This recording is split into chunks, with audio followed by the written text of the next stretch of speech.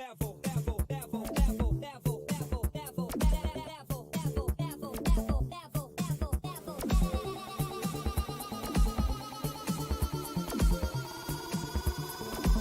it to the next level.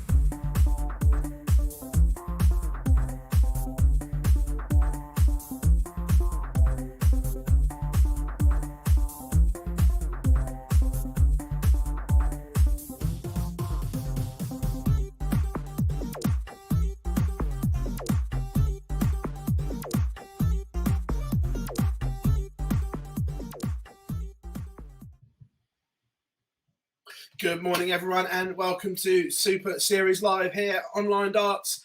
It is day number 4 and the finale of the third Super Series in Nienhausen. Of course, I'm Phil, and today joined by Scott, and Jar will be jumping on at 12 o'clock once he comes out of his meeting.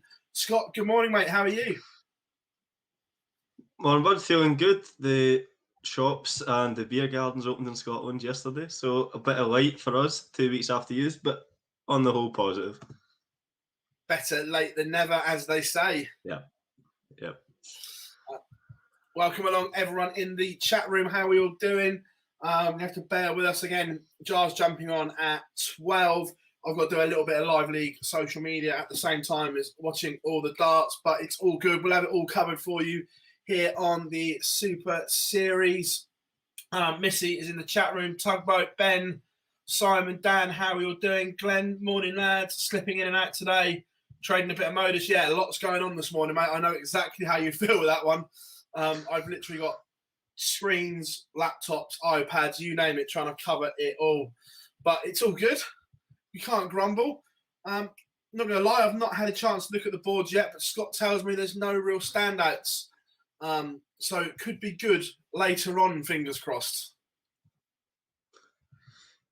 Actually, I think they have picked the best 2 boards for streaming. It's Krzysztof Ratajski's board and then Dimitri Vandenberg's board. But other than those 2 names, it's not amazing yet. But as you say, hopefully later on we'll get some big ties. Yeah, fingers crossed. Hope everyone is all good. Want to massively appreciate the support you have shown the channel.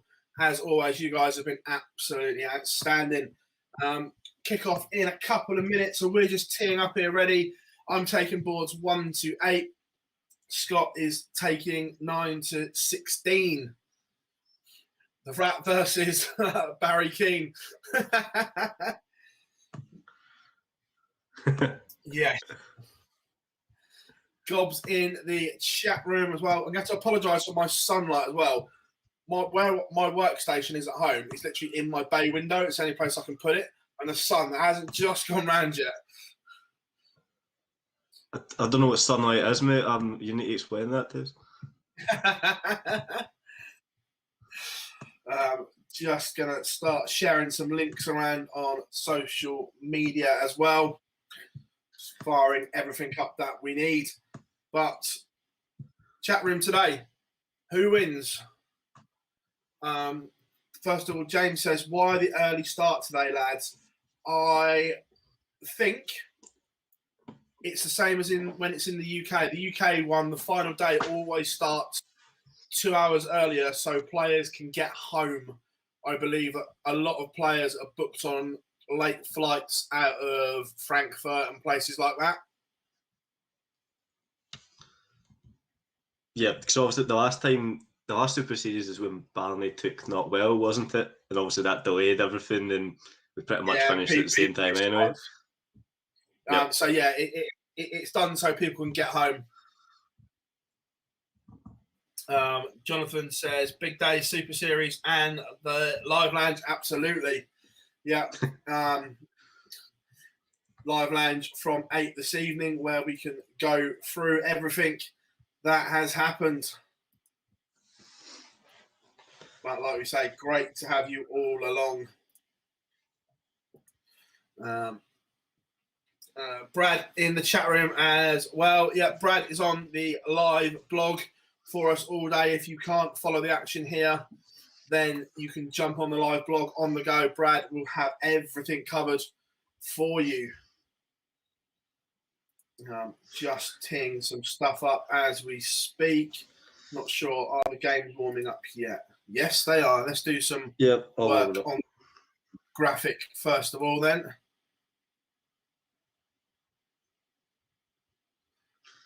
Good work, James. Brad was Good work. Brad was unlucky yesterday. He tipped Damon Hatter, had a good run, couldn't get over the line. And I'm getting this out of the way now before he comes on at 12. It's just devastating that Van Dijvenbode had to win yesterday just to prove Jar right. It's just, he's going to be unbearable today, isn't he? It's going to be unbearable. We'll just mute him. Yeah, that's a good plan. But by the way, we'll apologise to all Chizzy fans now as well. Guess what? Yeah, you know. Our beloved Boise has tipped the Chiz.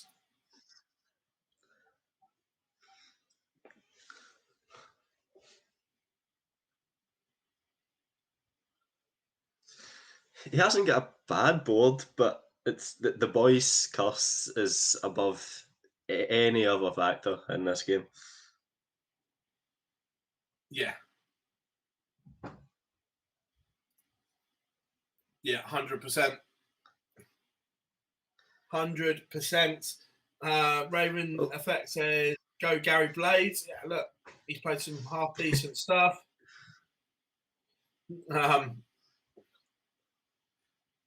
It's all good. All good. Right, that is up there now. We are underway, ladies and gentlemen. We are underway.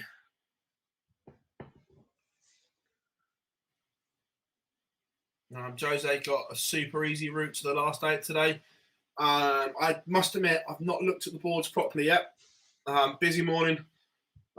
Setting up everything for the live league. Quick chiropractor appointment, and then back for this. I've not really looked. So I'm doing it on the fly a little bit. But I'll have a look shortly.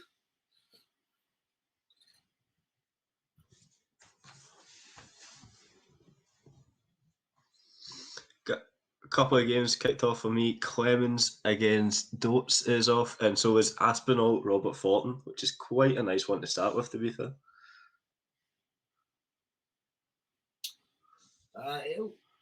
Happy King's Day from Holland. Didn't know that was a thing. Happy King's Day. I'm guessing is that kind of like our bank holidays? Don't know.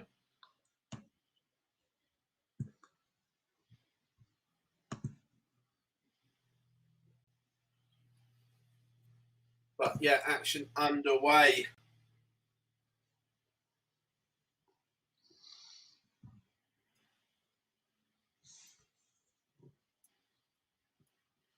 Just getting some stuff out on social media.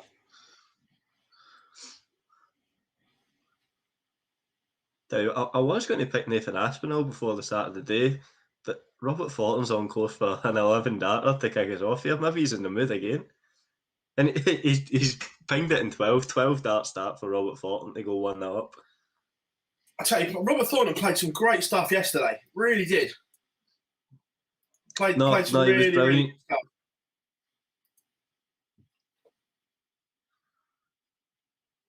Yeah, 100%. We're completely with you there.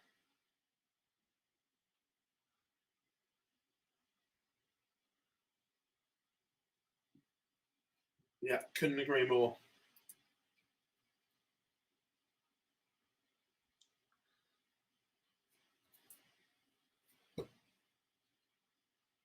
MVG's underway. He's left the 170 for the first leg. Sets up the double. Doesn't go for it.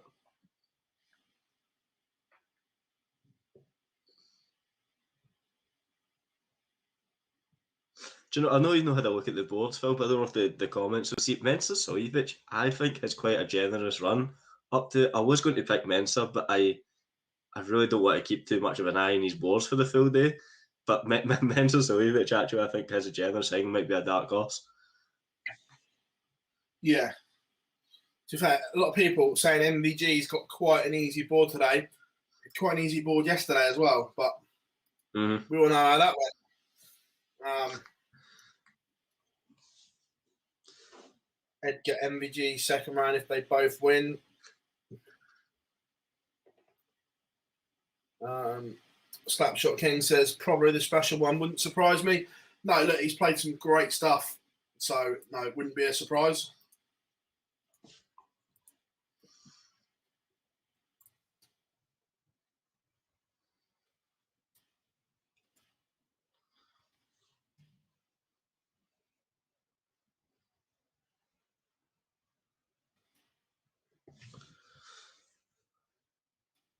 Right.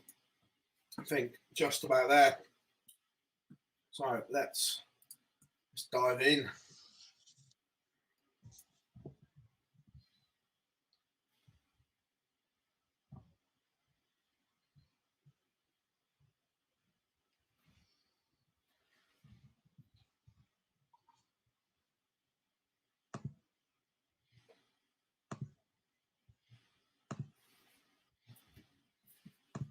Right, let's get involved, ladies and gentlemen. I'm now full attention, links shared everywhere. So who wins in the chat room today? Come, let us know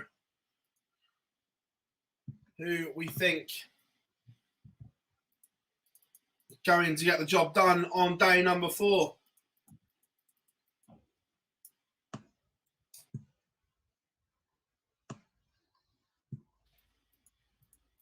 Bit of a slow start to the day. Boyce's tip is 1 down on board 14. Jack Main leads Dave Chisnell. Yep. On throw wasn't the worst, but Chizzy I think did miss free clear at the double to go for it. I have all my games are going on throw right now, except Aspinall, who has just broken Fortin to go 2-1 up. And Van Gelden, 2-0 Van Gelden against Blades. Averaging 94, doing okay. A little better than yesterday. Still not absolutely amazing, but better than what it was yesterday.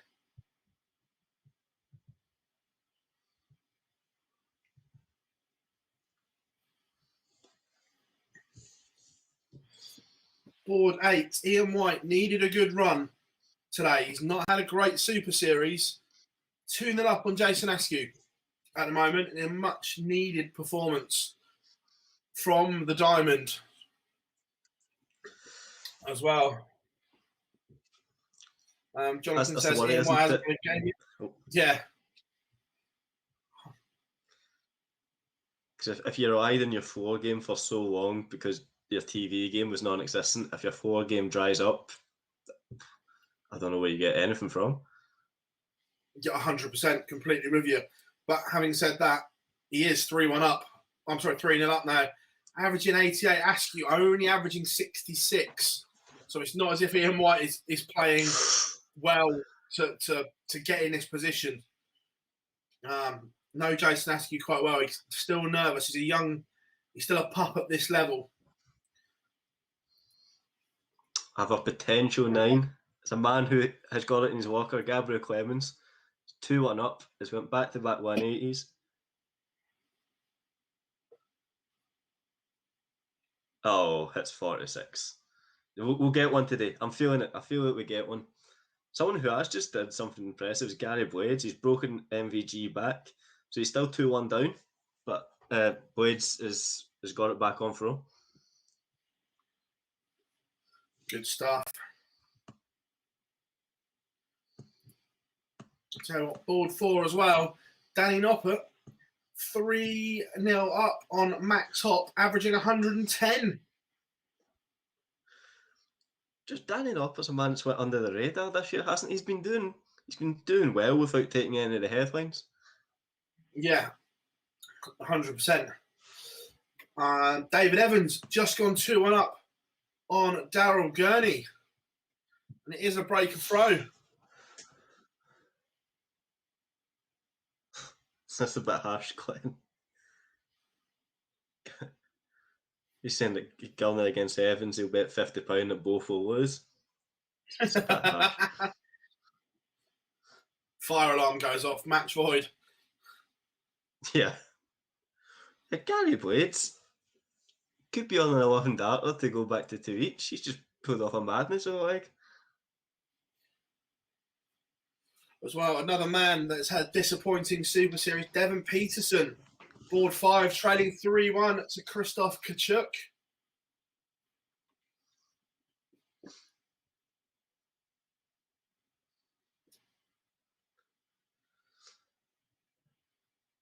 Oh, we've got a potential, or maybe a double 9 on here. Let's see what Danny Noppet is first. Hops hit 2 at the start. Noppet's hit 1. Could they both be on a 9?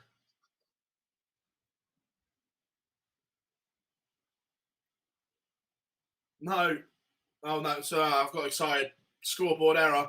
I was doing Dark Connect. Got me excited. They changed the Max Hop score from 180 to 96. Not sure how you got that confused.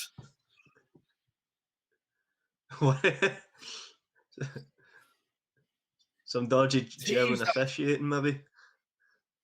I think it's I think the players are doing them still. Oh, right, fair. Maybe it's Martin Schindler then, just try to give his buddy some extra points. Yeah, we got all excited then. All excited. I tell you what, at last, has the real David Evans turned up? 3-1 up on Daryl Gurney, averaging 104. This is what we saw from him last year when he got invites.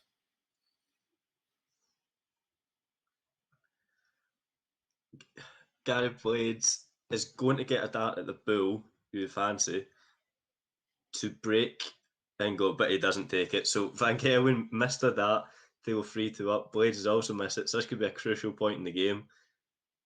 Whoever can finish a doubles, and it's Van Gerwen 3-2. I'll quickly run through the scores just to know what's going on in my game since they're all roughly halfway through. Michael Smith, 3-1 up on Smyger, averaging 102, been quite slick so far. Gabriel Clemens, 3-2 up against Kevin Dotes. Nathan Aspinall, 3-2 down to Robert Fulton, but that's an absolute belter of a game, to be honest.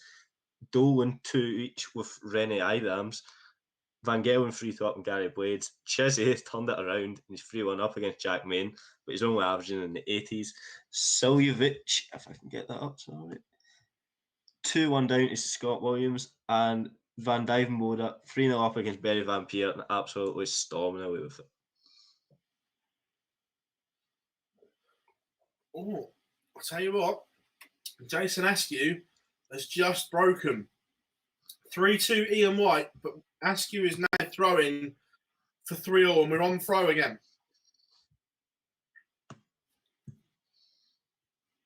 And if it's at the back of your mind that you haven't won a game, yeah, 100%. Also, as well, Ratajski against Barry Keane. What an absolute belter of a game this is. Ratajski has just gone 4-3 up on throw. Ratajski averaging 96. Barry Keane averaging a ton. Really good game. Really good game.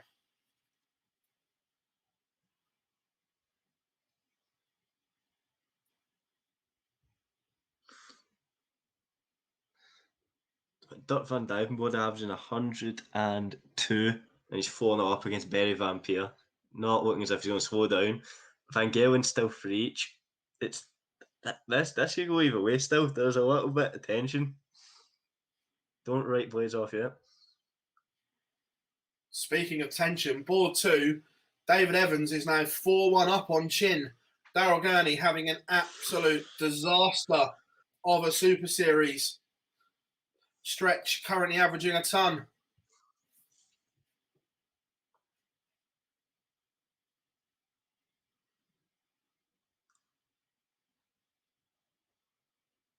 Board 13, Scott. His MVG, he's on a 9, but is he getting embroiled? Not in this leg. I was trying to stay silent, not to jinx it. He went 180, 171, so he left the 150. He could have went some inventive ways, but doesn't take it out. He'll win this leg. He's so far ahead, so he will be 4-3 up, but it's not over yet, and he does go 4-3 up, but still on throw.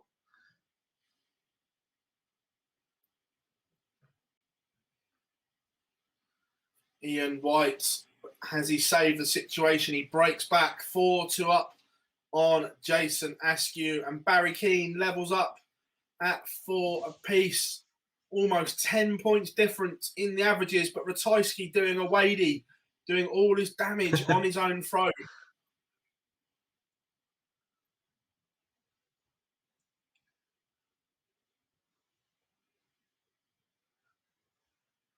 David Evans here potentially about to go 1 away and 5-1 up on Chin. I bet he can't. He has just gone 5-1 up. I bet Chin can't wait to get on that plane back to Belfast. It's just been a nightmare, to be honest. Everything for Chin's been poor except for the World Championship, hasn't it? If you're talking about probably the past year. Yeah. To be fair, you would probably take that. If you pick one tournament to do well, and it would be that. And it was one. He was basically a dart away from making the semis, to be honest. But everything around that, if we're being honest, hasn't been at it. Danny Noppert 1 away. He's 5-1 up, and he's still averaging 110. Did that cost? Yeah. He's probably going to lose this leg, but it is on the hop throw, so it's not the end of the world. No, Gob, you misheard, mate.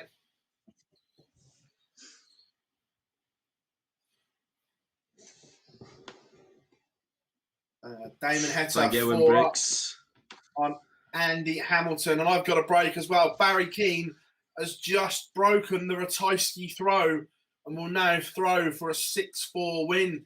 Keane Barry averaging 102, but only kicks off 57. Has he opened the door?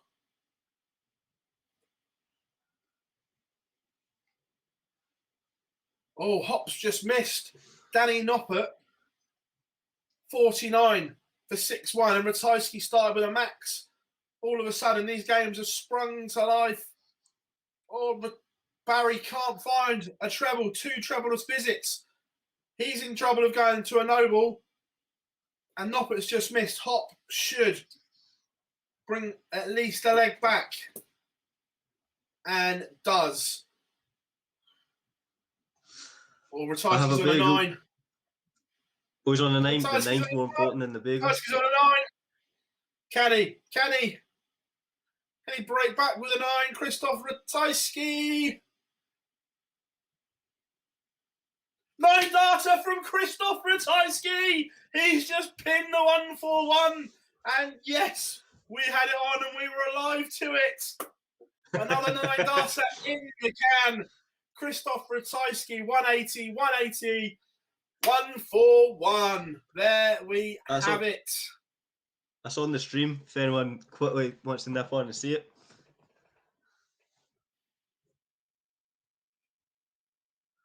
Trying to see it. Just quickly from myself. Michael Smith is 161 and Van Dijvenbode 160. Both impressive, averaging 100 and 107. No, 102 for Van Dijvenbode. Let's just see this Ratajski 9 data.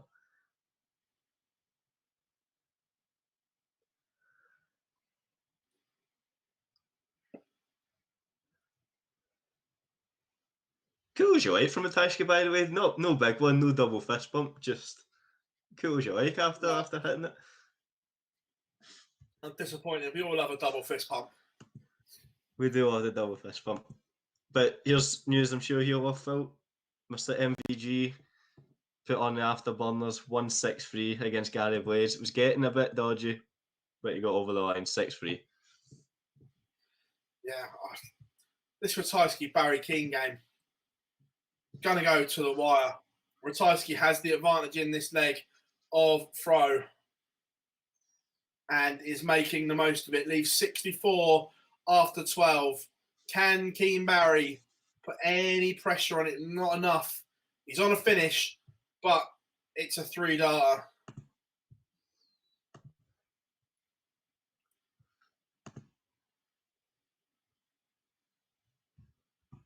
Chin is mounting a comeback. We'll come to that in a second. Result, Ratajski takes out the 64 in 3. Stunning stuff from Ratajski, winning the last 2 legs, including the magical 9 data against Barry Keane. But David Evans, is there some finishing line fever? It's now 5-3 and Chin is throwing. So is it getting a bit edgy, a little bit nervy for Stretch? That's a very good point, Glenn. I must admit, I haven't looked. Is Barney playing today? No, I had a look. No one has a bye by what I could see, but I had a look and No, I didn't see there Barney on the list. was a reserve there. Yeah, no, Barney's not playing. I didn't see him on the list. Ratajski over the line. And I'm just impressed we were there to see it. Here's a first for everything.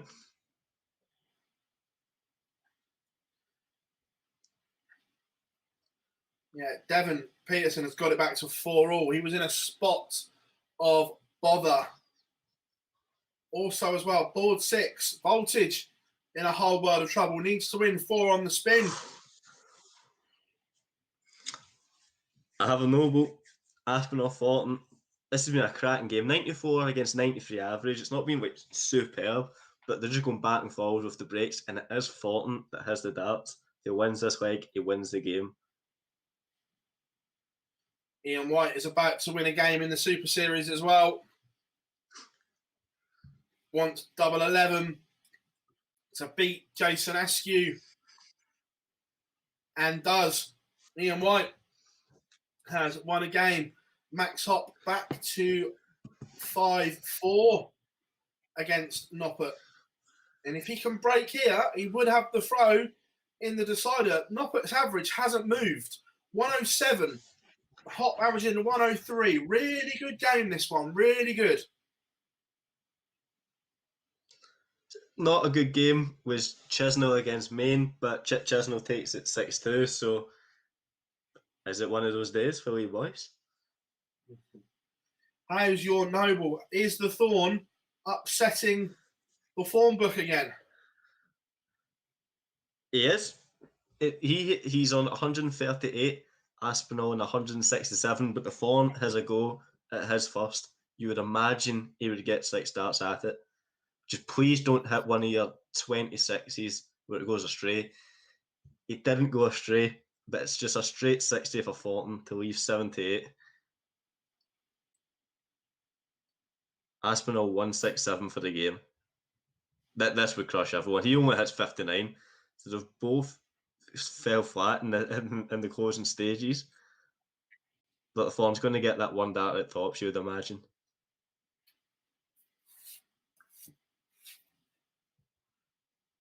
And he takes it. I don't know if it was on tops or 12s, but Robert Thornton has put out Nathan Aspinall. The Premier League leader has been put out with a man who doesn't have a tour card. The Premier League leader has departed. And this is the moment here. David Evans is throwing for a 6-4 win. And he started with 2 trebleless visits. Is it all getting a bit much for Stretch? He was magnificent in the early stages, but the pressure is now telling. Also, Danny Noppert has beaten Max Hop. Stunning stuff from the freeze.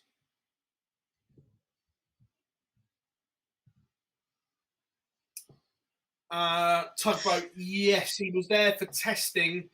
I believe he's from Holland, so he can probably drive it. I'm not saying it makes it any better, but yeah, basically, Rob Cross has gone, beaten by Mike Kyvenhoven, 6-2. But also, Chin is on the verge of going 5 apiece. He was in a whole world of trouble. And Christoph Kachuk has also retaken the lead against the African Warrior. Just a big Mentor's through 162. His average didn't look too impressive, but some of the legs were absolutely sensational from him. I think he got an 11 in there. So Mentor's 6-2 through looked very good. Oh, and I have quite a big shock here. I know it went to a noble, but it looks as if Gabriel Clemens is just completely folded in it. He's 5-all with Kevin Dotes, and Dotes has won 94 after 9. and Clemens is way back in 320. So Kevin Dotes, barring a miracle, is going to put out big Gabriel Clemens. Chin is level. 5 apiece. David Evans has fallen apart. He was averaging 104 in the early stages when he was 5-1 up, 5-2 up. Now averaging 92. The wheels have come off.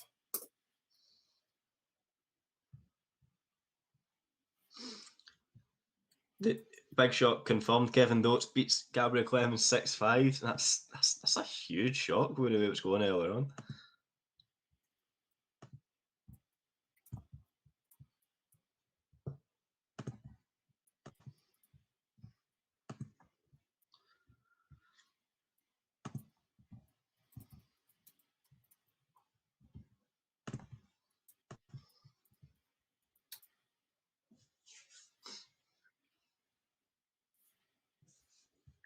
Brendan Domenfruit made the semi-finals yesterday, gets through with a 92 average against Ryan Adams, but they all count. 6-4.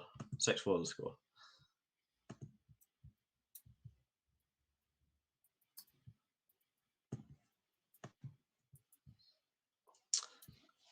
Oh, I'll tell you what, David Evans, for the last 4 legs, has been awful. And he goes 140, 140, 180 to leave 41 after 9. May not get a go because Chin's on the fish. Oh, my word, Daryl Gurney has just taken out the fish to beat David Evans. David Evans is sat on 41 after 9. Oh, my word, Chin. Where's that been? That's sensational. That's sensational. Wow. Absolutely top class from the Chin. Ho-ho!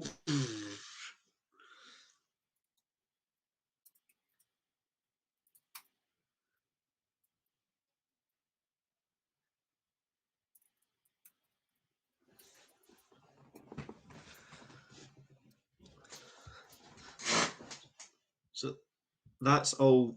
Like the first batch of games are all finished for myself, but 2 fan favourites have kicked off for me. Matt Edgar is 1-0 down to Lucas Venig, but it's on throw so far, though he is looking as if he's going to go 2-0 down. And Danny Baggish broke and is 1-0 up on Nick Kenny as well. My second batch of first round games. David Evans will be kicking himself. He went missing. Yeah, obviously the ones. Chin came back, and then what a way to win it. If you're David Evans, if you've gone 140, 140, 180, you think you're going to get a go.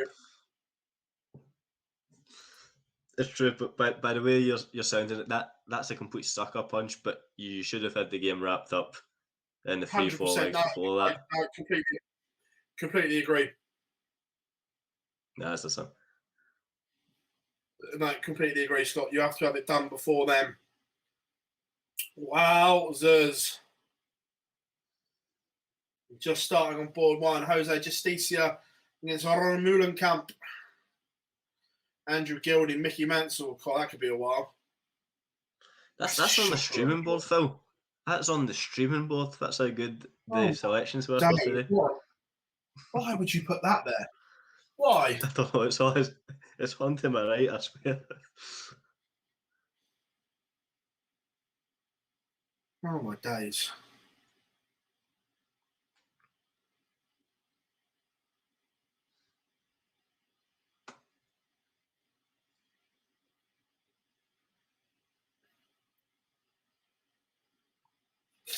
James says Edgar can do lunchtime TV from the airport lounge. Ollie, Dirk, 2 days running. You certainly wouldn't put it past him, mate. Well, he looked really good in his game. Whoever's saying that, Ollie, yeah, no, he looked really good. 1-6 now. Danny Baggish just took it 115 to go 2-0 up. We know that he likes to leave it to the last minute, does Danny Baggish, doesn't he? So maybe the last day is where it's going to come good for him. Loves the last day. Loves the last day. Oh dear.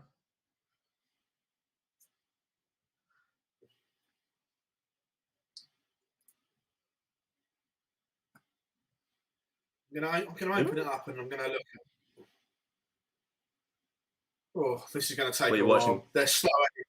They're slow anyway. Andrew Gilding wins the first leg at an 84 average. Mickey Mantle averaging 71.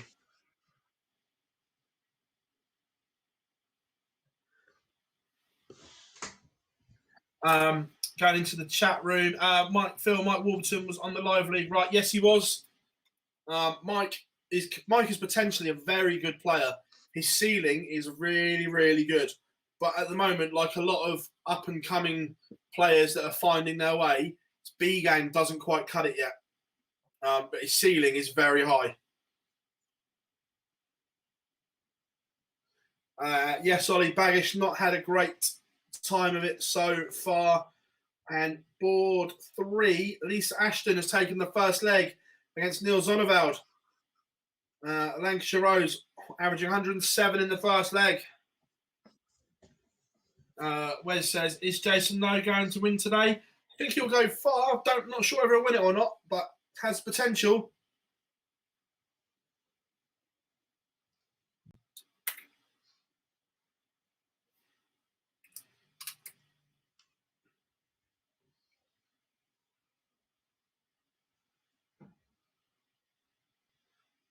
No, Mike hasn't got a tour card. He got invited because of the Order of Merit from Q School. Because of the pullouts.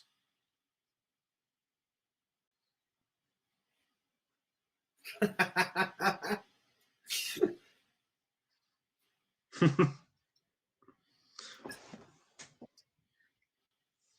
think.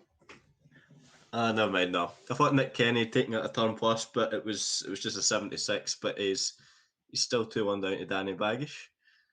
Matthew Edgar is on double 15 to pull it back to 2 each, and does it first start. So 2-2. Matthew Edgar not out the run yet, but the prize for Edgar and Venig is a date with Michael Van Gerwen.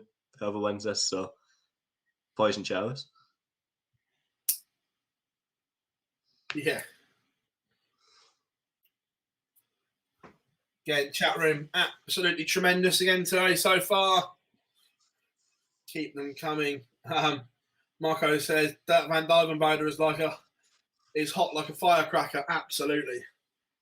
And he's in the match play now as well. He's there. Fire up the chainsaw for the Winter Gardens.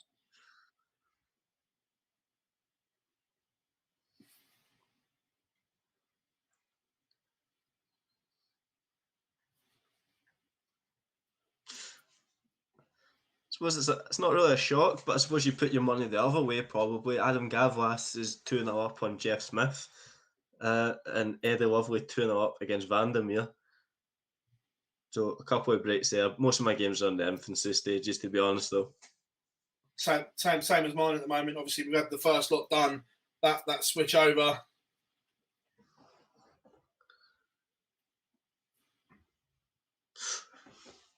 Carl says, I think Whitlock has repointed Mansell's darts. Possibly couldn't comment on which darts Whitlock may have had his hands on.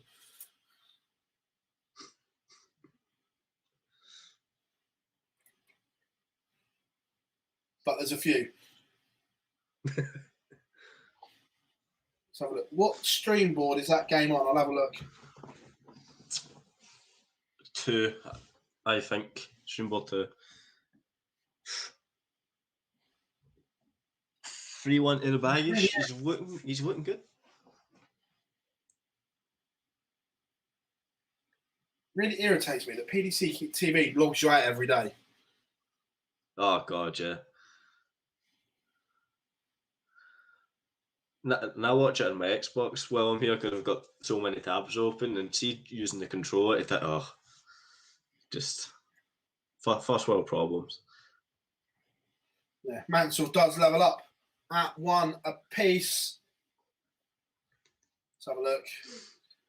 Just by the board is a bit of a giveaway.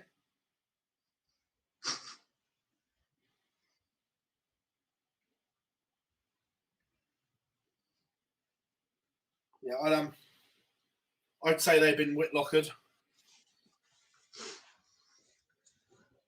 I don't usually moan about the boards and stuff like that, but Peter Wright and James Wade's game, I'm not sure what did, but Peter Wright, James Wade was tragic that night in the Premier League.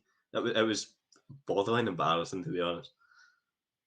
The problem is the players have genuinely got no confidence in those boards. Yeah. What it is, for those that don't or ask why Whitlock does it, I can see on the screen here, if your dart sits at that sort of angle, stands upright, you come off of it at that angle. When the boards are soft, if you want your dart to stand up like that and the board's soft, it doesn't. It kind of goes like that, almost flat, and then you can't work off of it and it blocks. But with these points, it literally, they stand up because they don't move in the board.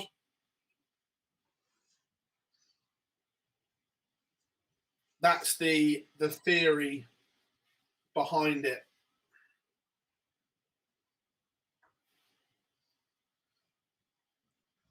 Lisa Ashton 2-1 up on Neil Zonneveld. Both around the 93 average at the moment. Dimitri Vandenberg 2 up on John Brown as well.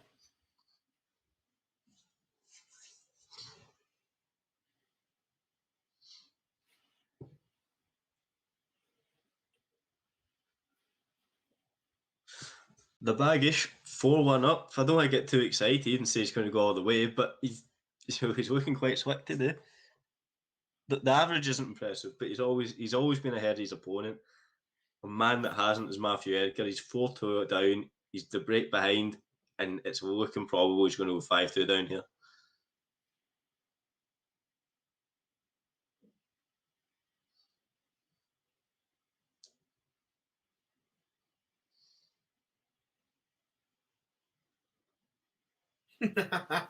I knew God would pipe up. What's he going for? The points are cheating. Unfortunately, Cheating. Unfortunately, when most of the field are now using them, it's going to be a bit tough to ban them, especially when world's number 2 and 3 both have them.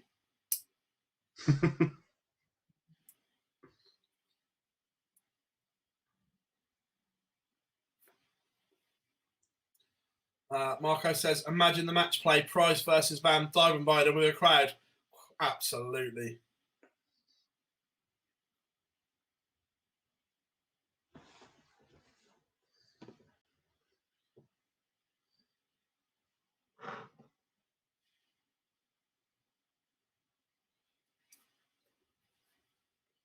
Zonneveld back to 2 apiece with Lisa Ashton.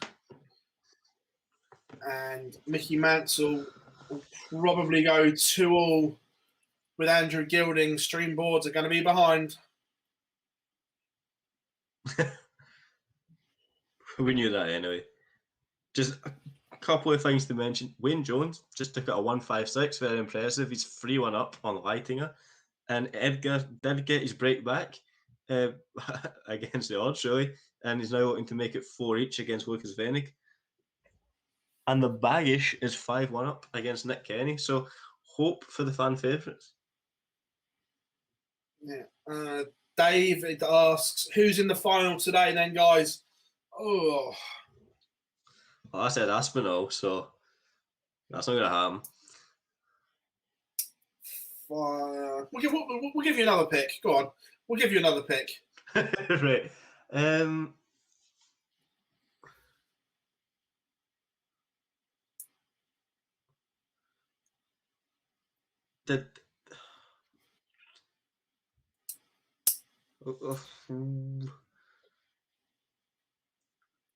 Okay, I'm just going to bottle it. I'm going to go Whitlock. We've talked about him enough. Maybe that's a sign. Who'd you go for, Phil? I didn't. I sort of like just got sidetracked. I'm just having a look now at who's on different sides of the draw and everything like that, so I don't pick 2 that are on the same side or whatever. Finalists today. We've got potential bagel on board 1 as well. Ron Moulenkamp 5-0 up on Jose Justicia. Who am I going for? I'm going to go.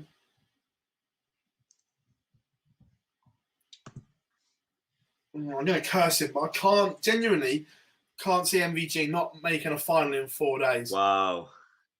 So I'm going to go MVG against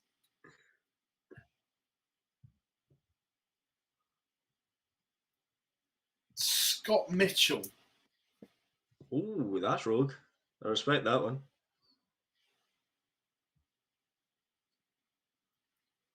So I'm gonna... Lee says Whitlocker's on the same board as Chizzy. Really, Scott? I didn't know, buddy, but that's all I need now. Do you know what I'll go for though? To be in the final, Danny Noppert. I have faith in him since he got over the line. Danny Noppert to beat Simon Whitlock in the final. Yeah, we've got another bagel on as well. Dimitri Vandenberg about to serve one up on John Brown. I've got a result in Danny Baggish 6-1 winner over Nick Kenny. He was in control from the start of that game. Very, very impressive, to be honest, from the Baggish. It's the case of who's going to serve it for. Oh, John Brown's giving himself a chance here in this leg. He may avoid the bagel.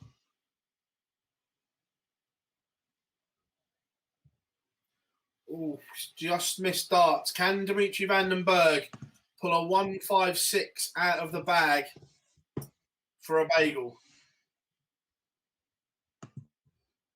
No, he can't. So John Brown wants double four to avoid it and get a leg on the board.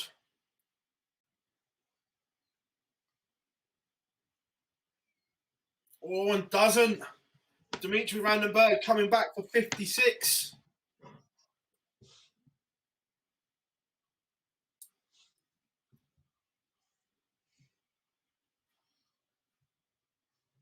And he's missed. Double one. Madhouse for John Brown. And he's bust. And that went quickly. I think he's gone inside on part one.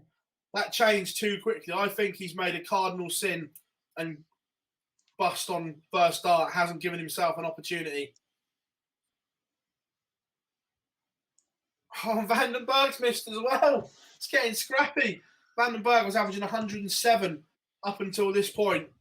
And John Brown avoids the bagel, as does Jose Justicia. Bagels avoided. But board 13 for you, Scott. Edgar on the brink of defeat. Yeah, it's a shame. He's just banged in a 180 to get himself completely back in it. So he has the throw. He's on 170 now. But Lucas Venig went back to back 140s against the throw, was looking really good for it. Hits 97 to leave 124, but that 180 could really bail Matthew Edgar out. I wouldn't put any money on it, but he's given himself a chance. He's left 72, and he just needs to hope that Venig can't take out 124. Huge 180.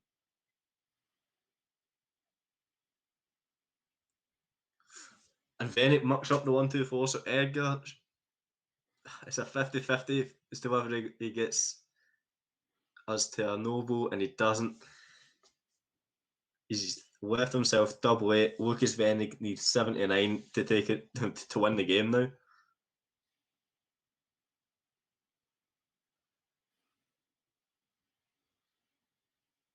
Oh, and does it in three. Edgar's out. We're not going to have the Edgar Van Gelen showdown. Lucas Venig will have that tie with MVG 6-4. Prime time has gone.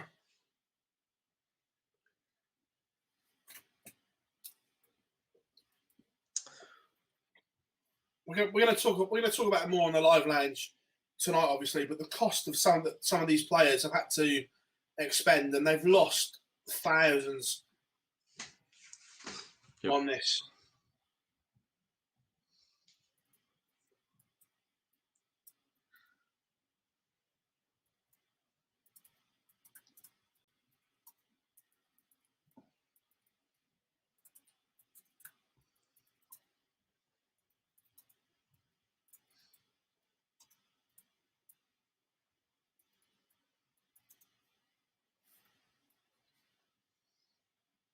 Zonnevel keeping his nose in front against the Lancashire Rose, but we have got a result.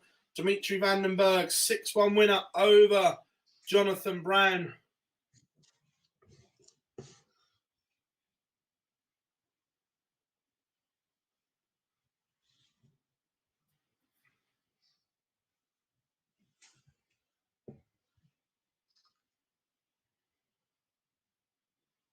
See, I don't think anyone's producing an impressive average even to mention at this point. I think I've only got 2 or 3 boys that are over 90. Ted Evans is 3-1 up on Ryan Meikle with a 96 average, but everything else is pretty scrappy, to be honest with you. Yeah.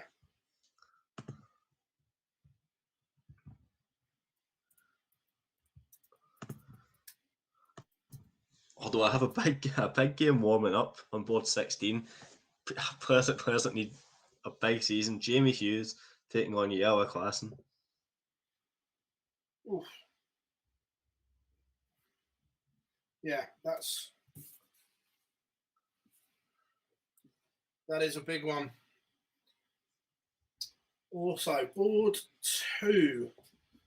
Just going to get that up here. Kai Fan Young, 3-1 up on Mike Warburton, currently averaging 110.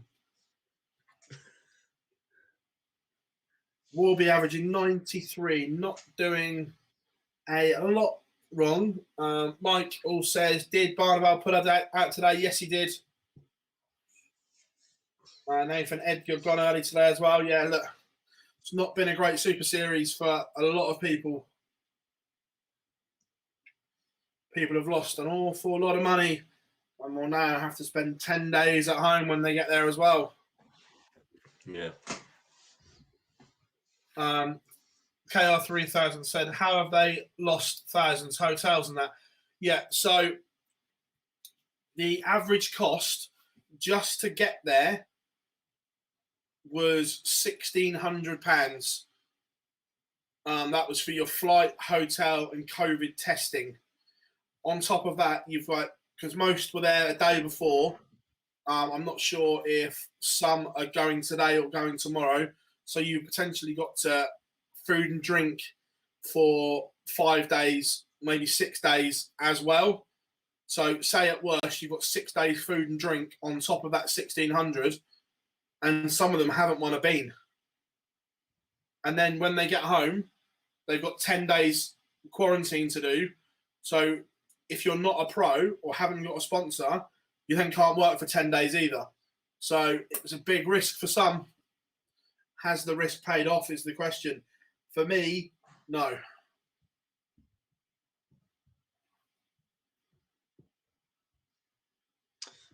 Wayne Jones is through 6-2. Always quite comfortable against lighting up.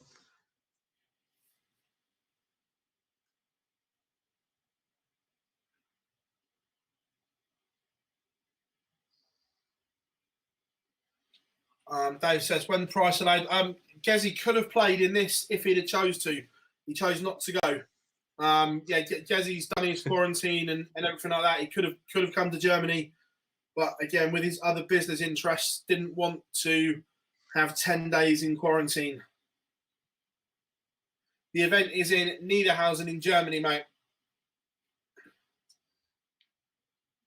Did you get when Price on, I think it was Instagram, sitting at his back in his hot tub with back at Kringles? I think I'd rather be doing that than spending £1,600 in Niederhausen, to be honest. I don't blame him. Yeah.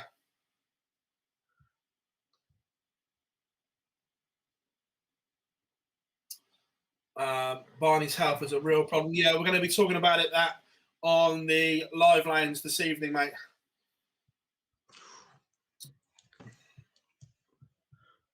Roby John matches on 6-4 win against Evil Charlie. If a few 12 data to finish, some impressive legs in there we know he's capable of. And Jeff Smith turns it around against Adam Gavlas, was 2-0 down. Jeff Smith now wins 6-3. There's a man, we're talking about risks going abroad in countries. If you've seen Jeff Smith's journey to get to these places, honest to God, there's a man that deserves it. Yeah. So, again, just going back, some really good points in the chat room. Jonathan says it's only worth it for the guys who have got back 3 or 4K. That's minimum, mate. If you've got, obviously, you've got tax to pay on your winnings and that as well. So just to cover your costs, you'd have probably had to win 4 to 5 matches. It's probably about 4.5 matches to cover costs.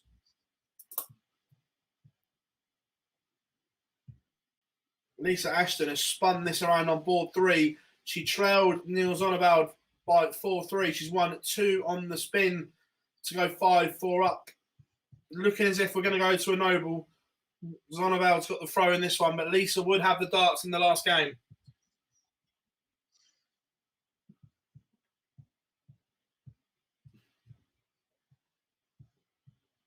Pat says, what round do you need to make money? So you need to win at least 1 game to make any money each day. If you lose in the round 1, you don't get anything, nothing. That's the danger, and that's why we say it's a risk.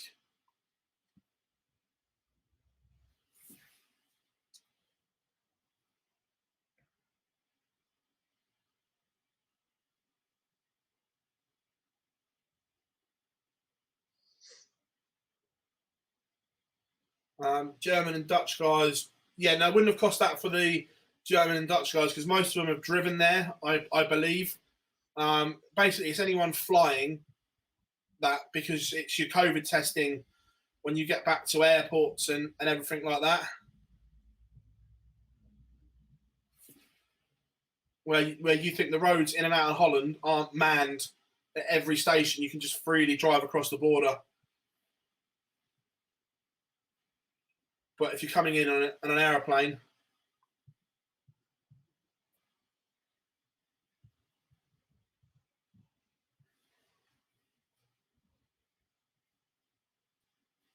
Oof.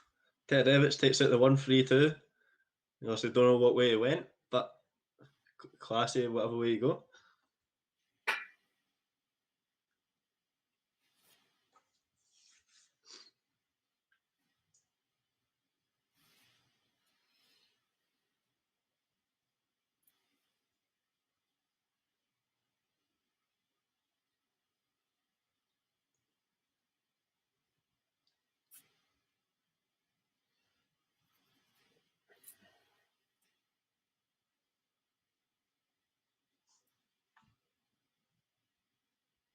oh, Kai-Fran Young has just bust 12. He's opened the door here for Mike Warburton.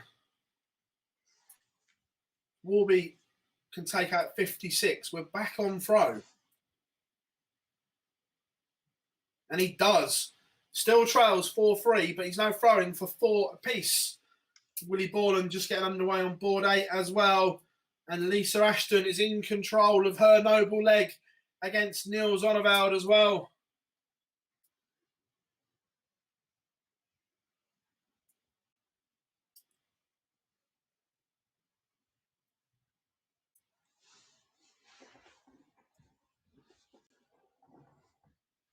Yeah, no, the one negative test to get in, I think, but when you go back, I'm not sure what it's like, but the guys in the UK have to have 3 COVID tests when they get back from in isolation, mate.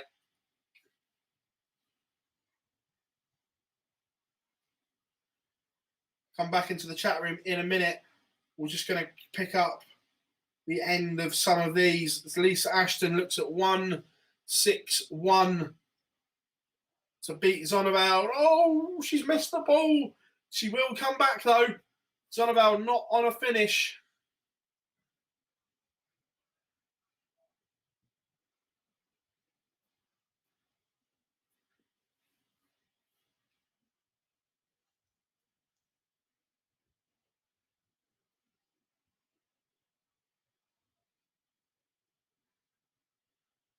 Ooh, she's missed starts at 8-8. Zonneveld now wants 1-4-4 to break Lisa Ashton's heart. Lisa Ashton has bossed this final leg. She's missed 3 darts to seal it. Will she be back? You'd like to think so.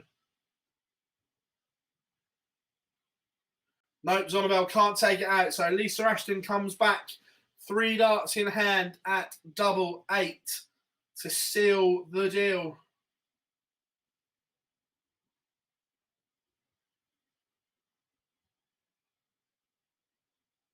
Does the Lancashire Rose get over the line? Oh, last dart in hands. It was got a little bit nervy. But she got there. 3rd dart, Lisa Ashton through to the last 64 on day 4 in Niederhausen.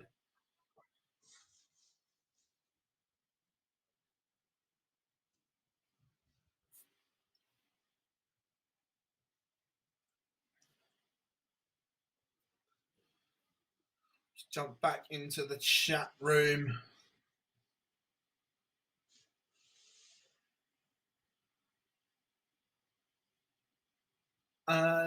John says, are hotels, food and travel, ECT all tax deductible? Yeah, long term they are, but obviously you've still got to fork it out to start with. But yes, they are tax deductible long term.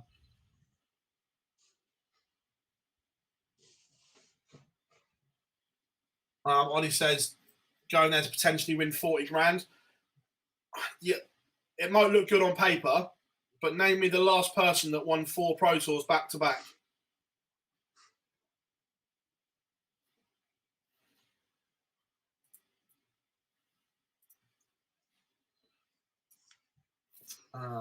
Lisa, 5-5, yeah.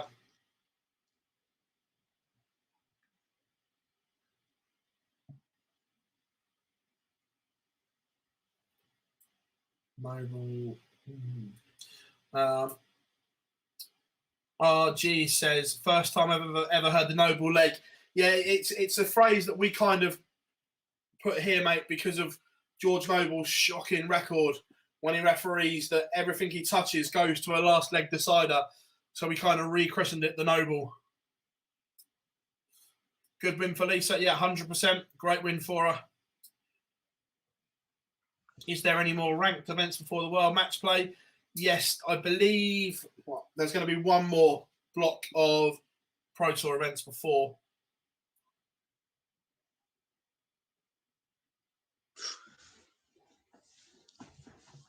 Vandermeer's just beat Eddie Lovely. That's a bit of a slip from Eddie Lovely, was in complete control, but just completely flopped in that last leg. Loses 6-5 to Vandermeer. Juanita says, Phil, who do you think has been consistent in this week's Super Series? Good question. Who do I think has been consistent? I think, without going back through every result, Doland always seems to be there or thereabouts. Jose, he's had one iffy day, but has played some great stuff. So's Dimitri. I think the Premier League boys have done well because they're sort of like battle tuned and ready.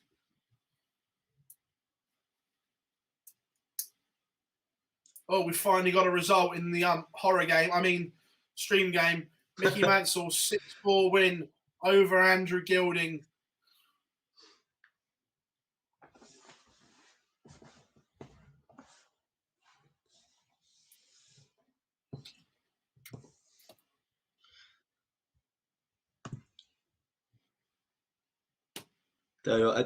Not the first time, I'm sure it's been said on this programme and just by people, but Yellow Klassen's in a lot of trouble. He's 4-1 down. He's been missing doubles at key points. He's been losing his scoring at key points. Just the consistency and the killer instinct, non-existent for Yellow at this point in time. He's going to go 5-1 down here. Yeah, Nathan says Sebastian Benelicki, yeah, him. Looks a real talented kid. Yeah, no, look, he does look a real find. Yeah. We'd have to go back through the archives, but I'm not sure. Did MVG ever win 4 in a row? Possibly. Without looking through the archives, I don't know. But I would say if anyone has, it'll either be Phil or Michael. They're the only two that I can really think that would have ever come close. Yeah, I agree. But that's going back.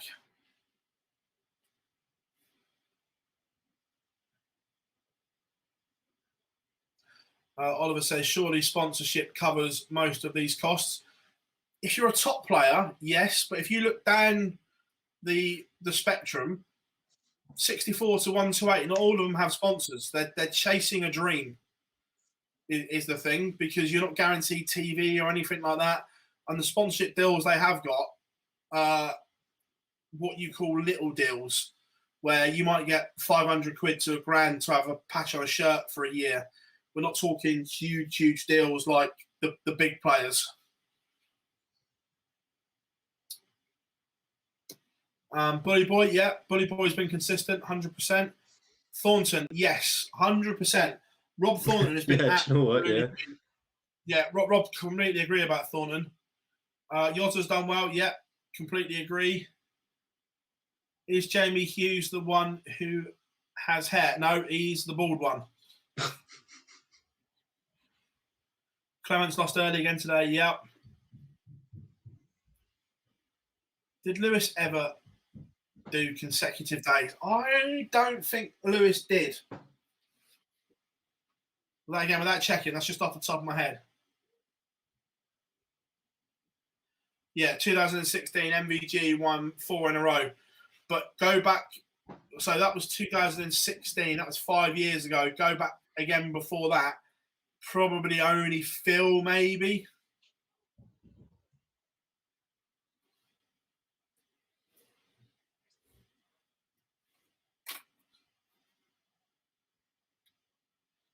Looks as if Warby and Kai Fan Young is going to go to a noble here. Kai Fan Young's averages has plummeted from his 110 in the first 3 to 90.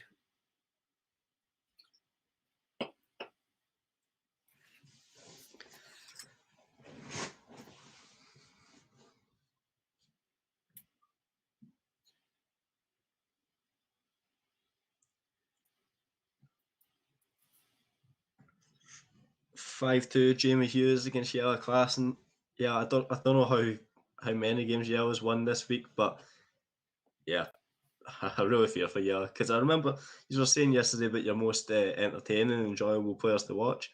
I don't think Yella, it doesn't break into my top 10, but I really enjoy watching Yella play. I think he's really slick, but not in the past 2-3 years. No. Some great questions in the chat room, guys. You guys are absolutely smashing it. I'm just doing a result for the live league, and then I'll be back with you as well. Oh, I'll tell you what, timely. Kai Fan Young has just hit a 171 to leave tops and heap the pressure on Warburton's 56. Until that moment, Kai Fan Young was nowhere near, and Warburton, the pressure has told he's missed. That 171 came from absolutely nowhere. And Kai Fan Young takes tops in 1. That's what pressure can do.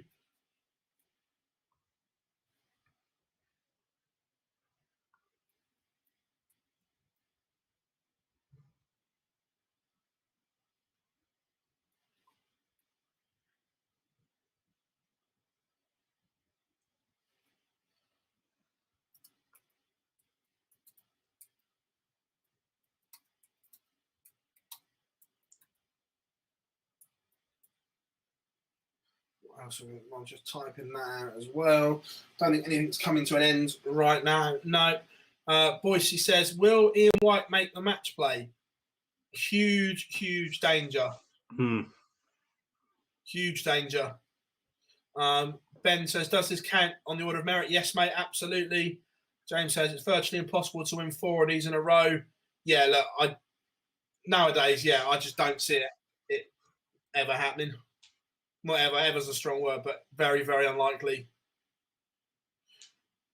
Dennis Smith retired now. No, not sure.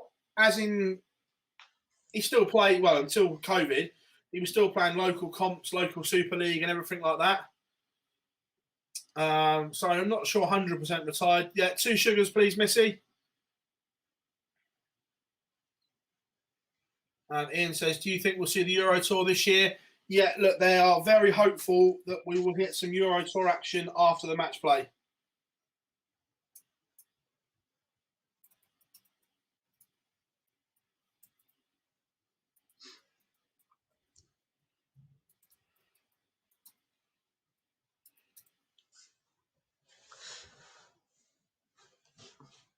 Tell you what, another man that's impressed this week, Andy Bolton. I've seen someone calling him underrated before. He's 3-1 up, averaging 103 in his game against Hoy Williams. But he's produced some good stuff across the week.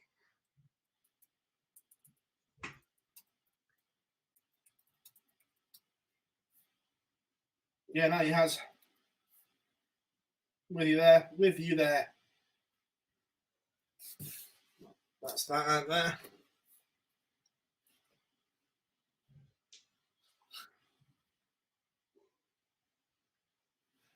Dan says Phil's multitasking is off the scale. Yeah, today it is absolutely chaos, mate. I agree, but we'll get there. We've got things set up, but it's all good.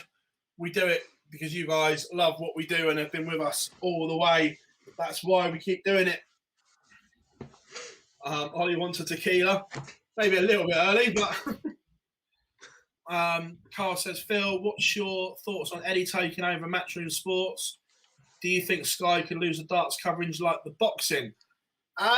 Look, it was always going to happen. Barry can't go on forever. Not physically possible. But I love Eddie. I think he's the best boxing promoter there is.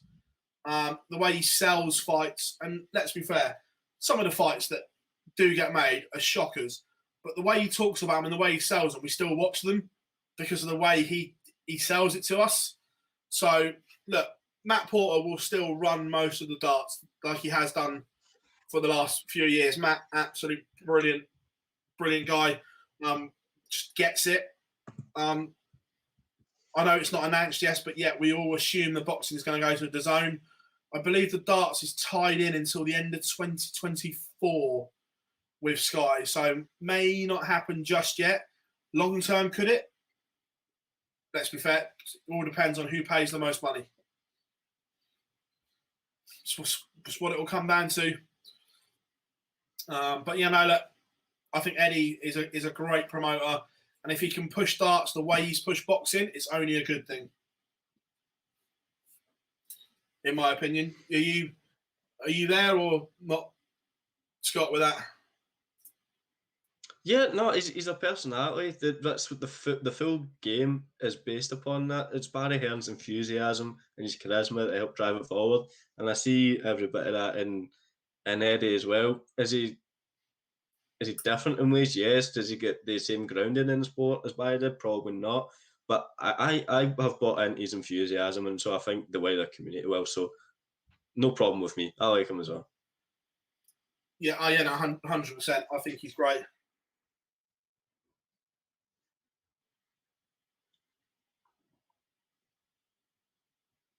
Result: Jamie Hughes 6, Yellow Classman 4. A bit of a revival, but not enough. And perhaps that's going to be the story of Yellow Classman season. Yeah, Smithy, what a legend. Yep. Jim, if every single dart player there plays their A game, who do you guys think the best in the world is? That's an easy one for me. If everyone's at their very best, there's only one winner. Gerwyn Price. Close. No, for me, MVG's A game. MVG's A game for me is the best up there. Don't get me wrong, we're not always seeing it at the moment, but when he gets it right, he's still absolutely incredible. Phil, before 2016, Phil Taylor won 4 in a row in 2009. Yeah, so that shows the scale of the task to win 4 in a row. Michael did it in 2016. Phil did it in 2009. Yeah, so winning 4 of these, unrealistic. Anderson is also up there. Yeah, and problem is Anderson hates darts. Something he's very good at.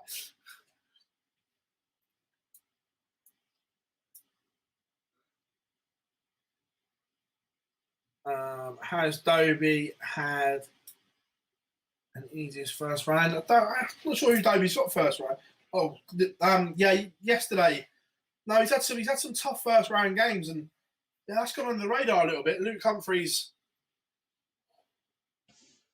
and we get that one up to watch. Luke Humphreys, Chris Dobie, ouch, board 4.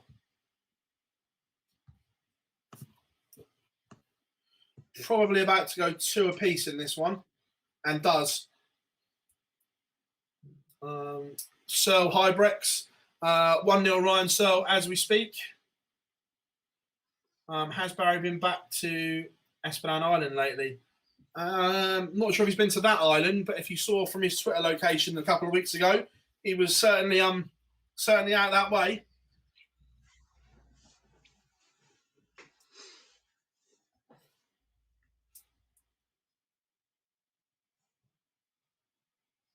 Ben says, not dark, AJ Fury, who you got? Only one winner for me. Oh no, tell a lie. There can be 2 winners, but AJ's got a puncher's chance. For me, Fury outclasses him.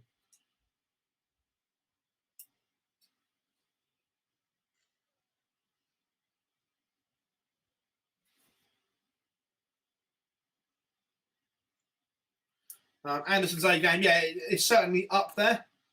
Agreed. If he's playing his very, very best, top 3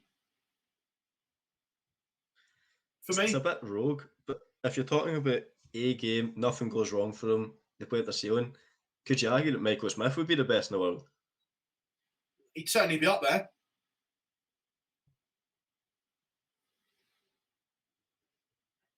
Oh, break a throw. Dobie, averaging 109, has just broken the Luke Humphreys throw. It's great stuff from Hollywood.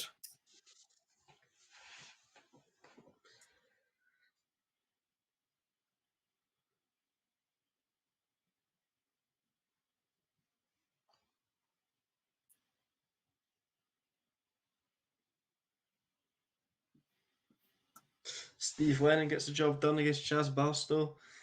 14 data to finish it up. 6-3 win. 6-3 is about right. Good performance. Yeah, Sebastian Belalecki back to 2-2 with Merv King. King did lead this one. Averages aren't great though. Not the best.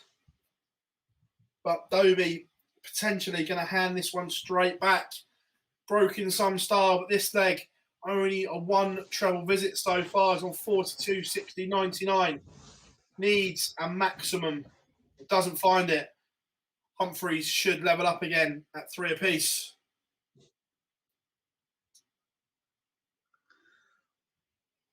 James says B and P plus games win tournaments. Absolutely. Everyone has a wobble at some point in a tournament, and they need that wobble to get through. It's true. Oh yeah, completely. Yep. No. Don't know what I would say.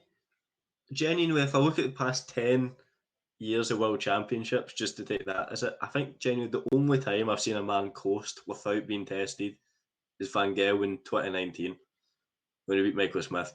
He coasted the full way without anyone doing anything. Everybody else has had some sort of danger. Yeah. Oh yeah, no, agreed. Andy Bolton, no danger for him. 6-1 against Hoy Williams. Another really good week for him. And Stephen Bunting has 3 darts at tops, is looking to match the same round.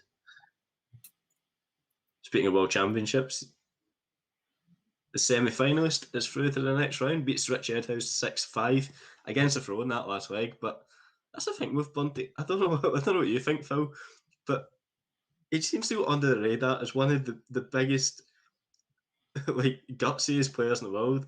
You just have a last dart in hand to go for it. It doesn't seem as if a James Wade guy that is going to go for it, but the amount of times the big checkouts at the World Championship at the right time was unreal. Yeah, I agree.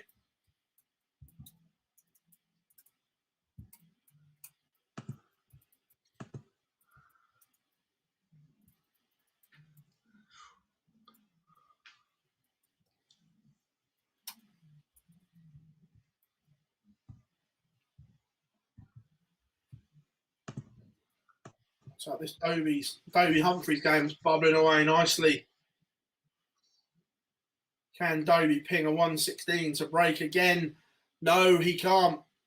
So Luke Humphreys looking at double 12 to hold and go 4-3 in front. And does. Good game, this one. Any links to watch this live? PDC TV, there's 2 streaming boards, mate.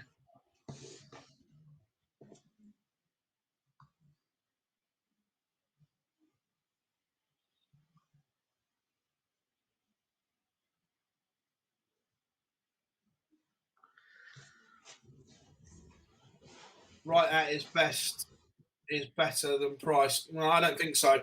Look at that set in the Worlds where was it average 130 something? Yeah. That's why I say he's better than Van Gogh in its peak. That's why I said that. Wasn't it just to wind you up, Phil? It was because I genuinely had. Has Van Gogh ever done that? Yeah. No. Arguably, I remember there was a Pro Tour 2012 or 2013. It was one of the last at the K2 in Crawley. Obviously, I was lucky enough to be there. And Brendan Dolan was 5-2 up in the final. This is still when it was first to 6. Van Gogh went 11-10, 11-11 to reel off 4 in a row. It was a different monster. It was a different monster, wasn't it? And the one in Aberdeen as well against Bully Boy. Wires double 18. If that goes in, no one beats that record. Break. Luke Humphreys, 1 away.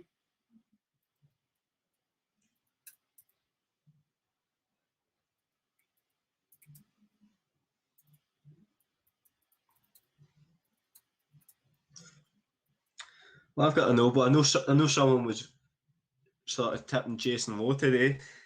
He probably needs to take this 1-4-3 to go over the line against Gert de Vos. Because was de Vos Belgian or Dutch? Can't remember. But whatever one he's from, he's sitting on 72. And I think Jason Moore's missed inside on the double 16 to take the match. So Gert de Vos on 72. I'm jumping in. I'll go for it, mate. Dobie's on a 9. Dobie is on a 9.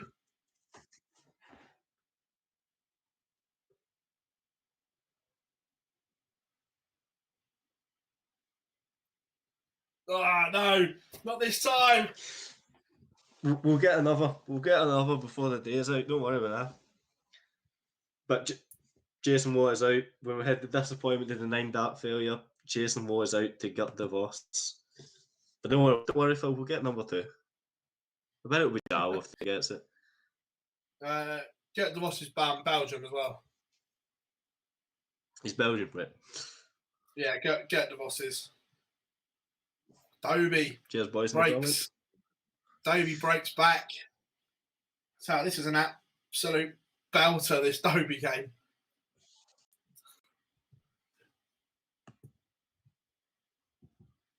Someone else said, who's going to win the snooker? Snooker ended at the weekend, didn't it? See, I am that casual fan that you mentioned. I'm not bothered. I am. Because Ronnie's not in it. As soon as Ronnie went out, I'm like, nah, bored now. Yeah.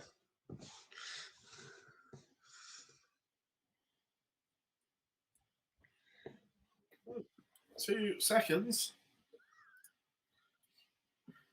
It's just fun.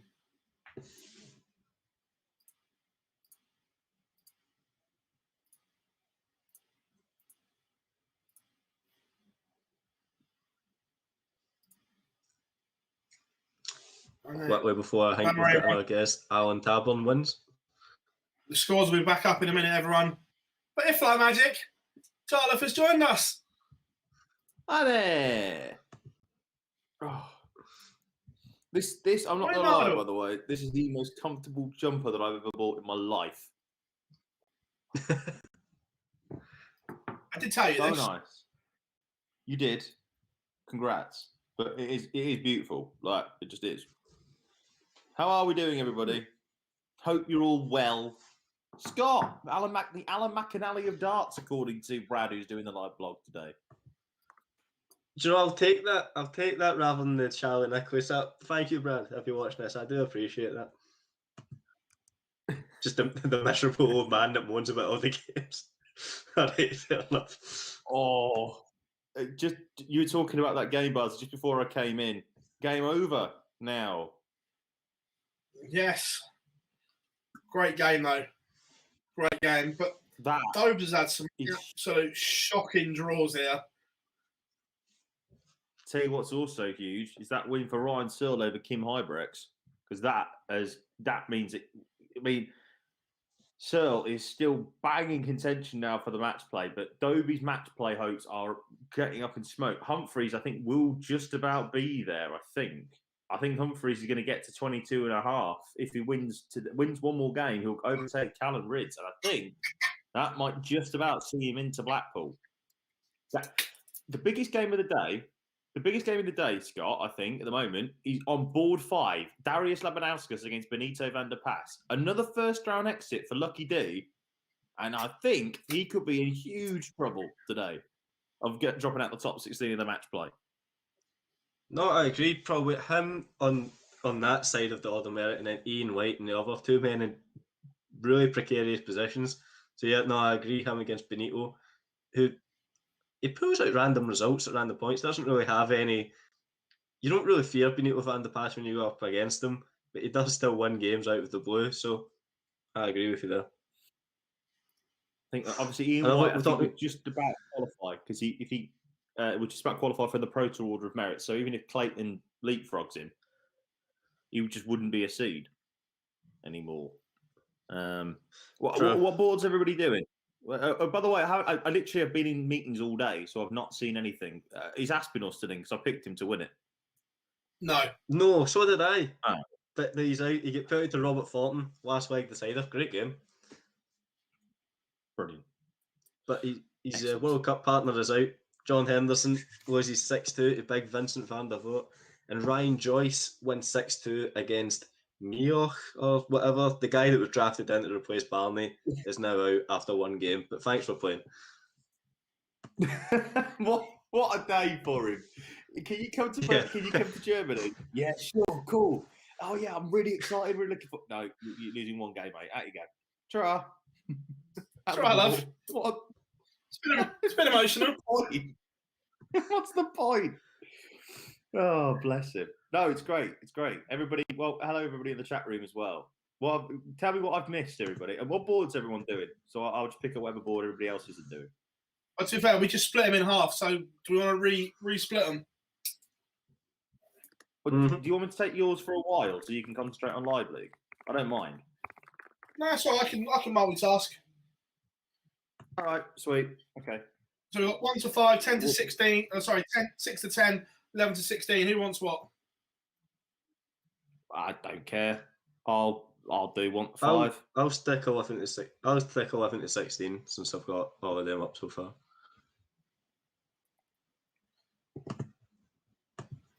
All right.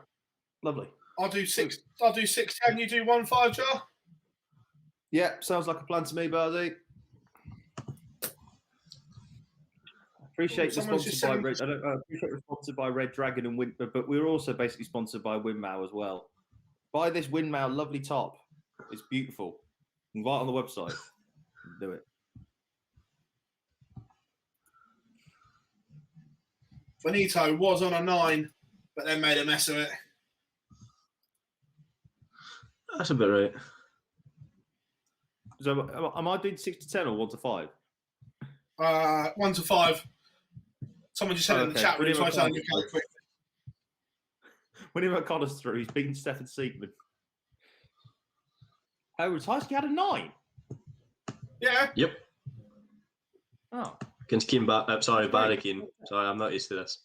Against Barry Keane. Oh, bloody hell. Against Barry Keane, yeah. Well, the biggest match of the day so far, I think, gentlemen, is happening on board number 5 at the moment. And Darius Labanauskas has got to win this leg. If he doesn't, he could find himself out the match play spots by the time that we go off the air, at whatever time it's going to be. Yes.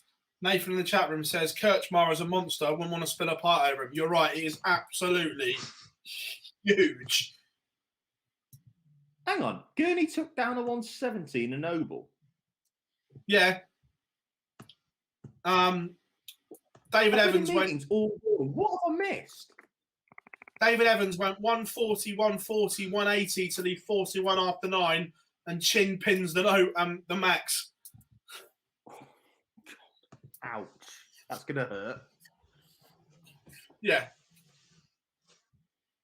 Right. Okay. I'm going to call this one in, although you got a result on board 6, is it, Barzi? Yeah, it is Mervyn King over the line against Sebastian Bialecki. Scrappy game, to be fair, but it's Merv over the line. Oh, I tell you what, Lucky D is in huge trouble here, everybody. He's got 224 left. Benito van der Pas has just hit a 180 to leave 100 after 9. He's gone 140, 81, 180. Lucky D needs a big visit here. Otherwise, his match play hopes could be going out with smoke. And he only leaves the biggest fish of the lot. So a good counting, but will he get a pop at it? That's the big question. And he will get a pop at it because Benito van der Pas hit 60. Whether he only found the 3 single 20s, who knows? Whether he's missed out at tops, we don't know. Lucky D, this 170 has got to go. And it doesn't. So Benito van der Pas, Big Ben, has got a chance to knock out Darius Lavanauskas and blow the world match play race wide open. And he does it in one dart. 13 dart holder throw. Sorry, breaker throw, in fact, excuse me, for Benito van der Pas. The world match play race, the race for the 16th slot, is in big, big, big, wide open now. Huge moments. Ouch, ouch, ouch. That is going to hurt.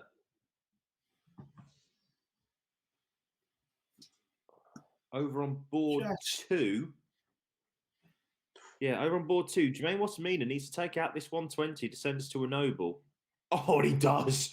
Oh, that was outstanding. With Mathers on 41. We're into another noble leg. And remember, Jermaine isn't completely safe yet. Maybe one more win might get him there. But 22.25. So he probably needs one more win to get to the coveted 22.5 that we think is going to be enough to get it into the match play.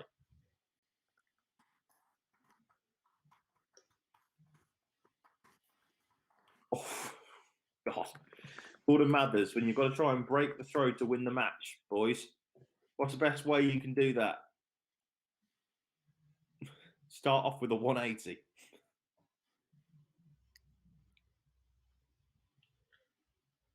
And he hits a 135. He's left himself 186 after 6. Jermaine Wattamina needs Biggie here. He's got 305 left. And he only hits 39s. It's 266 now. What can Gordon Mathers do? Juanita, the Australian may just be about to get a big win here. And Jermaine's match play hopes could be about to be in a little bit more jeopardy. He's obviously made it for the 3rd straight year. This would be him to get to Blackpool. Well, 3rd straight year of the match play, not Blackpool. Yeah. But Jermaine Wattamina now needs 174, and Mathers is on 88 after 9 darts. If this goes, Jermaine will need to pick up a couple of wins, I think, in the final reckoning. Because if he doesn't, he could be out. But Mathers is going to get 6 darts, and he needs 3. That's a great leg from Gordon Mathers. 180, 135, 98, 88, a 12-dart breaker throw, and Jermaine Wattamina is out in an oval.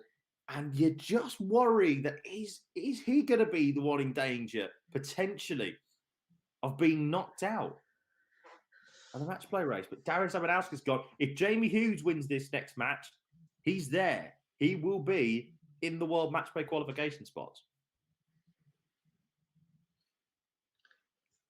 Just a bit of Alan agony from you Suter. there. Match starts incoming to beat Gino Voss. Not been the best of Super Series for Suits, but this would get him on the way. 25 and takes it in 3. Alan Suter, 6-2 win over Gino Voss. I was just going to say Peter Jakes went 8 perfect darts into the 9, missed outside in the double 12. We nearly had that second 9 dart of the day. Not quite from Peter Jakes. Oh, jeez.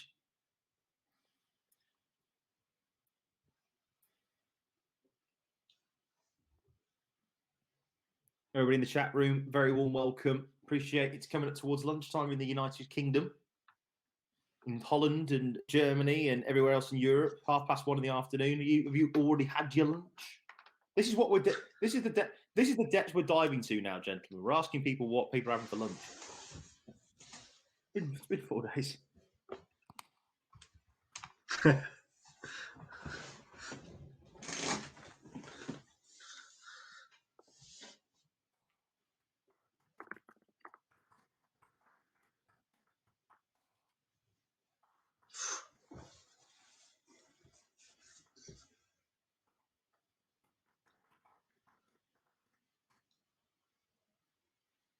What have we got? What's happening then? Have we got around the boards? Luke Woodhouse against Kieran Tierney, just about to start up. That's not a bad game, that. I have a bit of a surprise in the cards just based on recent form. Justin Pipe 3-1 up on Martin Schindler. A lot to talk about Martin's upcoming in form, but he's 3-1 down and only averaging 82 against Justin Pipe. And all the other games are mostly in its infancy, except Boris Koltsov 4-all with Peter Jakes. Again, a really scrappy game, but Peter Jakes looks as if he's going to edge ahead 5-4. And does. Lucas, hang on 1 second. Hang on a minute. Where are we? What people are actually saying? Oh, Tugboat had a foot-long subway. Not a bad effort, that. I've seen worse lunches. What we got? Pepperami sticks and energy drinks. Is that have you been sitting with bars? Oh, Peter. What else we had? We had, what is it? Yeah, Darts Guru says, to be fair, with one more series to come, it isn't life or death. Yeah, surely it isn't. No, I agree with you. But the thing is that when you're in this position, especially with Lucky D's been in this position now as in the match play race for a while. He did bits, I think it was the Winter Series last year, and he did bits. And to see what happened is that it's just that sort of a spiral that you can't get out of control at the moment. And if Lucky D is out, then he's got once you're the hunter, I don't know whether it's easier. But I think Darius has been out round one all 4 days this week, if I remember certainly correctly. So I'm not too sure which one it is. Marco Jober says, if Clayton takes the spot of 16 in the main ranking, we may have a new place available in the Pro Tour ranking. No, we won't, because Ian White will take that space. Ian White's got enough money, more than enough money, to qualify because of Euro Tour stuff last year and everything else. So he's got more than enough. So he'll be. So basically, it's whether Clayton to seed or whether White to seed. It's essentially that's the biggest. That's the biggest thing that we'll find out in Super Series 4. Let's be fair. The seeds are hoping that Johnny Clayton is seeded. Correct. Although, to be fair, who wouldn't like to see Gerwyn Price against Johnny Clayton round 2 of the match play? That'd be a nice night on the Tuesday or Wednesday. Yeah. Glenn says, don't forget the next Super Series isn't 100% confirmed. Depends who you speak to, mate.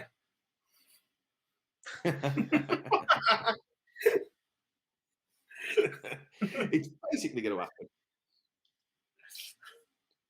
Juanita said, baked potatoes for dinner for a couple of hours ago. Not bad. Like that.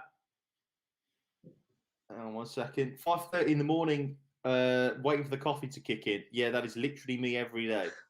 But welcome. Are you based over in the US then, I presume, GWN? Yes, I think bag of ribs. Yeah, bag of ribs with a Coke. Not my sort of dinner, that. I love ribs, but they're just messy. I wouldn't mind them. I don't mind them on the odd basis. Anyway, we got Scott. I'm sorry, I just realised we've got Noble on 16. Yeah, no, that's no problem. Just without having the lunch today, the conversation made me a bit. Peter Jakes just fired in a 180. Peter Jakes has got the throne. He's with 81 after 9 darts. Koltsov is way behind, so Peter Jakes is going to come back for 40 now with this exchange because Koltsov's not in the finish. And Peter Jakes, you'd like to think he's played well in the past 3-4 legs to get this back.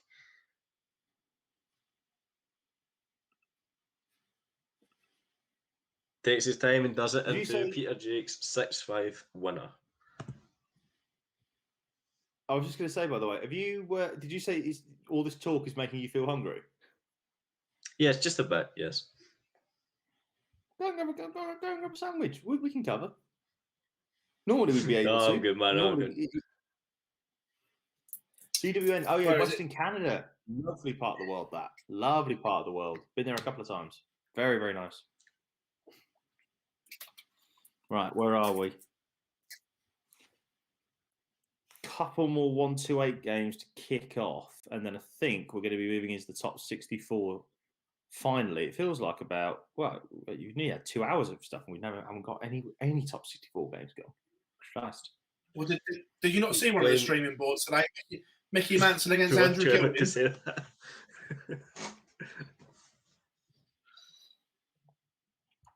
I prefer not to speak. If I speak, I'm in big trouble. Eric says, Phil, what do you think of MVG going today? I think he'll do all right. Don't want to curse him, but I think he'll do all right today. Thing is that you said Don't that tell now me. for the last 3 days. You said that for the last 3 days, Philip. And for the last 3 days, No, you haven't gone out of round 2 yet. Last one, day one, I didn't say that. Wait, Day again, never the truth. 2 and 3, day 2 and 3, I'll put Mans up to. Don't mind that one. Don't let the truth get in the way of a good story, Phil.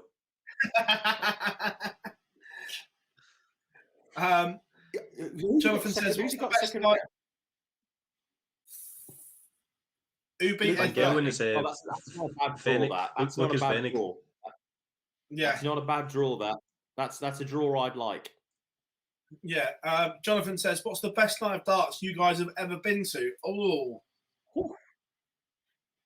Good question. Are we talking PDC or is it PDC / exhibitions as well? no, it's got to be competitive. Sean says, Alan Suter in contention for the match play. Well, you think of that. I'll answer this. Is Alan Suter in contention for the match play? Well, normally you'd say yes with the way he's done. He's got 11.25 grand just this year on the Pro Tour Order of Merit. So, I mean, if he were to go and win the day, then yes, I think he would. I think he would just about get into the match play spots. But he's probably going to have to at least win a title if he's going to do so. It's very rare to qualify for the match play on your debut. The only person I think that's done that that I can think of is Barney and Duzzer. Mm-hmm. I'm still feeling that. Glenn says you don't want to curse MVG Barza. You said he reached the final. Couldn't curse him anymore. I could have gone one further than just reaching the final. What else have we got? What is it? Oh yes. So what was the so okay. Best night of darts I've ever been to. Best night of darts I've ever been to. The one for me that always sticks out, competitive anyway, was MVG against. There's two, both of them in Blackpool. MVG against Taylor in 2017, because I've never heard. I was very lucky to have tickets for that day on the quarterfinal. I was never heard an atmosphere quite like that place. We talk about Germany and Holland and anything like that. I have never heard a bear pit like Blackpool for Van Gerwen. And the other night also was there, Phil, was the first night that we did media on the old show, 2019, that second round night. Smith, what was it? Smith, Hop, extra legs. Sudovic, Wade, last leg decider. King coming out like a sponge in the hottest day of the year against Gary Anderson, and then Durham beating Van Gerwen about. I think we got out of the venue. About 1:15 that night. Something ridiculous like that. That for me is probably the best night of darts I've ever seen live. That 2019 second round of the match play. I'll always remember that one. Yeah, there's been a few. It's been some unbelievable Premier League nights as well.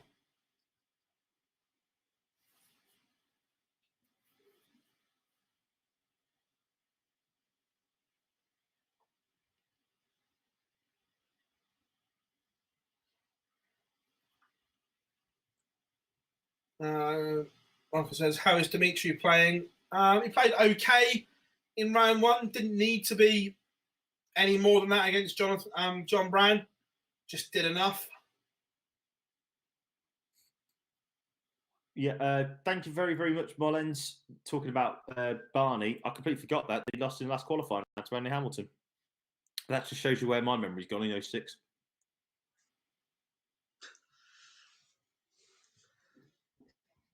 Got a result, think, Ryan Scott? De What's Vries, yours? 6-5 winner over Marjanovic. My best one, I haven't been to too many. That's the part why I've stayed quiet for most things. But best one I would have to say was the same tournament as you, match play final 2019 when Rob Cross won it.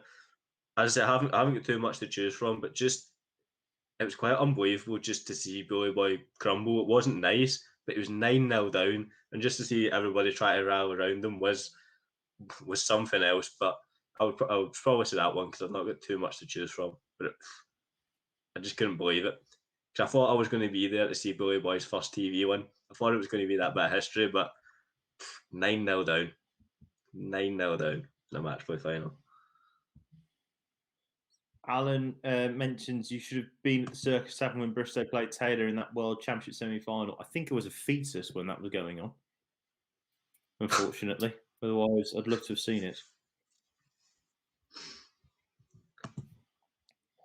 The Greek god is through, though. The Greek god is through, Scott. Yes. Sorry, Marty Lookman's family. He was in front. I just love John. Yeah, it was in front from pretty much the out. Just kept his man at arm's length. Decent performance without being too extravagant. Probably was extravagant in person, but because I'm just looking at numbers, the numbers weren't extravagant. But yeah, 6-3, fair play. Yeah, I've board. Where are we? Board 7. Martin Thomas in complete control on Steve Brand. 5-1. The Bomber only averaging 80.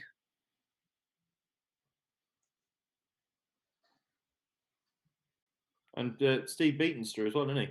The bronze Adonis. And 6-3. We have a bagel. Joe Mernon beats Kevin McDine with 6-0, averaging 97. But is that the first bagel of the day? I'm just scrolling down. No, we got one. We had one more. Dirk. Van Dijvenbode, yeah. Yeah. And so our second bagel of the day. First on for me on my streams. We have started the top 64. Not a bad game for you up there, Barzy. Ian White against Dimitri Vandenberg. Yes.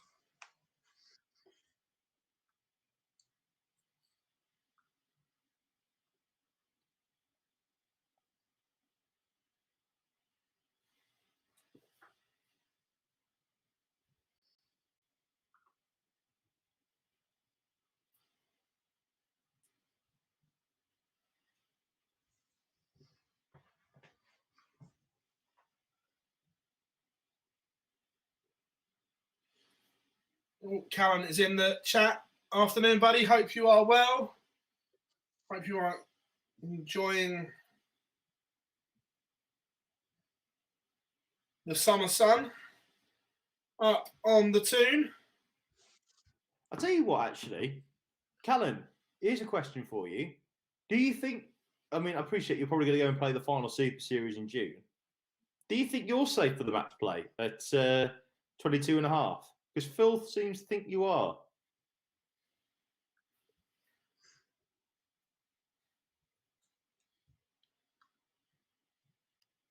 That's a question, I think, for everybody. Right, where are we? Was it? Whilst he's answering that, I'll just say. Yep, there's one. Simon Whitlock, 6-2. Looks more impressive in the scoreline than it actually was. He was allowed to miss bucket loads of doubles, but was under zero pressure. He was my revised pick to make the final and was to Danny Noppert, and he's not giving me a lot of confidence, but at least he's through to the next round. 6-2, unlike Nathan Aspinall. Glenn, we'll give you a shout. No, I'll tell you what we could do. No, we could do the Barney. We could do the Barney alarm for him. We aren't going to use it. We aren't going to use it elsewhere, are we today? So we could use the Barney alarm for him. Quick one in the chat room. We're not allowed to show live games, unfortunately, due to copyrights, because it's on PDC TV. which is a subscription service.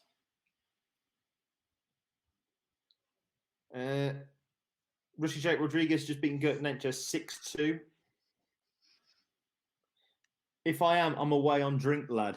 But he's playing the last one, definitely. No worries, mate.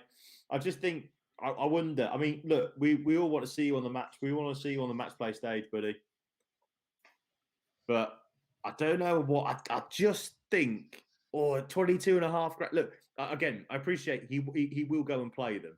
But if I was Callan, I'd be shitting a brick here if I was not playing the final Super Series at 22.5 grand, particularly if other players around make some noise today. I mean, Bunting's not too far away. I've got a Noble on board 10. Luke Peters, Ryan Murray. Peters has the darts.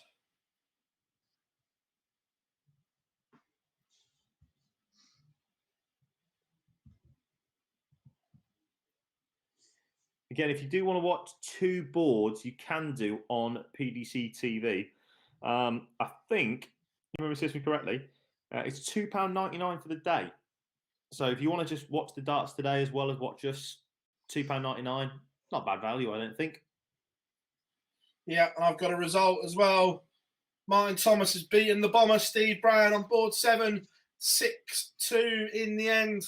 Not a classic, but it is the Welshman that comes through. He's not had a great week, has he? No. Where are we? Luke Woodhouse, 4-2 up against Kieran T. And where's Woody in the race for the match play?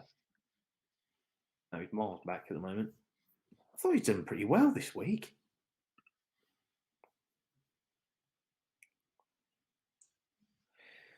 Where are we? Zoran Lurkbacker leads Peter Hudson 4-0 on board 5. Leads the last games in the 128. Josh Payne and Bradley Brooks level at 1 apiece.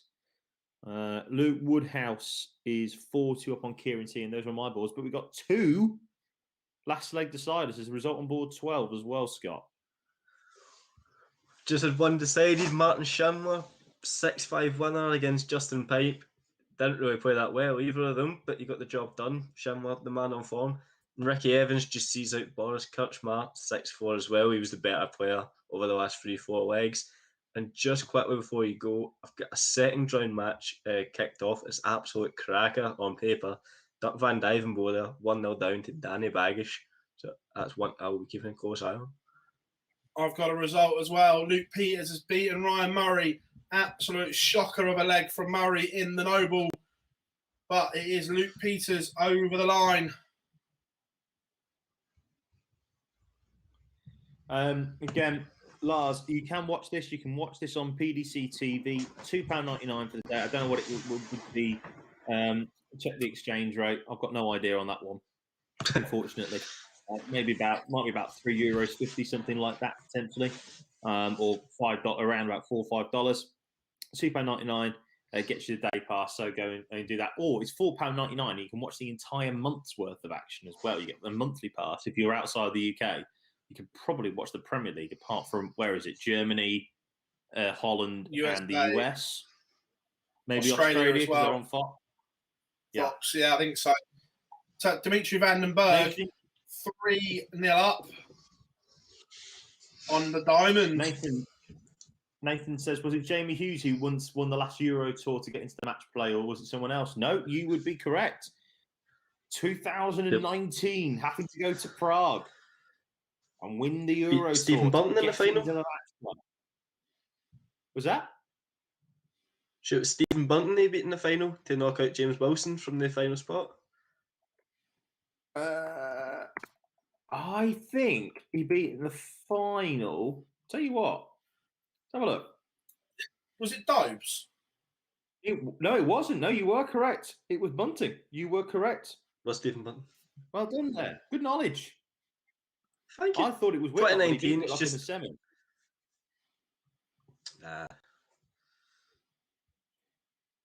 So as well, board. Dimitri Vandenberg now 4 up on Ian White. I'm right at the moment. I ain't got an answer.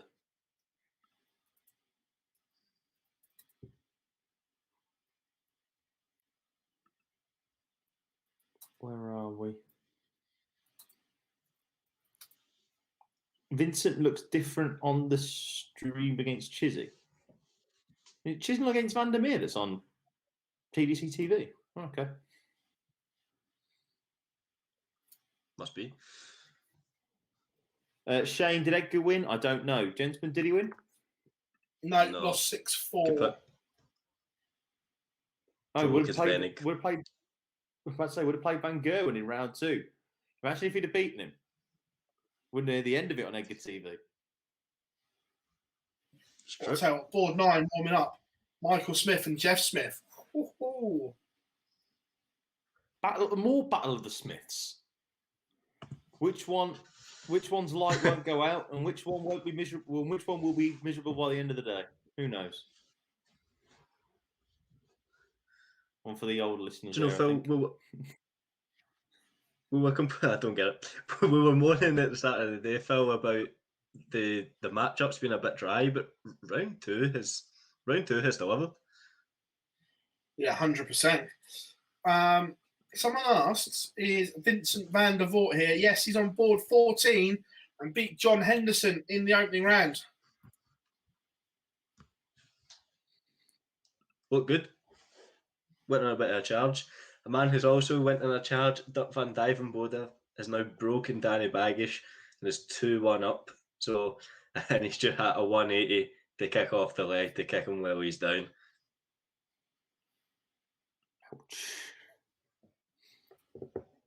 I mean, I'm not being funny, Barzy. This is a game.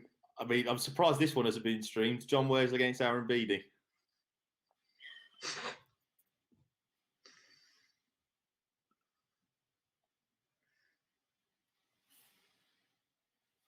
Where are we? Okay, so we've got a couple of games. We've got how many? We've got 4 more games to go in the last 1 to 8, and then we've got a load of games kicking off now in the top 64 as well. Lisa Ashton against Damon Hetter on board 3 to come. Ooh, I get to do that game. I like that. Van Gerwen's about to get back underway as well against Lucas Verning. Brendan Dolan against Super Ted Everts as well.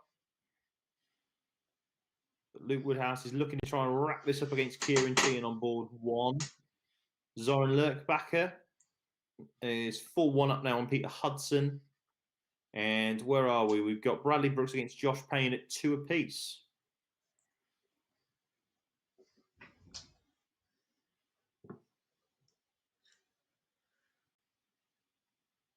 Apparently, Buzzy, didn't he hit the big fish in his first leg?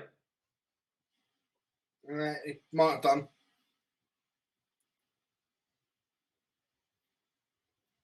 I was multitasking.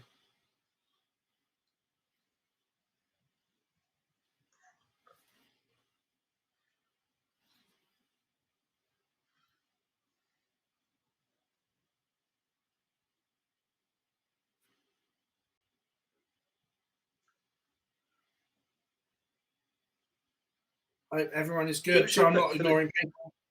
Just trying to do a few things at once. Who's your pick for the day, Jarlath? It was Asp, but I'm allowed to pick another one. I was. Yeah, I was because I did we gave Scott another one, so okay, all right. Do you know what? He's been playing really good stuff this week, and he deserves a chance at a final. Get the chopper out, lads. Get the chopper out. Dolan. Big Brendan. Big Brendan. As Luke Woodhouse gets over the line against Kieran Teahan. Wasn't the most pretty way of doing it in the 19 dart hole, but he got the job done.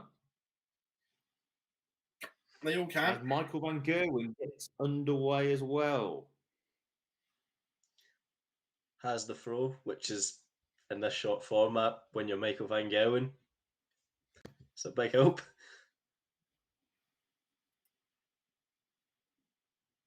Oh, the Baggish was getting stomped on, was looking as if he's going to get railroaded with Van Dijvenbode.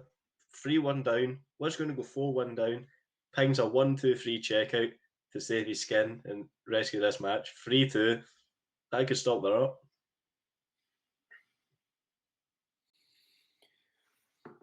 Was our look back at one leg away from winning against Peter Hudson, but Barzi, what has happened? What's come over Dimitri Vandenberg? The man's possessed. 140, 180 against the throw to seal this up. He's 5-1 up, and Ian White has absolutely no answers whatsoever at the moment. Well, I'll just say quickly, Maiko, talking about who win the Premier League, we'll give you our predictions on the live lounge tonight. Remember, we're back in 7 hours' time, although Scott's going to get replaced by Gob. So Barzi, or replaced. Self, and Gob. I thought you were going to say downgraded. No, you're an upgrade on him. You don't like listening to that, Muppet. Oh, Ian White. Incredible. Where's he pulled that from? Appreciate your board, Barzi, so I'll let you talk about it. But Christ, what a bloody way to stay in the match.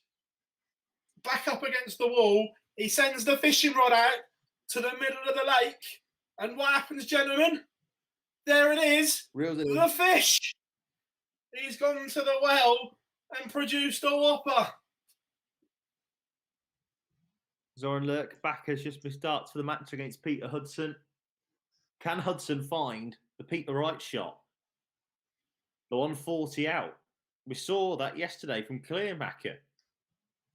Found a 140 to stay in the game. He finds a ton. So whether he's found, he can't have managed to get it out, can he? Unless he's gone treble 22 tops and then Mr. Tartar tops, but it doesn't matter. Sorry, look back at over the line. 6-1 victory for him against Peter Hudson. Oof. I tell you what though, 52 points now. Dimitri Vandenberg to seal victory. Misses.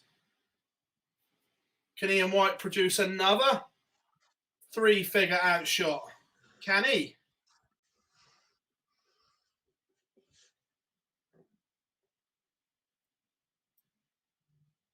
No, not this time. That's interesting. I was going to say very, very quickly, Barzi, that's Vandenberg hitting a fish and White's reeled in the big fish. Millions of fishes for free.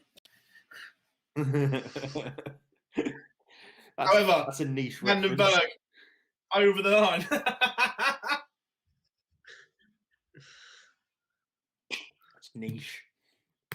One for the old listeners there, I think, Barzi. Just like my 100%. reference.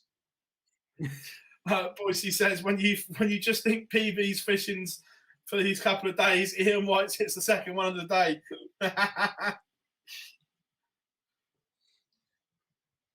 Where are we? Darts Guru says everyone under 25k tonight may have to win a few games next time to make the match play. Some decent players looking to gate crash. Look, the thing is that in a normal year, I'd agree with you, but last year Ricky Evans made the match play with 22.5 grand. And that was the cutoff last year, and that included a Euro Tour as well in there. I think there was 13, if memory serves me correctly, there have been 13 Pro Tours by then. Because it got to Players' Championship 8 before coronavirus hit, and then it was 5 days of the Super Series. So I think 13. So we've had 12 now, haven't we? Yeah, this will be 12 with another. So maybe, look, I think 23, I think Vincent's pretty much safe on 23, if you want me to be honest. Because the thing is that Jamie, like you look at the players that are beneath that, they've all got to try and make a board final, and they can't because of the way the seedings are spread out, unless it's very, very rare in the way that happens. I don't know, is the honest answer. I don't think they can all get themselves in there. But Jamie Hughes can today. His next match is against who is he playing? He was on board 4, wasn't he? If I remember correctly. No. Jamie Hughes, no. Jamie Hughes on board 16, I think. Board, didn't he? Yeah. Yeah, so board 16. He's got Peter Jakes next. I don't remember. Yeah, and so because of that, you look at it and think, okay, I've got Peter Jakes next for a chance to make the world match play again. But you take that any day of the week. Bradley Brooks looking to try and get over the line against Josh Payne. He's missed darts for the match before, and he's missed another set. Bradley, former World Youth Champion, well, current World Youth Champion. Missing your darts there. Now Josh Payne looking to hold on double 5. And he does. 5-3.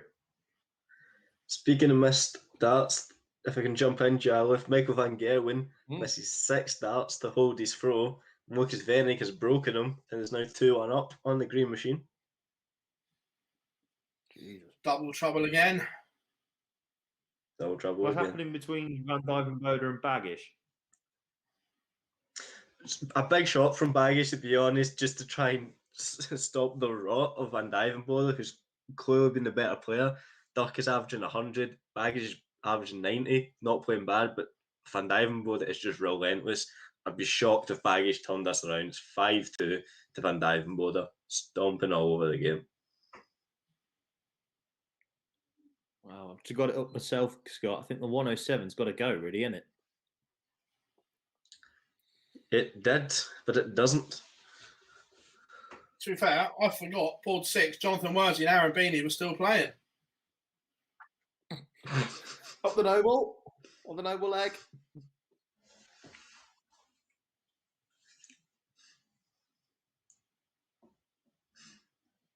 Reckon Michael's going to go and sleep at Pete Wright's house, Barsley.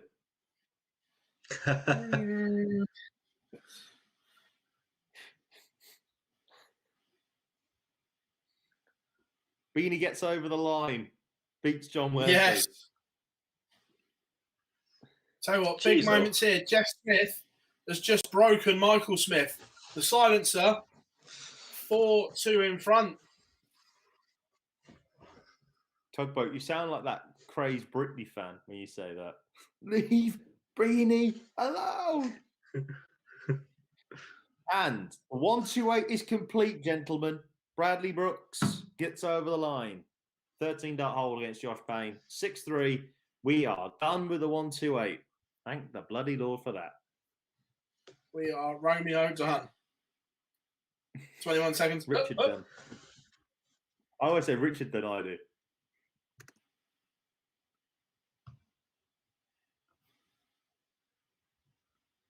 Ratajski 1-0 up on Mickey Mansell as well.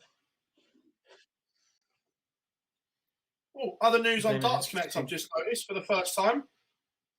The Northern Ireland guys, they've got rid of the Union Jack and we now have the red hand of Ulster flag. Again, I'm sitting staring at Brendan Doe and I didn't notice it. I prefer not to speak. Going down that road again.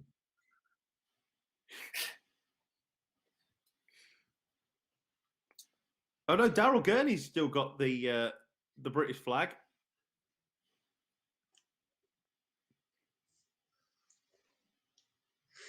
Maybe you can choose which one you want. Still working through the system.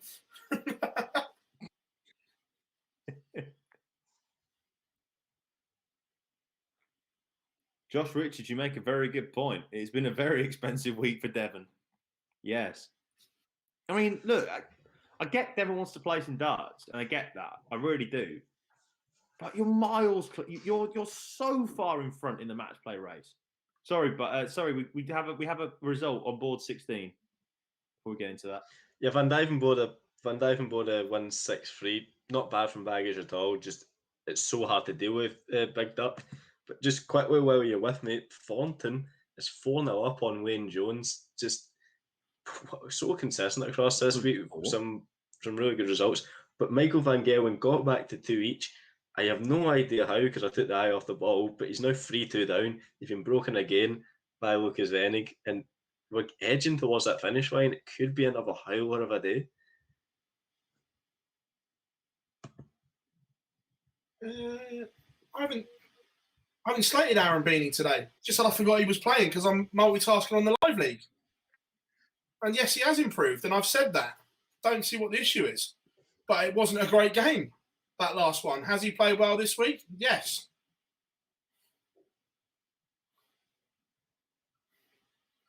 All I said was I forgot the game was on. And also, fair enough if you're his manager, okay, yeah, but we've been pretty much praising him throughout the entire day when he made his semi-final run. Conveniently, forget that one. Jesus. Yeah, I said I forgot he was playing. Was it a good game? No. Today. I'm not gonna say it was when it wasn't. Was that a good game? No. Has he won? Yes. Well,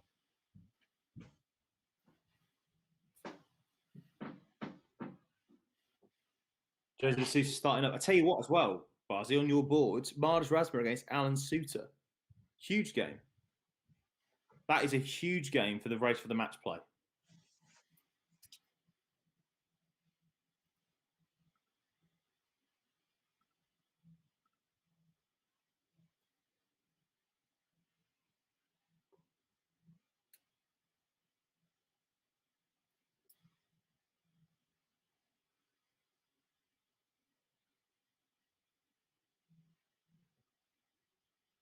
right, genuinely, nothing to do with vibes. I'm literally just yes, he was on my board, but as you can see, I've got the laptop here and I'm multitasking on the live league as well. And it was just a general. I forgot the game was on.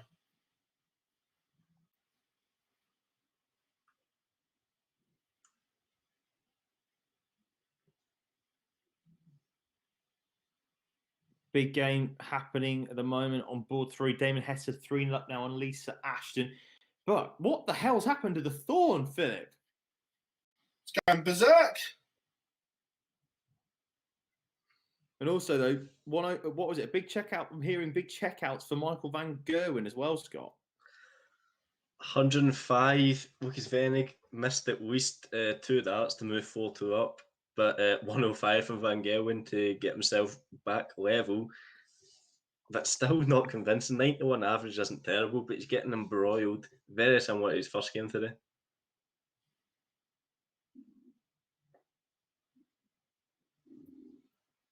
Michael Smith turned it around as well, Phil. Yes, it has, and I'm not going to lie, I've not really watched it. Dags will be on your case for that. Yeah, he's just won 6-4.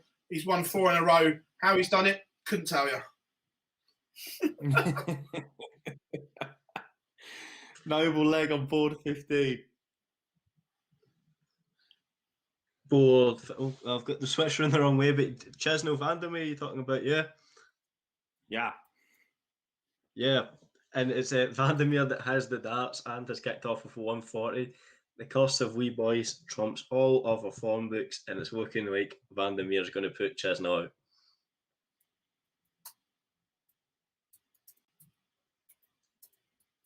So that's Lisa's. So that's Lee Boyce's pick gone.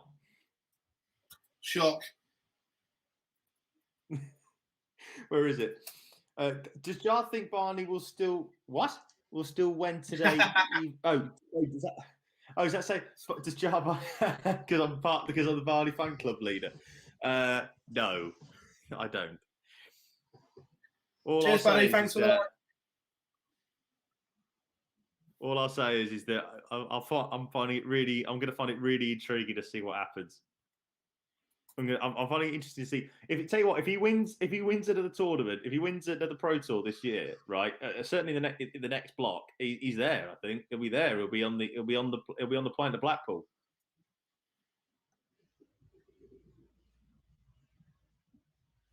Chisnell against the throw, could be producing a 10 darter to break and win 6-5 in the deciding Noble leg. And he's mucked it up royally. He's kept him inside 3 times. and he's left double one with Vandermeer on 88. And if he takes that out, then Chesnell has no one but to blame but himself. Oh, he doesn't. He completely mucks up as well. But Chesnell's on the madhouse. This can go either way. What's going on here? Oh, and he's Thorns busted. through, by the way. Oh, David. Thorns through, and Van Gerwen's gone 5-3 up. I'm going to flick around the boards because my games haven't restarted. Oh, Jesse is out. Wee Boyce has done it again. Chesnell misses. how has he done it at again? 6 starts. Yeah, he's done it again. Vandermeer goes through 6-5. Right now, Boyce know at how to home do that, mate. singing. Boyce is at home singing a Britney Spears. Oops, I did it again. Can we get her to sing that? Ooh, boys, did it again. Can we get a jingle made for that? I don't know how much royalties we'll have to pay for that, but I think it'll be much better. Hashtag free Britney. Where are we? Okay. Damon Hatter leads Lisa Ashton 4-1 at the moment in round 2. Danny Noppert, we haven't really heard much from him over the last few days, but he's just taken out the big fish to win it. I've just flicked onto it. He's just taken out the big fish with, what is it, for a 12 dart hold. That's incredible. I mean, Noppy's well in the race for the match play, as is a certain other Dutchman. Yeah, if that's Van Gerwen, it's pretty much the same as the first game as Gary Blades. 3 each, getting embroiled, missing chances, being stupid, then puts on the afterburners to go 6-3. Game over, Van Gerwen moves to the board final. Lars, can I watch from Belgium with a day pass? I believe so. It's a worldwide thing, isn't it? Yeah, this you can, yeah. Yeah, so yeah, you can watch it with a day pass, mate. I don't know what it would be for £2.99. I don't know what the exchange rate is, but I imagine it'd be somewhere around about €4. Juanita, he played with your heart. Boyce's heart is racing every time one of his picks go out. Right, where are we? Christoph Kachuk and Christian Kiss are level at 2 apiece. Kai Fan Lung and Daryl Gurney's getting another on board 2. Jose de Sousa leading Ron Moolenkemp 2-0. Good game on board 8 at the moment. I don't want to jump in, Barzy, just in case you're doing the multitasking stuff at the moment. How close are we to that one being to the Modus League being finished? Not far now, lucky enough. Okay. Well, Marnus has around and Suits are level 2-1, but Suits is looking like he's going to level it up for 2-2.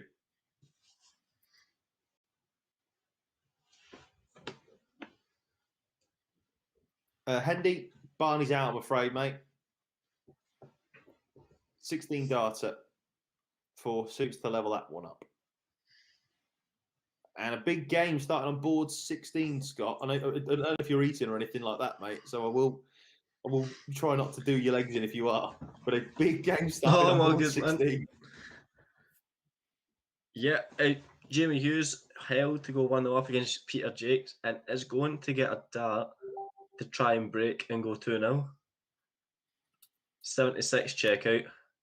He gets it in free, so 2-0 Jamie Hughes. Huge result against Yellow Klassen, looking to back it up here against Peter Jakes, and that is a good start.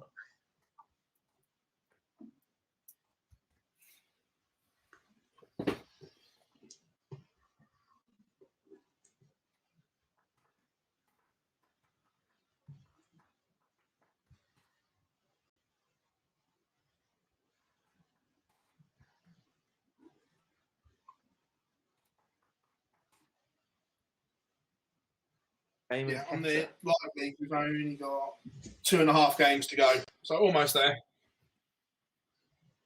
Well, Damon Hetta is just about to pretty much seal the deal. Who is Ratajski playing on board 7? It is Mickey Mansell. Is who he's playing. It is. Yeah, Hetta. Oh, have you just got a result there?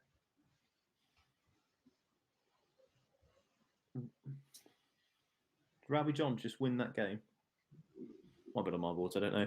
Head to 116 for the match anyway.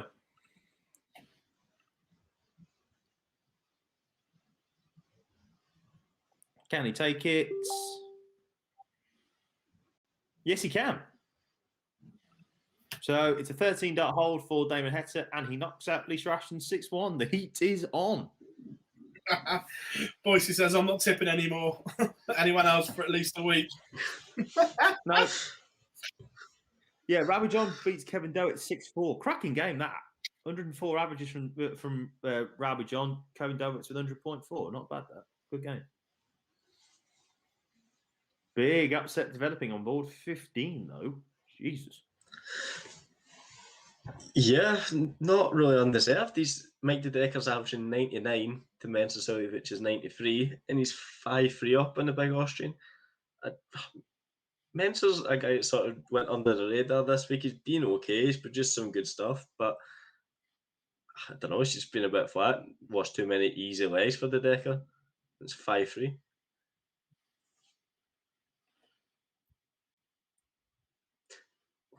Jamie Hughes, 3-0 up now, 86 checkout. Big game. If he wins that, he moves into the final qualification spot for the match play. That is huge if he wins that game.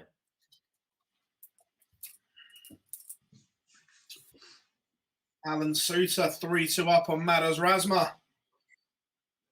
And Razma ain't safe yet either. Bro.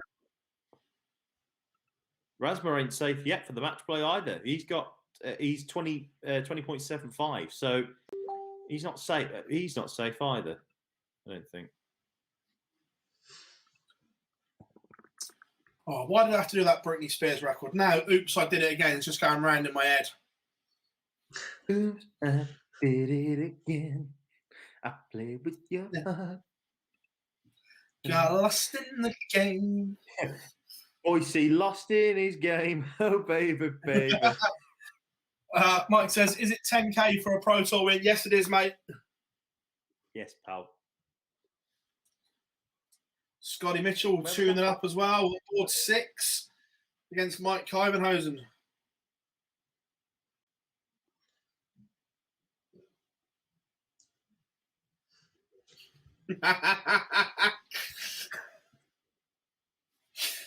So, what's up, Jar? Hang on a sec. I've seen it. What was it?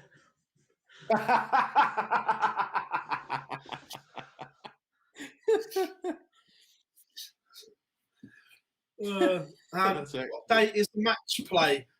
Saturday the 17th of July? Is that right? Yeah, is that the 25th. Yeah, 17th to 25th. Someone turns 27 during that point. Not going to name names.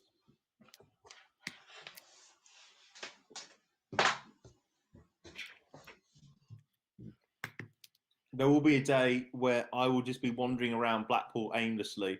Barzi will will basically have to carry me back to the apartment.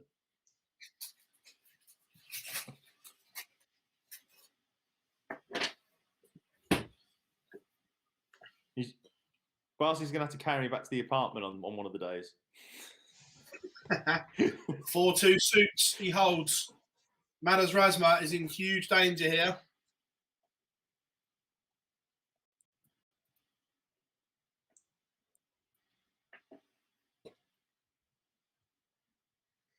Jose de Sousa 3-2 now with Ron Moulenkamp.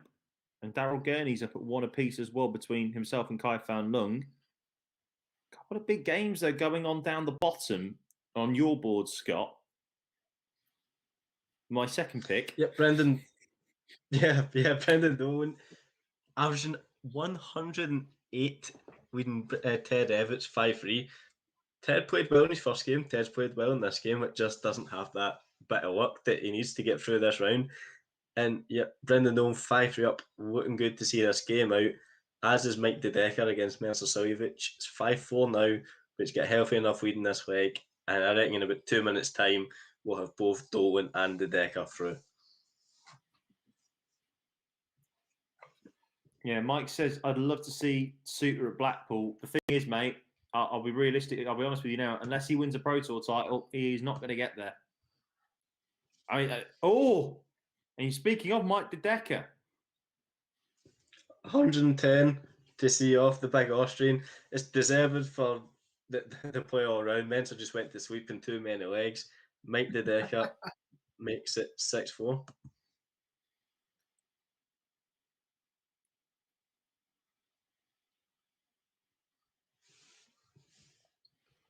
When's the next round starting? They just sort of like roll into one until the semi. They try and hold quarterfinals or semi-finals to all start at the same time, but the boards will just continue to roll into one. So one more Super Series before it. Yes. Don't know when it's going to be, but somewhere in June. Yeah, I think Ted Evans just set at 170. It just sort of blanked out like that, but I just seen a 170 disappear. If anybody else can confirm, but it is now 5-4. Ted Evans got a break, and he was sitting in 170. So I'm going to say Ted Evans has saved this match with the big fish. Wow. How many one? That's got to be at least the 5th or 6th 170.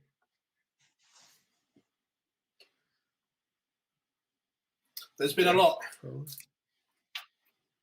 People are right. By the way, I'll tell you what we'll do. Barzi, this is one for potentially for a live lounge, maybe today, especially as we talk about. I don't think it's going to be. I don't know. I don't know is the God's honest truth. Don't know if we'll be able to squeeze it in today with the live lounge. But I think at one stage, maybe the week after the next round of Premier Leagues, we could maybe explain to people, and again, this is for people in the chat room as well, how you qualify for each event. Yeah. Okay, if you guys already know, then that's fair enough. But we're getting we always get a lot of questions about how people qualify. So I think it might be a nice way to explain it. Maybe may just be a YouTube video of how to explain it. What do you think, guys? Again, if you appreciate, we don't want to teach you to suck eggs, but if you think it's worth it, we'll do it.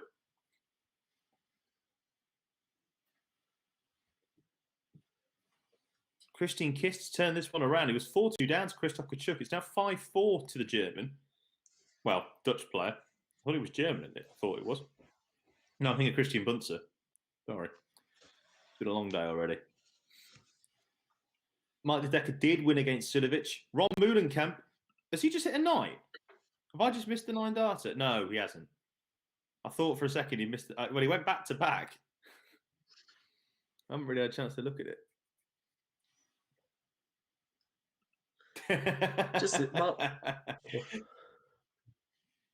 Tugboat says, can someone explain to Phil why Smith isn't in the Premier League first? Oh, God.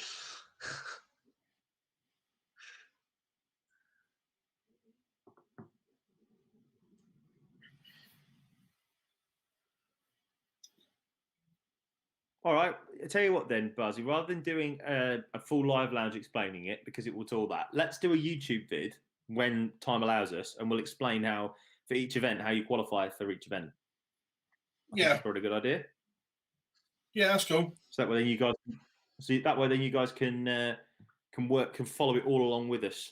But I'd say the best way to do so is the way we do it, is if you use a website called dartsrankings.com. It is absolutely unbelievable. It automatically updates it once you refresh it every time, and you can track all the races to the match play and to the World Grand Prix and everything like that. So dartsrankings.com is the one that we would recommend always using. It's very, very good.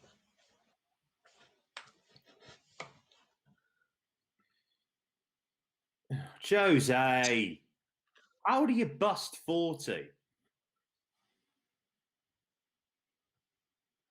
Unless you've got just a couple updates. Just a couple updates from my side. Sorry, just Martin Schindler just does this in 2021, doesn't it? It's averaging 111 and is 4-0 up against Stephen Bunting. He just goes in these spots. Can he do it for a full day? I don't know, but in this game, sensational so far.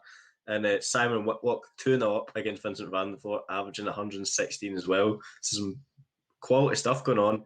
And just before you pass me over, your pick is actually on a bit of bother. He's dragged back to 5 each, Dolan and Evans. And Evans, I would say, has control in this deciding leg despite being against the throw. So if we come back in about a minute's time, I don't know who's going through in this one. Suter, Well, we've one got away. another- Yeah. Sorry, Barzy. I said Suter's one away and starts with a max. Dimi is through. If people are asking, he beat Ian White on board 8. He will play. Who will he play? He'll play either Mardas Razmo or Alan Suter. That's a good game. That whoever Dimi gets in the next round. Yeah, definitely.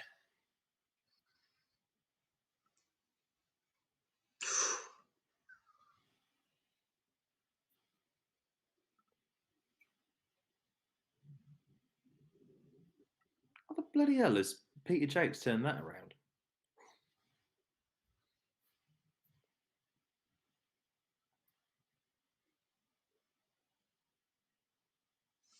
Big darts from Scotty Mitchell. Takes out an 80 to break Kyvenhosen and go 3-2 in front.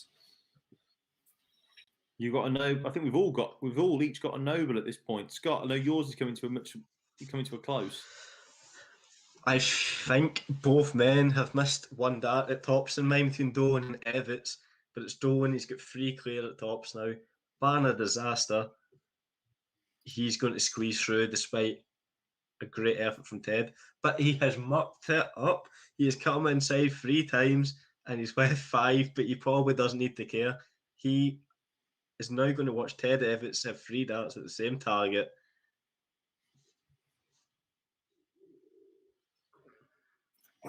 It takes its time.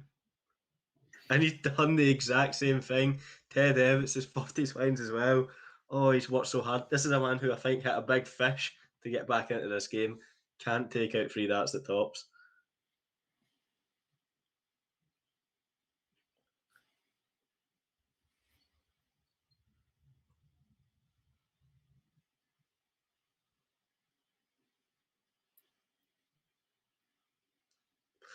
And Dolan busts 5. Dolan Evans. Nobody seems to want to win this game. I'll tell you something. Christoph Kachuk is just taking out a 1-4-1 to win the match against Christian Kiss.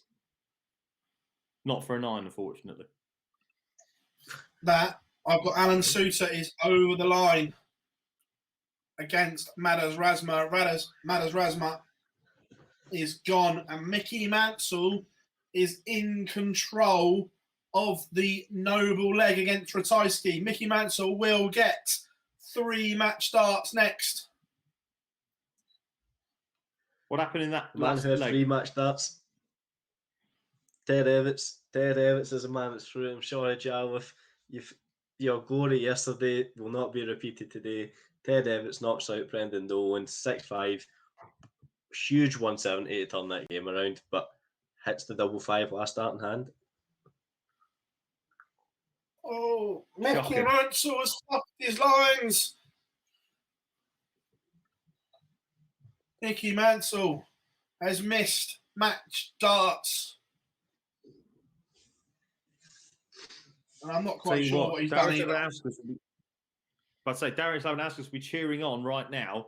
We'll be cheering on Martin Schindler to get this job done with Bunting, because Bunting's 750 quid behind him. That's 3 wins you've got to make on the Pro Tour to get anywhere close to him. Ratajski has missed the dart at tops also. Jesus.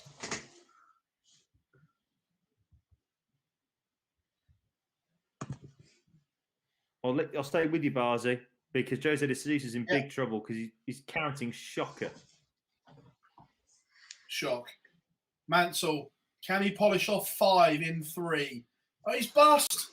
Mickey Mansell has had 3 visits to the board to get rid of the Polish Eagle. Ratajski has 20 points required with 3 darts in hand, and I expect this to turn yellow at any point in time. Ratajski has literally done a matrix and dodged some bullets here if he gets over the line, and he does. It goes yellow. The Polish Eagle is through, but not without a little bit of drama on the way. Well, that's 2 straight last leggers for the Peagle. As Daryl Gurney beats Kai Fan Lung 6-2. Gets the job done. He gets the job done. Oh, no, he doesn't. Oh, sorry, no, please excuse me. It's 5-2. Please excuse me. 5-2. Jose de Sousa forces Ron Moulenkamp to serve it out. Jose de Sousa has busted 40 and 36 in this game. He left 169 from 2-1 when he had 212 points. The man's calculator needs to get back to him quickly. But Ron Moulenkamp now has got a chance to serve it out.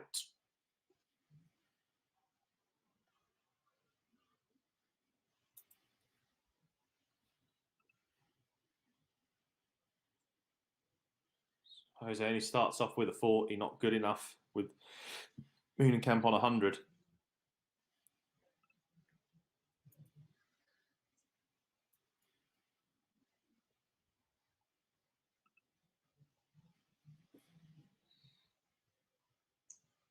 Luke Humphreys against Joe Mernon as well. 4-0 up is Luke Humphreys, and he will be very, very happy because that will continue for him to pull away. It will actually take him above Callan Ridds in the qualification spots for the match play.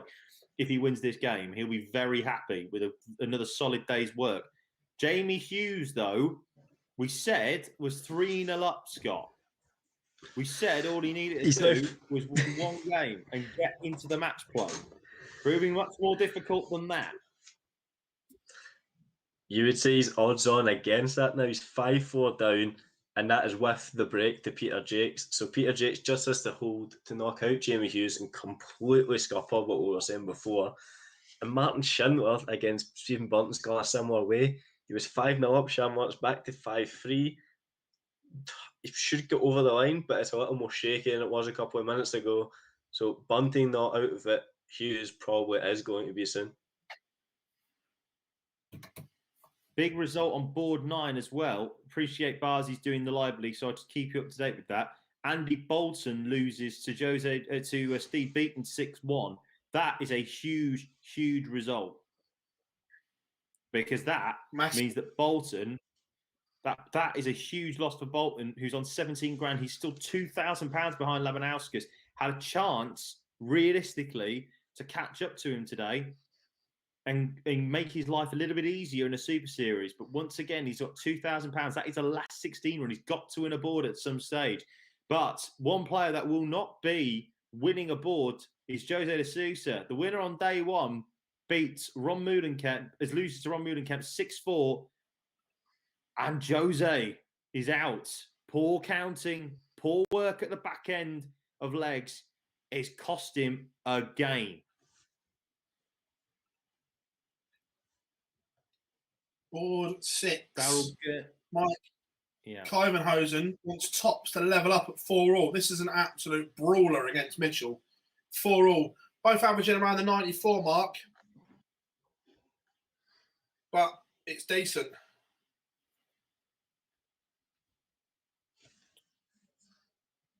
Big result, that on board 11. Big result. Martin Schindler played excellent for most of that. Ended up in the 103, but was in the 110 odds for most of that game. Beat Stephen Bunting 6-3. Even bigger than that, Jamie Hughes manages to break, and it's now 5 each with a noble leg. Jamie Hughes versus Peter Jakes. If Hughes holds, he gets that vital win. We'll see where it goes in about 15 darts time. Daryl Gurney wants 101 to wrap up a 6-3 win, and he leaves himself on double 16. Can't find it.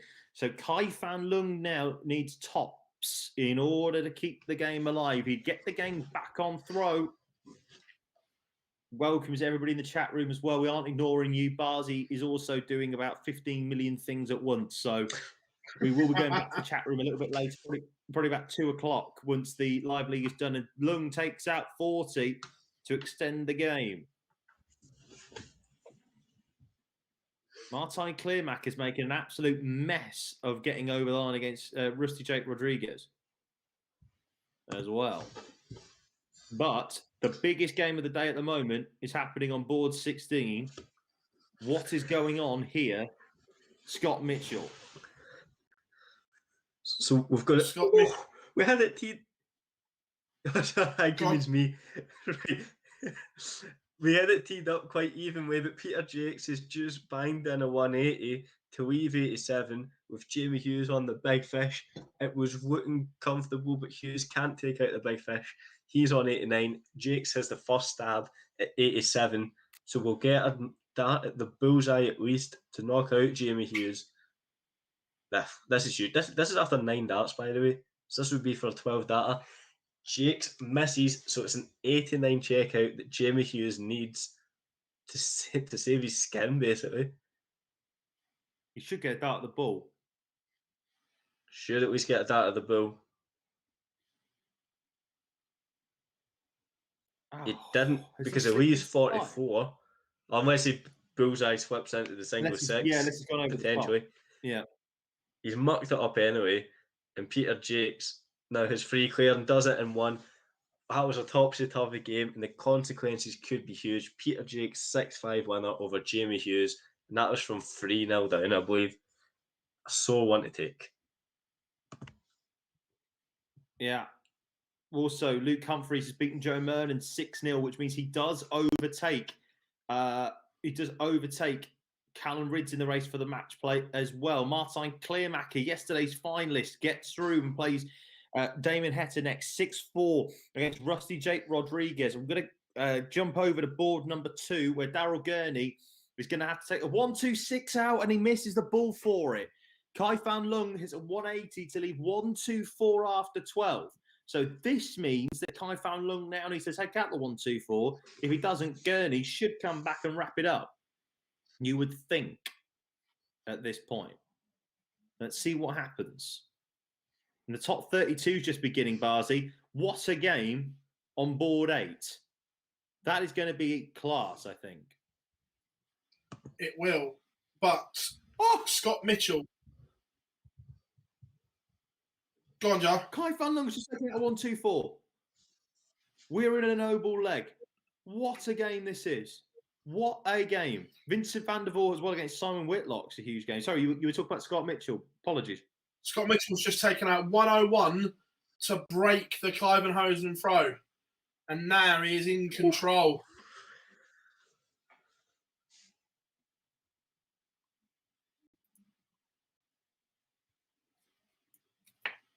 Still loads of top 64 games to get. I think there's a couple more to get going.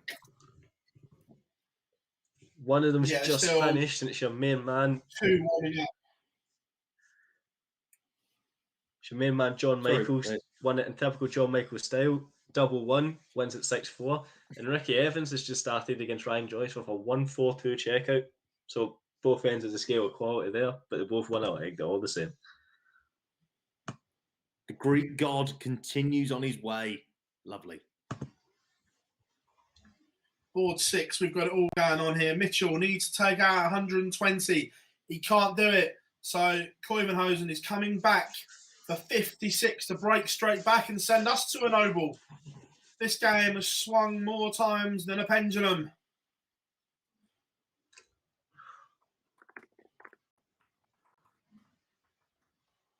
And he's missed. He's missed 2 match starts. Scott Mitchell now wants 60 to wrap this one up.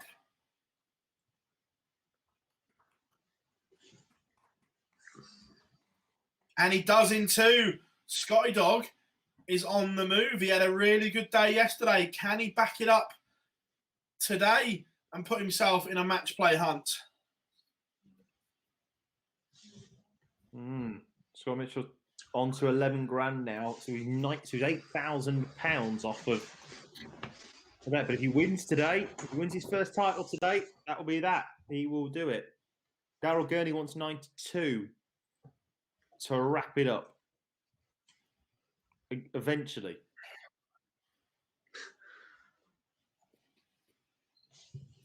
And he can't. He leaves himself on double 16. He's going to get 3 darts at it.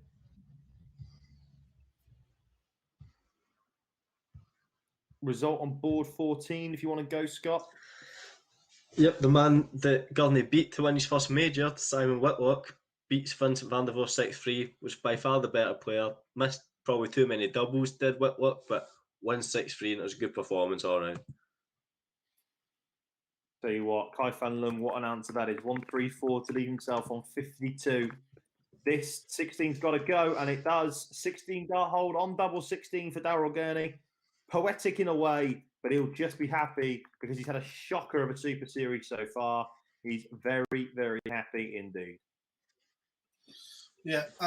Dominic in the chat room asked who put big or medium-sized Hendo out. That would have been the bulldozer, Vincent van der Voort. And the Saint, Philip, had a great run Alan on the Talbot. first day. 6-2 win over Luke Peters.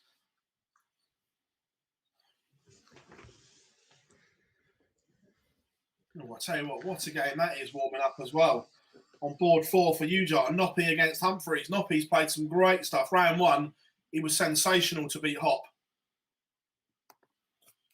As I say, I wondered where Max Hop's gone. That's a big game there. 108. Jeez.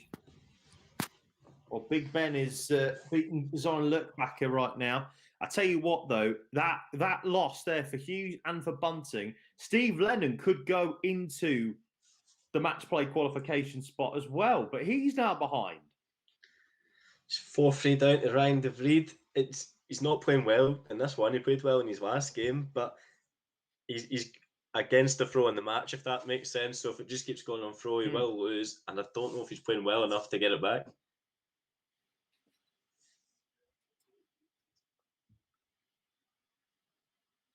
Sorry, jump in. Just seen, he's all like this, board 13 warming up for a board final. Michael van Gerwen against John Michael. So we'll have to see. The Greek god. The Greek god is going to do Michael van Gerwen. He's not. No, he's not. No, he's not. Good to see Beaton back in the board final. He's got Michael Smith next. I mean, look at the board finals. They're not too bad, actually, although there's still a couple of last 64 games to happen. So I think we're going to be here for quite a while this afternoon, if you want me to be brutally honest. What have we got? Damon Hester against Martijn Kleermaker is a great game. Glad that's on one of my boards. Thornton against Schindler, with the way they've both been playing, is very good as well. Mm-hmm. Yeah. I'm massively impressed with Robert Thornton this week. He's been one of the real standouts. I was going to say to Marco, Len needs 1 win to reach Damascus, 2 wins to take over. No, he would take over because it goes on countback, and the countback is that he's made more than the lab, so it would be that. Dimmy can't miss darts like that. So we've got to take advantage. Yeah, Dimmy's carved an opportunity on the Suter throw here, and he can't pass it up. Can Suits recover the situation? No, is the answer. So Dimitri Vandenberg for a break and 2-1. Wants double 10. Does it in 1. I'll jump back into the chat room a minute. Is Van Duivenbode going to the match play? Yes, he is. Start the chainsaw up. It will be at the Winter Gardens. Tugboat says, Phil, we always ask you your best stuff. Who's the worst person or hardest? And what's the worst venue? Worst venue is easy. No, it's Milton Keynes. In terms of media, it's Milton Keynes. Nah, because you're on the, okay. Yeah, you're on the balcony. Because you're on the balcony, so you've got no protection in terms of audio, so you always get the referees and that in the background. So in terms of media wise, Milton Keynes is up there. To be fair, Blackpool's not great. The back where we sit anyway is not great. No, Blackpool's not great because literally the media room is behind the stage. But we can forgive it because it's the Winter Gardens. Yeah, I've just, honestly, this village wasn't great for the slam. That was poor. I didn't mind it. No. Best venue might be the Winter Gardens. Best weekend is Minehead. Simple as. Sorry. always ask the best stuff. Who's the worst person to interview? Look, the hardest to interview is James Wade.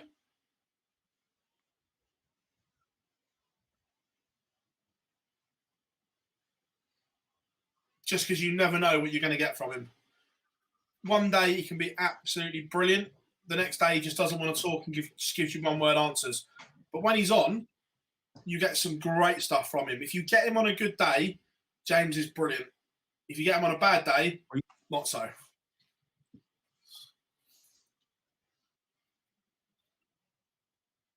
mean, just to say, Mullins talking about Glenn Durant officially out of the race for the Players' Championship Finals.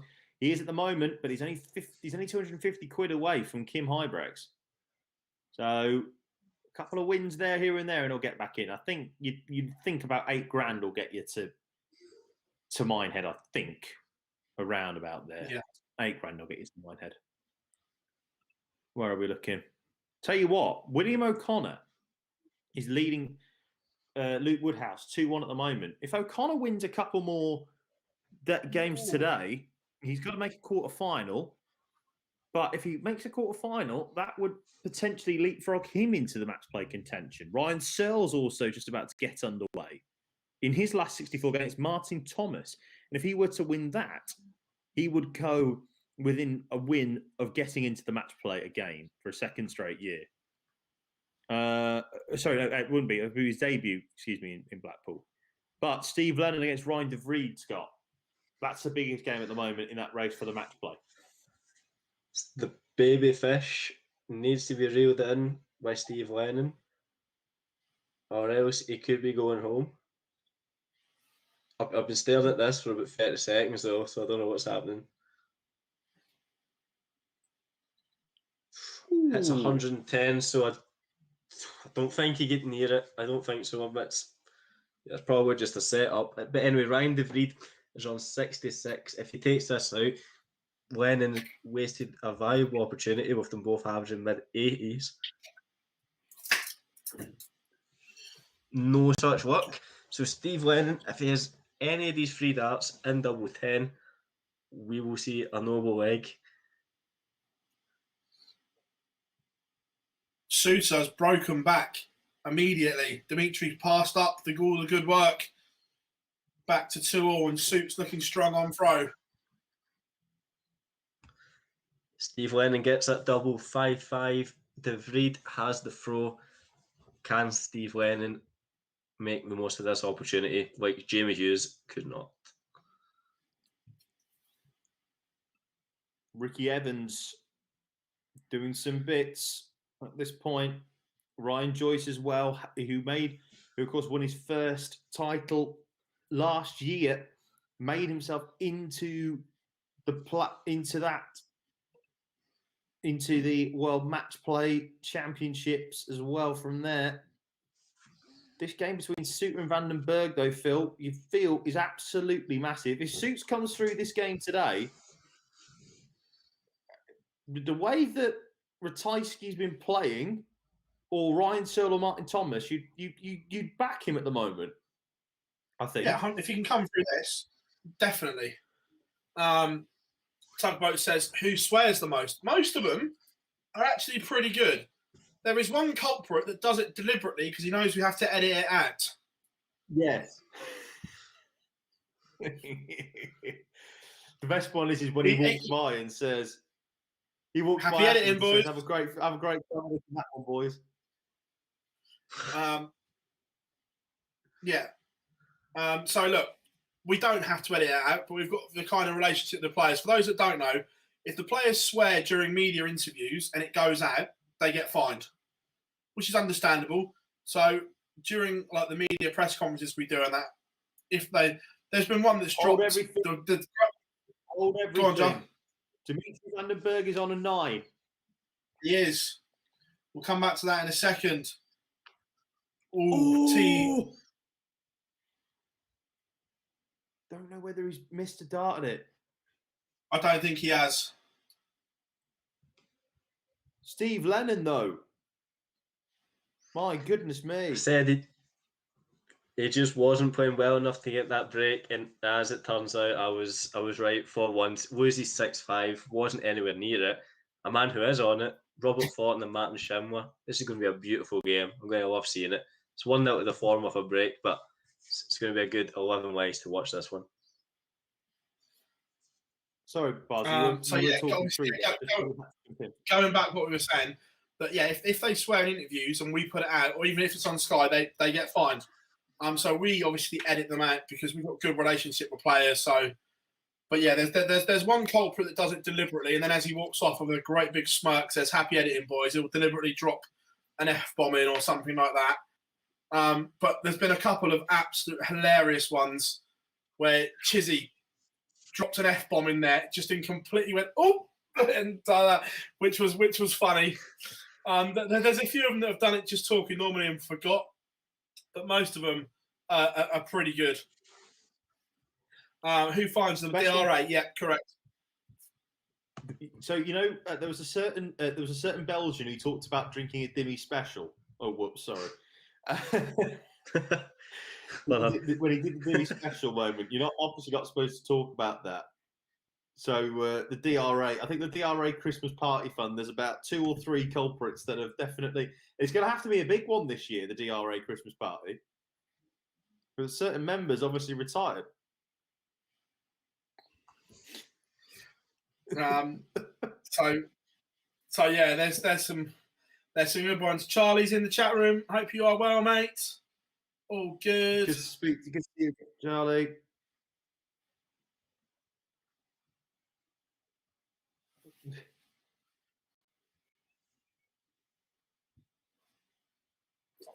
How was he? Has he won the leg? Who? Dimmy, because he hadn't updated on my screen. I was like, yeah, three apiece, and he's got the Sousa throw under the Kosh. oh.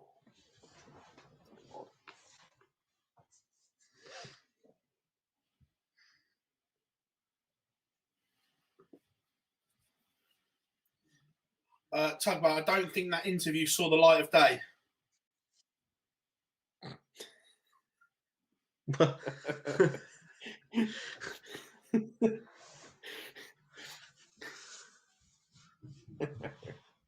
That was an intriguing one for me. Good God. That afternoon was not fun.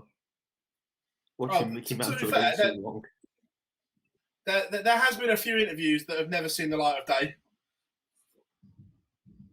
One at the match play last year, 2 years ago, wasn't it, Barzi? There's been a few. 1 million subscribers and we released them. Genuinely, not even a million subscribers. There is one interview with 1 million subscribers that I still couldn't bring myself to release. It's that bad. Was that the one at the match play, Phil? No, Birmingham Premier League. Oh, yes. Yeah. I know which one you're on about. Big moment at the moment then in the race to the match play. I've just refreshed everything. Jamie Hughes, Steve Land and Stephen Bunting will be gutted at the moment that they had a chance to go and get it done. They will be gutted.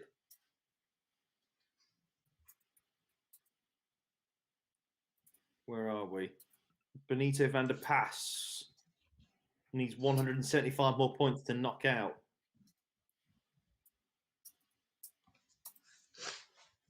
Zoran Lurk back at. Result on board 12, Scott. Ricky Evans. This game seems to be going on for ages. I don't know why. Both averaging 90. It was okay. And that included Ricky Evans, so I don't know why. But he beats Ryan Joyce 6-3. Some huge checkouts, 1-4-2 among them. Good, but not great from Ricky.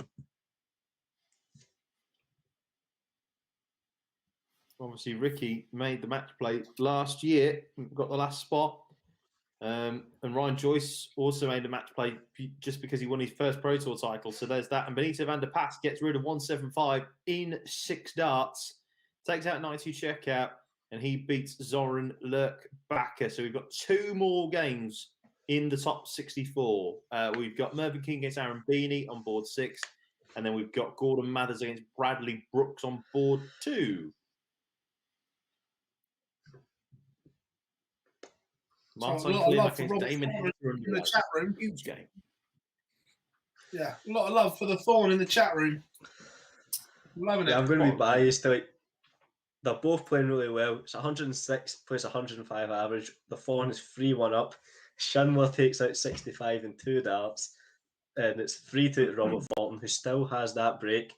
This is a brilliant game to watch, to be honest. Fulton did really, really well.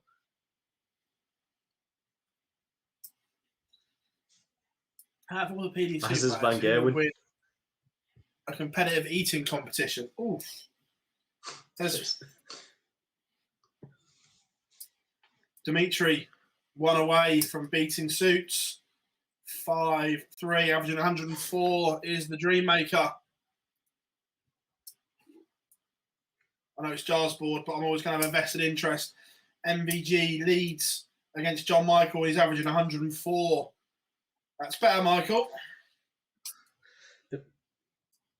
Took it 109 for a 12 data to get that last leg. So, yep.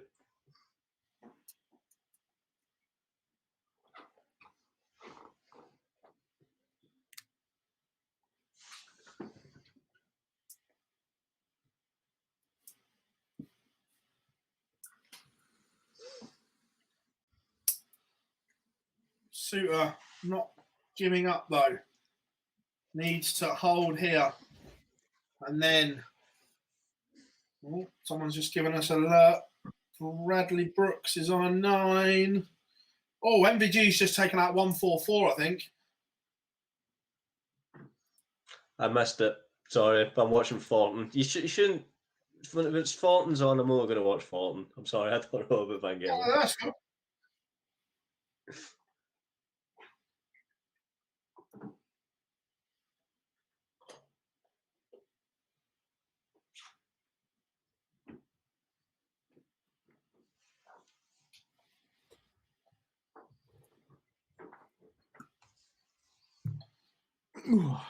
Yeah, don't worry, I've got MVG open as well, Scott, so it's fine. Resenja, Michael Van Gerwen stand up. Sheesh, what's happened? Oh, 3-0 up. bloody hell. Averaging Poor John 110. Poor John Michael. Welcome to the party. Big like this for Suits. If he can just find a way to break the Vandenberg throw, I've just got a feeling that he can get the job done in the last leg. This is it. He needs an all-out assault. Might as well just go for it. May as well just go for it.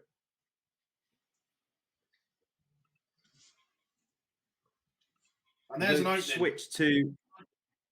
Switch to William O'Connor. I don't know whether Bradley Brooks has just missed a 9 data. No, he went back to back and then missed.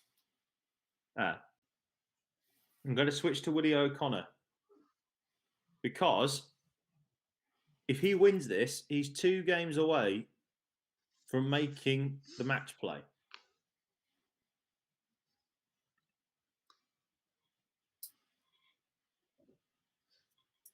It's on the Woodhouse throw, though. So let's see what happens here.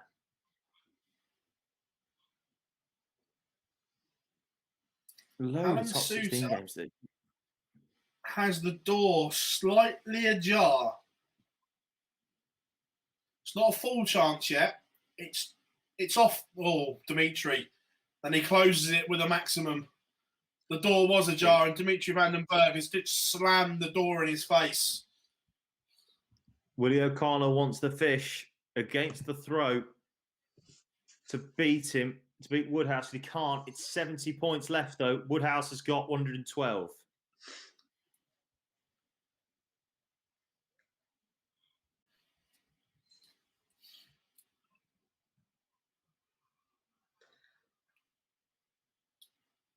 God, I think it's got to say it's out, and he does. He says to O'Connor, serve it out. 112 goes. Dimitri Vandenberg That's how you take out 280 points in 5 darts.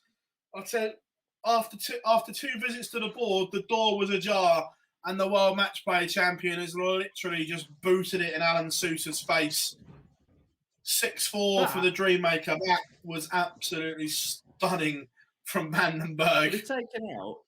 What he's taken out, I'm just trying to count this. He's got 280 points in 3. He's taken out 420 points in 7 darts. Yeah. That's class. Just a Well, bit. That's astonishing. Yeah. Charlie says, Barsley, do you think it will benefit Dozer from having the Super Series off? Yeah, look, I think he just needs to go home, clear his head, put his darts down for a couple of weeks, forget about everything, and then start the rebuilding process.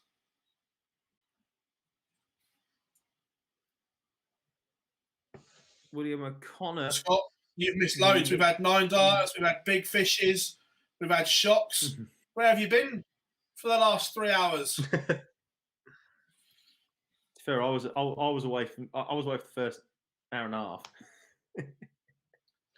I reckon because you lot in the chat room are so consistent now, we might have to start having to get absent notes signed before you come back. That's so true. To be fair, that is very true. William O'Connor will have 6 darts at 1-2-2 to get the job done. Sean McDonald in the chat room. Michael Smith was in cruise control. Steve Beaton back to 4-all. Sean McDonald in the chat room. Hope you are well, mate. Good performance in the live league a couple of weeks ago, buddy. Yep. Good to have you in the room. William O'Connor has missed a dart, but he's going to get 3 more. Michael Smith, by the way, took out a 1-5-3 to level it up with the Bronze Adonis. He was 4-3 up. Sorry, 4-3 up was beaten. Michael Smith hit a 1-5-3. William O'Connor looking for a double 8 to get the job done.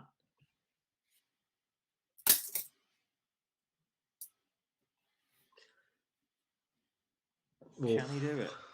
No, can't. Scott, you're looking pensive. Is it Thornton against Schindler? The form has just hit, I think that was an 11 darter to break and go 5-4 up after Schindler hit a 1-6-8 to leave a double after 12. The form is now thrown for the match. This has been a 109 for Thornton average, 108 for Schindler. This has been quality from that one. Would not look out of place on a stage. He's going to hit a 26 here, isn't now he? looking. And I would say form is temporary. Class is permanent. William O'Connor has missed 7 match darts in this game.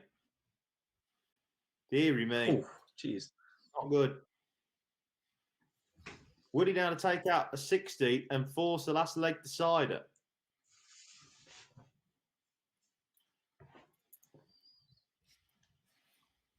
Don't like it when Dark Connect takes this long. And he's missed. So can O'Connor finally get over the line? Or will he bust again by going inside on 4s, 2s and 1s?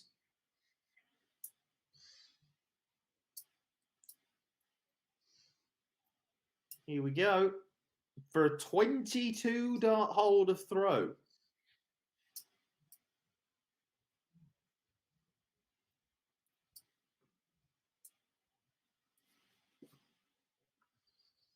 Again, I don't like it when Dark Connect takes this long, everybody.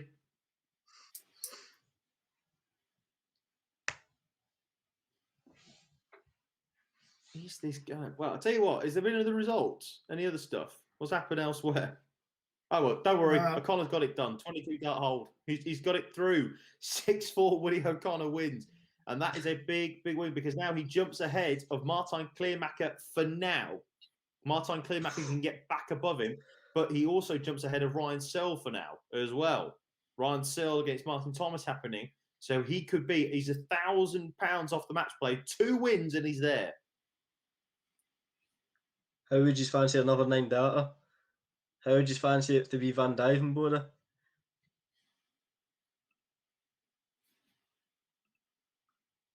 John Michael's got a leg Oh, on the he- board against MVG. And Steve Beaton has broken back to force a noble against Bully Boy. Good. We didn't get the 9 data, but we got something even better, and that's Robert Fortin wins 6-4 against a brilliant Martin Schindler, and it's now through to the last 16, and he does not have a tour card. Robert Fortin. Go on the Thorn.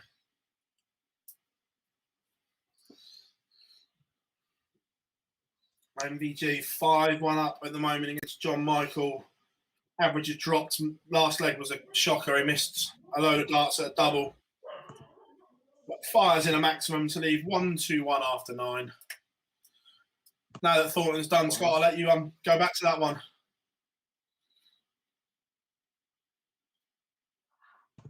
So I just muted myself as the dog attacked the postman. But yeah, Van Gillen was he's 36 after 12 darts.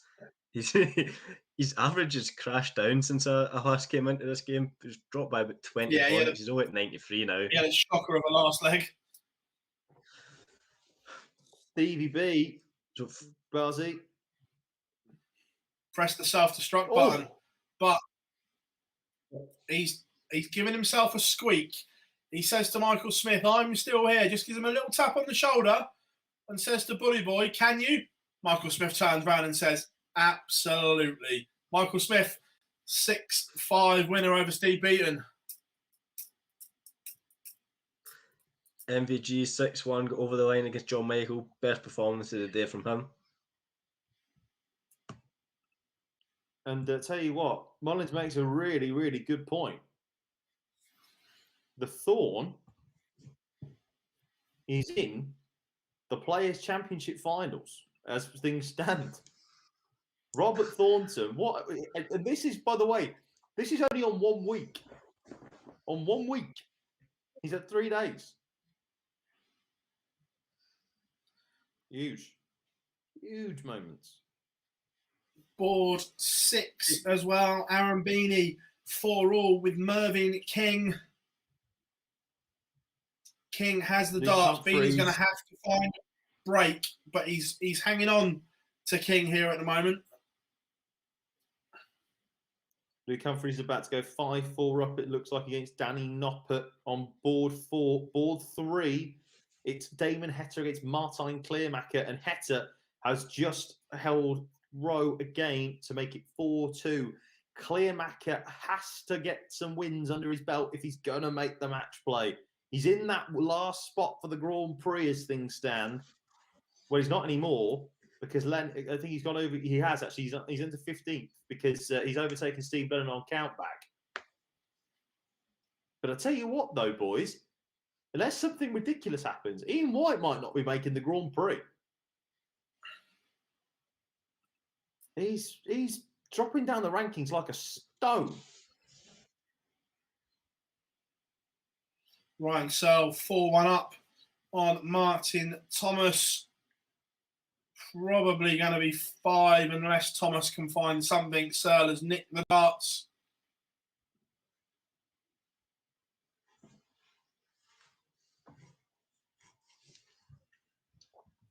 Big moments could be happening for that if Ryan Searle wins that, because he will then be 500 quid away, 1 win away from stealing the last match play spot.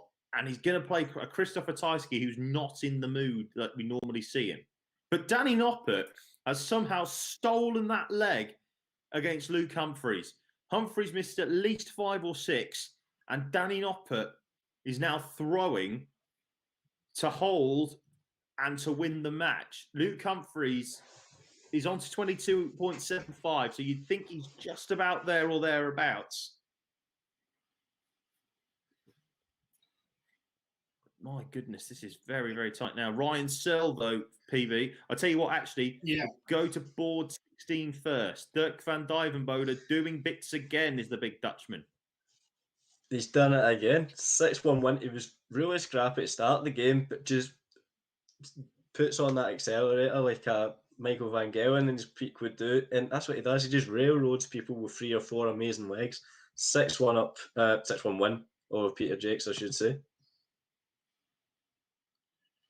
Ryan Searle is 99 points away from a 6-1 victory, and he's got all the time in the world to get this done. 99, horrible checkout. So doesn't need to do anything maverick, but he does it in 3 anyway. Casual from Ryan Searle, 95 average, 6-1 win for heavy metal. And there was a good one in the chat room.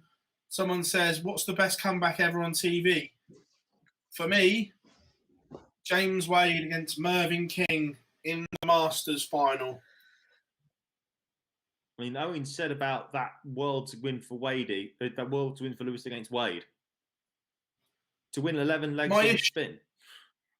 Yeah, but my issue with set play comebacks is they're easier than leg play.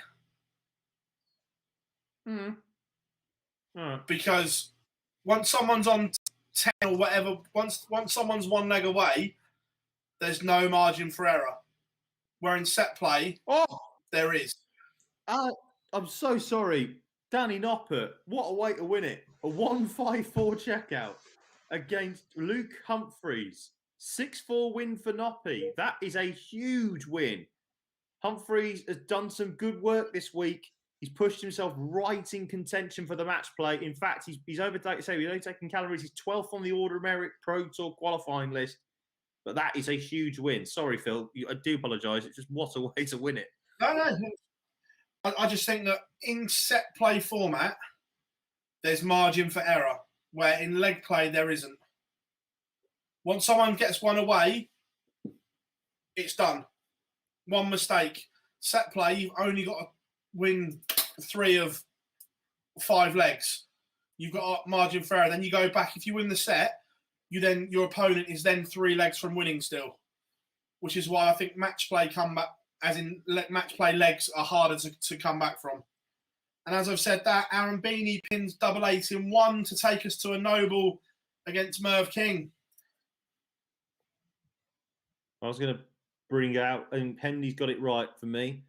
Do you remember that Saturday night, Barzy, where Cross came back against Gurney at the match play? Yes, remember it well. Surprised that, Martin Clearmacher, break a throw, 95 out against Damon Hetta. That's a big win, that. So levels that game back up. Gordon Mathers looks like, with a 140 there, it looks like he's going to get at least, he's going to get at least 1 dart, you'd think, with a 101. At winning this match against Bradley Brooks. So that could be an interesting one there. Let's see what Mathers does here with a 101. He would play Darryl Gurney next round, ironically enough.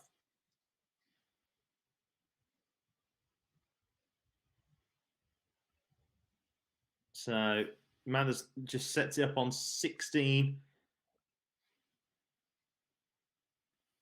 Appreciate you've got your eye on that Merv battle, Barzy. What's happening there as Mathers has got 16 and he's busted it. He must have gone inside on the he must have hit the 16s rather than go for the 8. Merv King has been sensational. Aaron Beanie's not done a lot wrong in this final leg, but when your opponent has the darts and you've got a 180 and a 140 in the leg, you're going to be tough to beat. Oh, Merv King misses, but Beanie not on a finish. All he can do is apply some pressure here and hope.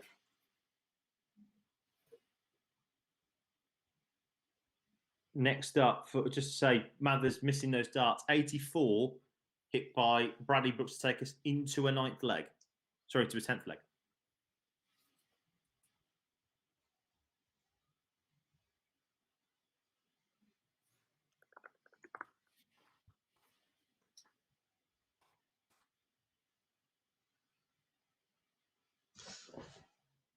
So I've just seen yes, someone asking in the. Oh! Okay, so I was just going to. Oh. What watch win 4-2? Someone was asking me for an update. I'll just go on you go, boys. Merv King missed. Aaron Beanie misses a dart at the ball. Merv King's bust again. Oh my days, Aaron Beanie wasn't in this leg. Merv King's hit a 180 and a 140. And then he's missed 9 darts at a double, or 3 visits to potential 9 darts. And Aaron Beanie has cleaned it up. Wow. Aaron Beanie, a 6-5 win over Merv King. Like you say, you never know in this sport. Aaron Beanie hung around and just got over the line there. Merv King, you wouldn't like to be in his company for the next half an hour? Definitely not.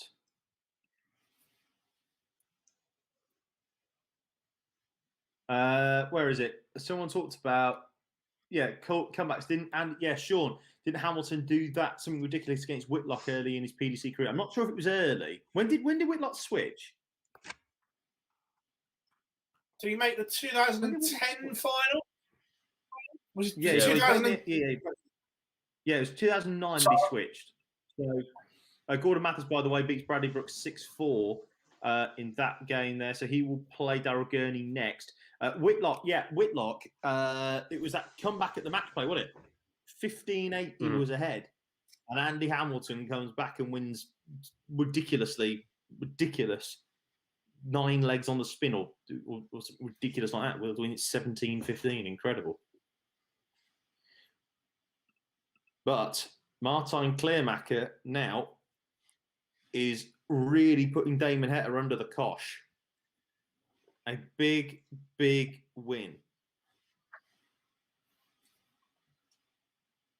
And Aaron Beanie's present for beating Mervyn King is a tie against Scotty Dog. It's not a bad tie, that. You take that. Both of them would.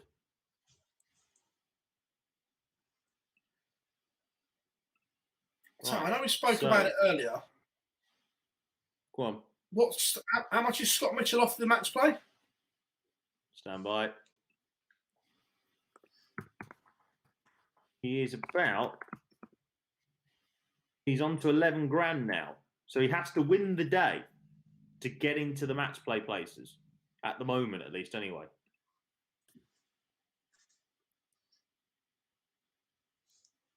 Tell you what, Barzi, the serial killer is on the move. 1-3-3 to leave 1-3-2. Damon Heta must hit a max to put any pressure on it. He hits a 140, so he leaves a 160. It's essentially a Shanghai, but you just got to hit true treble 20s. So can Kleermaker take out the champagne shot? We don't know which way he'd go with it. Oh my God, he's done it!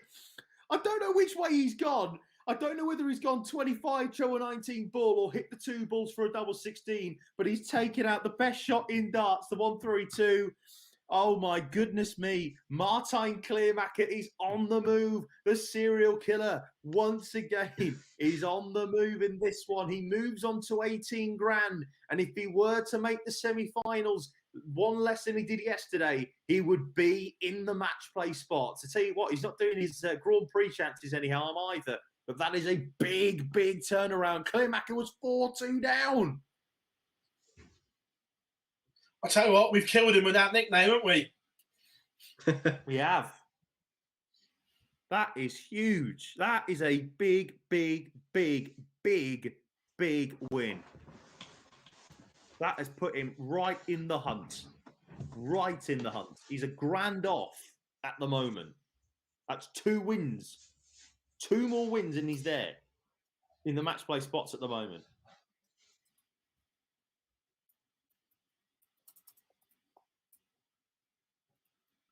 The big game, though, that's about to get underway. The last final 32 games are just about to keep warming up. But the big game that's just got underway, PB, over on your boards, Ryan Searle against Krzysztof Ratajski. If Searle wins that match, Darius Labanauskas is out of the world match play spots for now. If you're asking about who Van Gerwen has got next, he will play the winner of Vincent van der Meer or Simon Whitlock.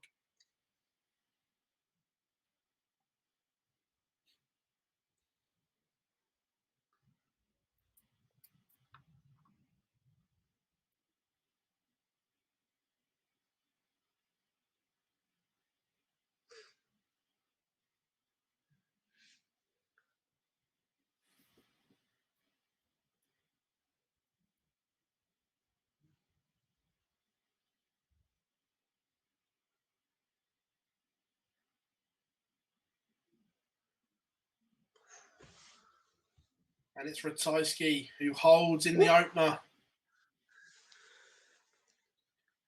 Dale Gurney won a match earlier on with the big fish. Mike Dedeker says, anything you can do, I can do better. Dedeker playing 6-3, 170 checkout for 12 data to beat Ryan De Vried with a 170 checkout.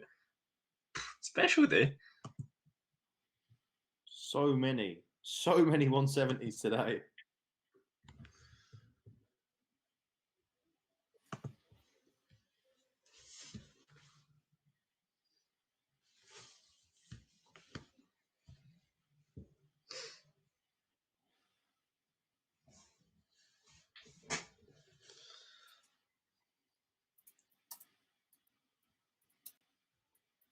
Hope you're all enjoying this on the stream as well. Don't forget, 8 o'clock BST, so 9 o'clock in Europe, 3 o'clock on the east coast of America, be 5 a.m. in Australia. I think it would be on the east coast of Australia. Well, do you know what, Barzi? We'll have to do a graphic soon of where you're watching and what time that we start. I like that. But no, the live lounge is back, 8 p.m. BST. So in around 5.5 hours, Barzi, myself, and Jack Gobby-Garwood will be here to discuss everything Super Series. We'll have a look at the Premier League as well. We'll look ahead to the second week of the Premier League next week, but we'll look back on what happened in the Premier League as well. We've got some other bits that we'll talk about with you, and we'll have your questions as well. Everything that you'd like to talk about on a Tuesday night of darts, you are more than welcome to do so. Join us from 8 p.m. BST.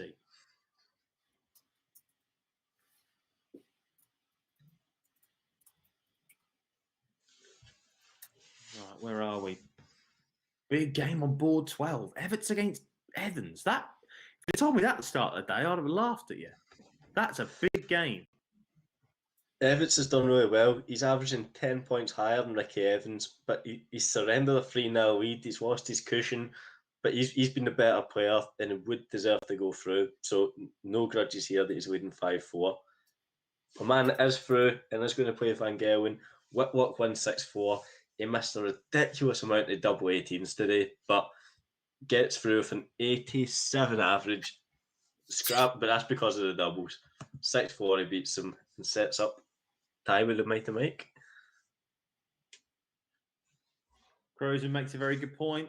The board one match that's just beginning, Ron Moon and Kemp against William O'Connor. O'Connor has to win this one and then have to beat either Darryl Gurney or Gordon Mathers. And if he does that, he would potentially get into the match play. It all depends, obviously, on what happens with what Ryan Searle does today.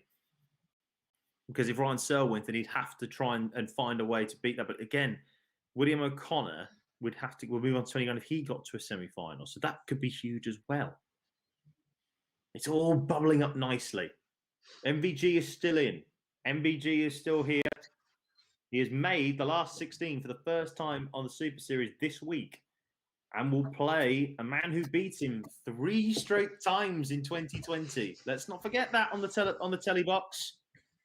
The Wizard, Simon Whitlock.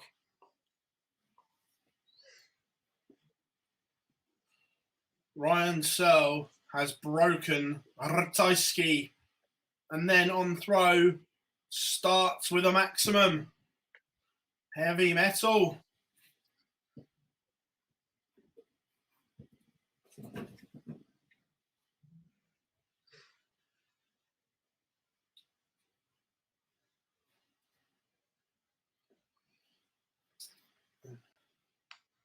All right.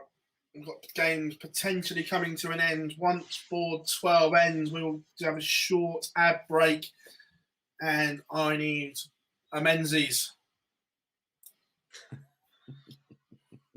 Enjoy. Probably is going to be done in 30 seconds. Ted Hebbets is going to get 2 darts to put at Ricky Evans and move through to the last 16. He squeezed past Owen and he squeezes past Evans 6-4. Great day for Ted Evans. He's played well in all 3 of his games. 6-4 Ted Evans. There we have it. We have a quick break. See you on the other side of this, guys.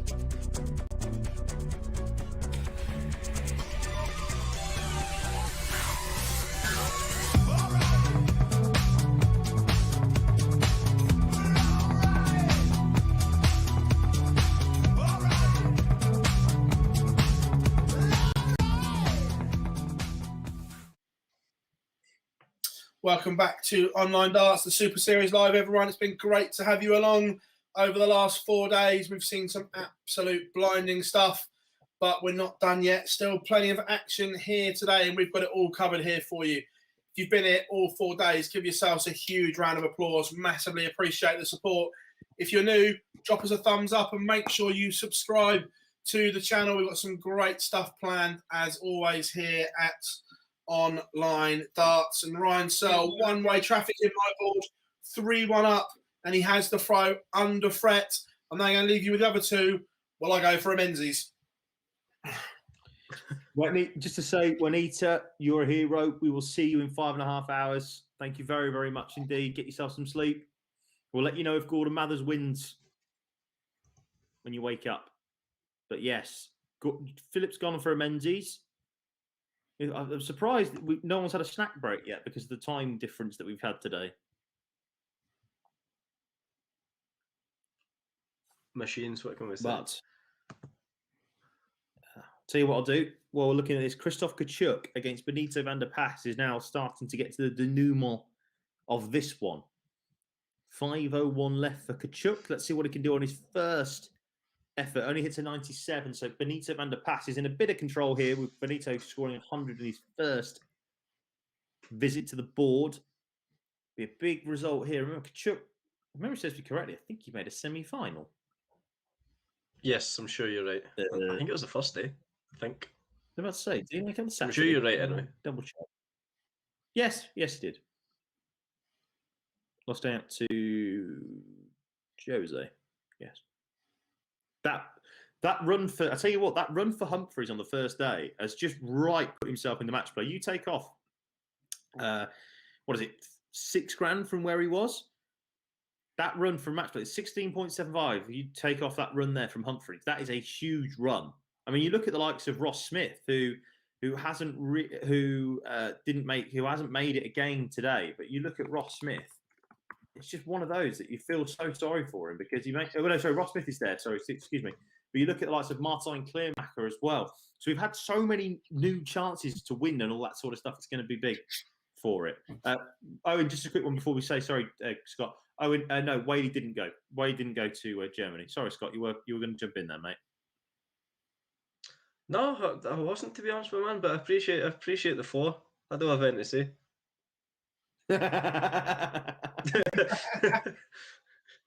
Well, Christoph Kachuk wants 80 for the match.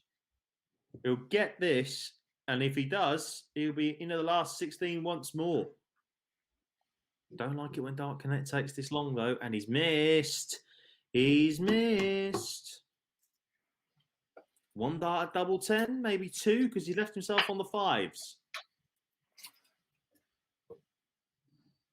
Benito van der Pas now wants 80, and he's missed. Dart at tops to leave himself on 10s. Now what can Kachuk do? Can he clean this up and not have to try and hold throw in a noble? Oh, Boise. Oh, don't do that.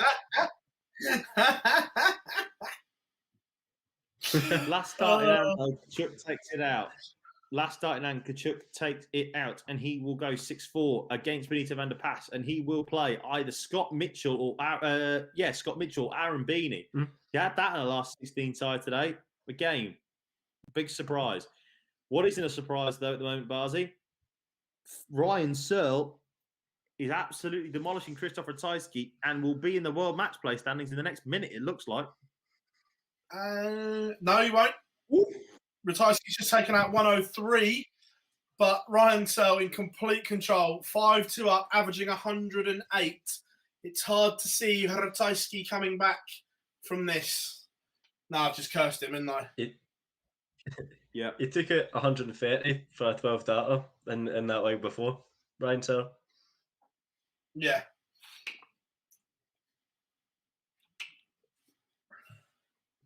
Let us know in the chat room. Are you loving today? And let us know what's going down. Yeah, we're about to say, if you are going to join us for the live lounge later, how are you going to spend your time this afternoon? Because I'm going for a walk. Barzy's going for play 5-side. Yeah. Oh. So what's your plans for the afternoon?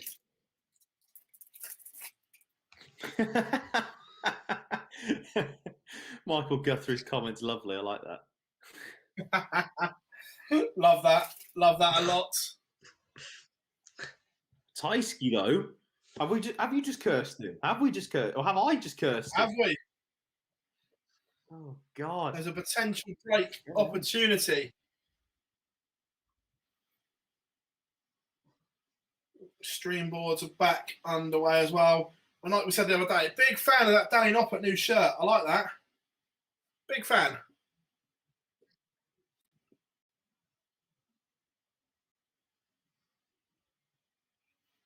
Do you think he's a secret Newcastle fan? Underway.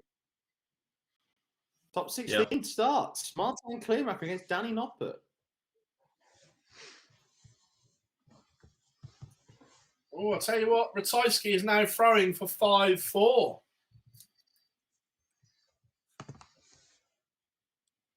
Have we just cursed him? Absolutely. Yeah. And then Ratajski starts with 40. All right. And so bangs in a max. Ron Moolenkamp has got 70 left and he's just missed himself 40. That's huge. So if William O'Connor can stay alive in this match with a 1-2-9, he could still be in with a chance of doing this, and he doesn't take it out. So Ron Moolenkamp now looking for tops and potentially a double. Well, it would be a double breaker throw.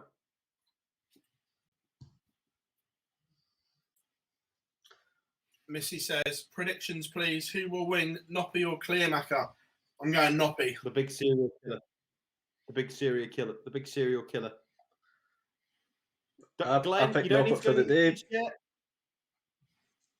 Glenn, you don't need to go and get your kids yet, mate. We'll sound the Barney alarm at 3:15 for you. Yeah, the Barney alarm is going to turn into the go and get your kids alarm from school, anyone that needs to. Make sure there are your kids. There's rules about that. Yes. Yeah, otherwise you've got some hard questions to ask.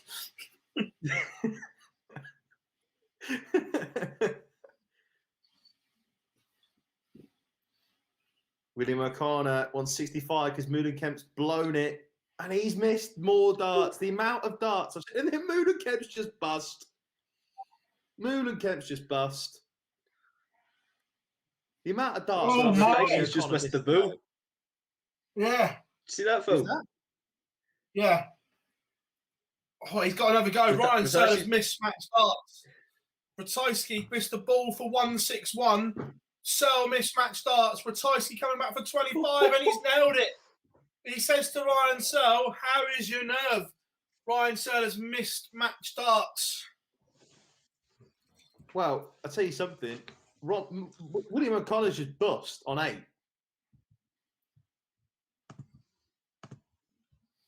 And Moolenkamp's just missed 2 at 2-2.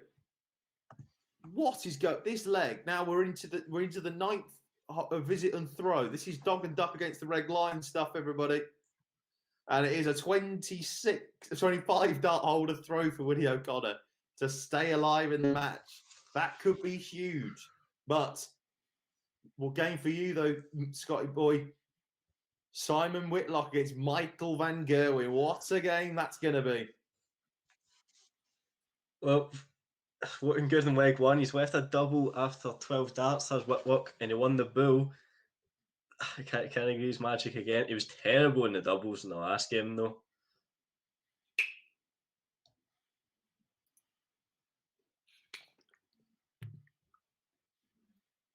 Afternoon, Rach. The last start in hand. Good start for the Wizard. Good start.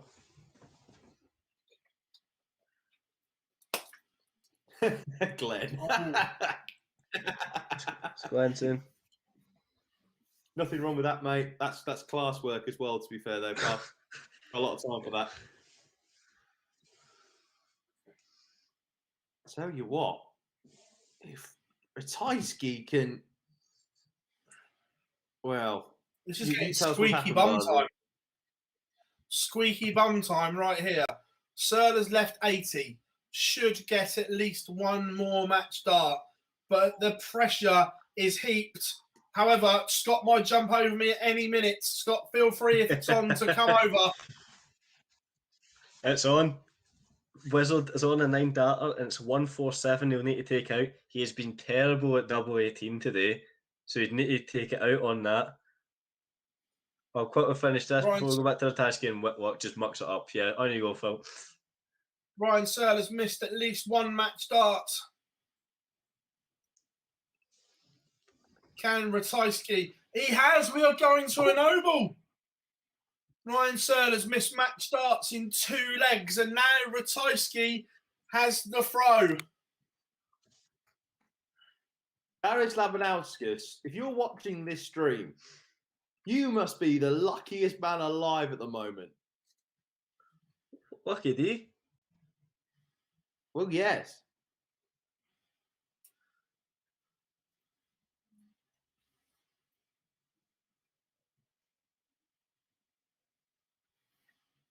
More last 16 games underway. What's happening with Whitlock? Oh, he just keeps missing doubles for fun, man. He's had this leg in the palm of his hand with the 9 data. It just cannot finish his dinner. Oh, Van Gelen's equalised 1 each. All that hard work wasted.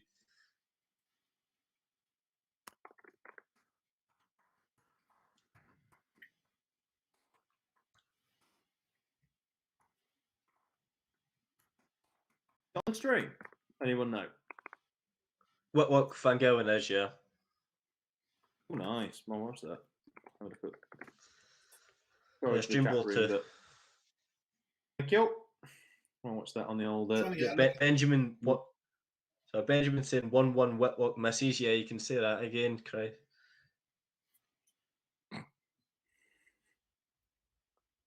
Missed about 15,000 of them at that point. What's happening in the noble leg, Philip?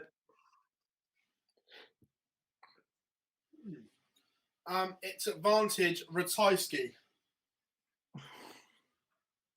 I'm not sure. Can someone have a look on the stream? They look like old faithfuls to me. No, look. So Mr. Van Gelen.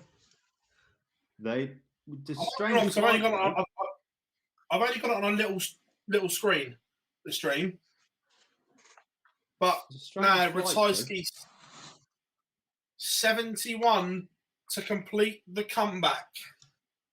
And he has missed match starts now as well.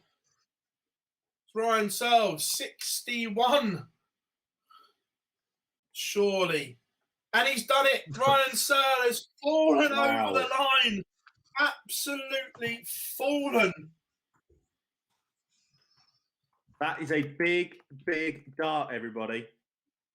Because that dart has just taken Ryan Searle with 4 events to go into the provisional world match play standings. He has knocked out Darius Labanauskas on countback.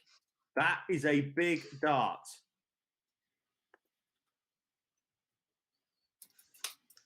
I don't think they are old faithfuls. What are those darts that he's throwing? Who? Whitlock. Whitlock. What are those? What are Those those? They're not. He does not throw with those flights. He does not throw with those flights. Oh, no, Whitlock changes flights and stems all the time. Fair enough. The board looks actually all right, to be fair. At the moment, early doors.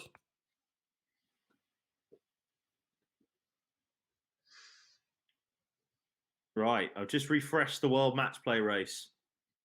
And there it is. Ryan Searle has just overtaken Darius Labanauskas. Look at this now. I'm going to say this. I appreciate we've still got plenty of players still in there. You look at Martin Klimak against Danny Noppert, which could change the balance of it. But this is how it looked for the last spot in the world match play. Marcus Rasmus on 20.75. I don't think he's still there. I think he's still in the fight right now. Ryan Searle's on 16th, in 16th place.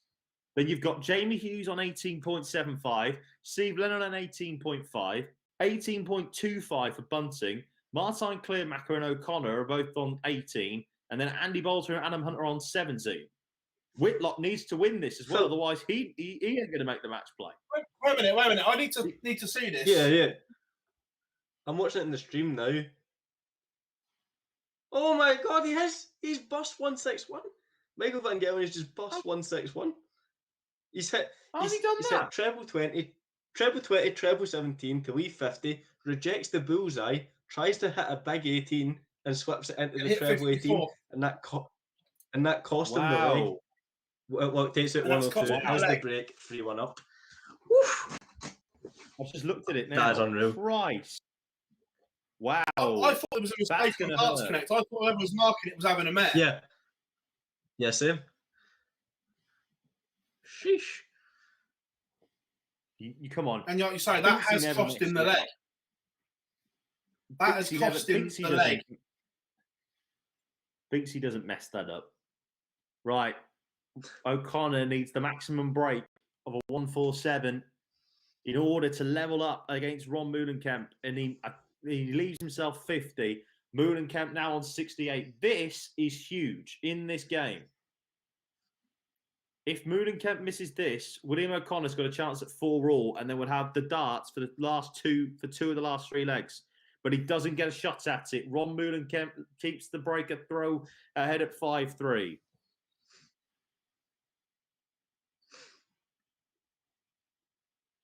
Martin That is a Clearmaker real looks like he's sheesh going to level up. moment. No, he The doesn't. 161 Danny goes. Noppert, The 161. the 161. I don't know if I just jinxed that, but whatever happened, that was class. 161 from Noppy. Incredible stuff. Oh, this is special. What a day this is for the big checkouts. The Bull is getting a battering in Niederhausen. Another interesting one, by the way, Barzy. I don't know if this is your boards. I don't know if it's yours, Scott, and I apologise. But Robert Thornton against Ted Everts in the last 16 game with the winner to play either Michael Smith or Rowley John Rodriguez. Yeah, I don't know if it's meant to be mine, but obviously I'm going to watch it. It's been nice so far, good quality.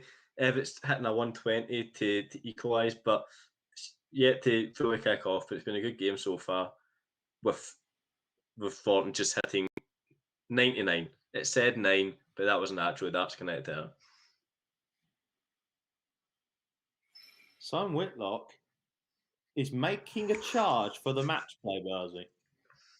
He is, however, stop the clock because someone has gone back to back. Hello. Hello, Michael.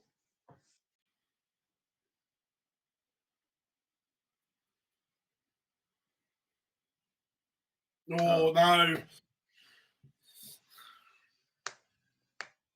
We've just When seen a Dark Connect 1-4, and pauses, tell you what.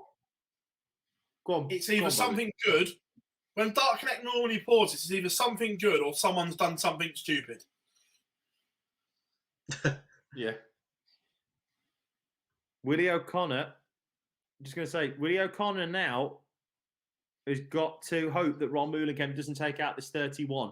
He left himself a 161 and hit a 130. I was going to say that was silly, but it wasn't because he's taking it out. Ron Moulenkamp beats Willie O'Connor 6-3. That is a big result in the race for the match play. O'Connor will have to try and better Ryan Searle by 2 games at minimum on the final Super Series if he's going to hope and pray to get back into the leg. Danny Noppert, that 161, it looks like has changed the game completely as well.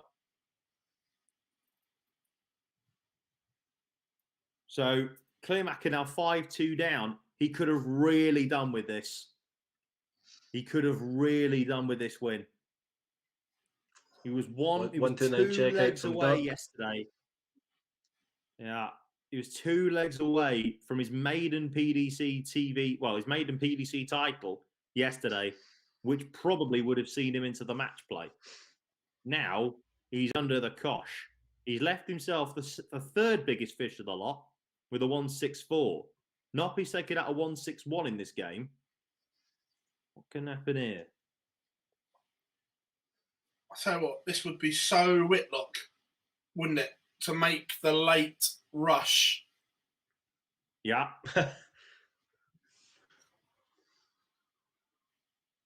Clearmaker can only take out 92 of the 164 needed. So Noppy, after hitting a 140 to leave 81 after 9, has an opportunity now to clean up the match for an 11-darter. And he misses. He misses double 12. Misses 2 at it. So Clearmacker, this 72. What have you got in your locker? Can you keep it alive? You can't. You hit inside on tops. Nappy's got 3 at 12s. And he only needs 1. That's a big win as well for Danny Noppert. Takes out yesterday's finalist, Martijn Clearmacker. Big, big result, that. Yeah, also as well, Scotty Mitchell, 4-1 up on Aaron Beanie. Probably going to go 4-2. Scotty Dog also making a bit of a charge. Oh, my! Ooh, Michael Van Gerwen has just taken out 145 to break back with Simon Whitlock sat on 48. Stones. That's going to work. That's going to work. Oh, then starts 59. Sheesh. Oh, hold on, 2 seconds, boys. I think Whitlock was on a 1-2-4 before that. I'm watching the stream. Ah, no, Yes. never mind. I thought he rejected the bull. He didn't. No, he didn't. He He thought about it. He did think. He thought about setting it up, didn't he? Oh, Whitlock, that is Stones. I don't know who's spotting today for PDC Europe, but they're having an absolute shocker. Did they think that it wasn't it? Oh, I'll tell you what, that was some celebration from the green machine there. Yeah, but then he's gone 59, 60, 23. What a leg from Whitlock. What a leg. Oh, it's all going on here. What a game. But he hates double 18 today. There you go. Can't piss him out like this. Mate, every time, you don't understand, from watching them all day, the amount of times I've seen it 18. This is a risk. I'd split this. No chance will I be going straight to double This 9. is why. He went the right... He went the right way there, Barzy. He went the right way there. You might not this have. is why you Just don't... He came inside one split.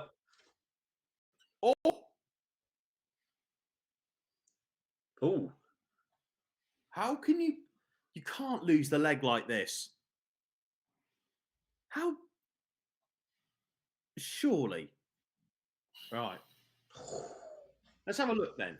Oh. So he misses inside. Oh, he misses inside first dart. Okay. Yeah. This is really intriguing, this. This is the biggest leg for Whitlock in a while. If he wins this, I think he could be on with a chance and in with a chance. With the way that this draw is, we could be, for the first time since 2018, crowning Simon Whitlock as champion. He went inside on 9s. He went inside on 9s. Yeah. I wouldn't have done that. Yeah, I'd have split it. Yes. I agree with you. Not a fan of that way. And he finishes it on double 1 as well. Jesus. State of it. Ted Evans has a break in my game. He's 3-2 up against the font. I'm looking at Scott Mitchell. I'm looking at Daryl Gurney. It's Gordon Mathers. Oh, Simon Whitlock. Stones from the man.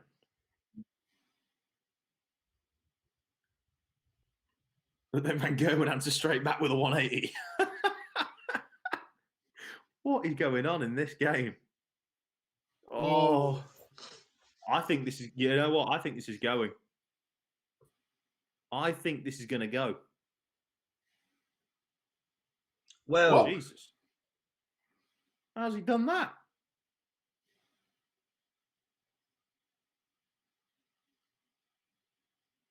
Three darts for the match. Yeah, don't put. Yeah, he's messed this up before.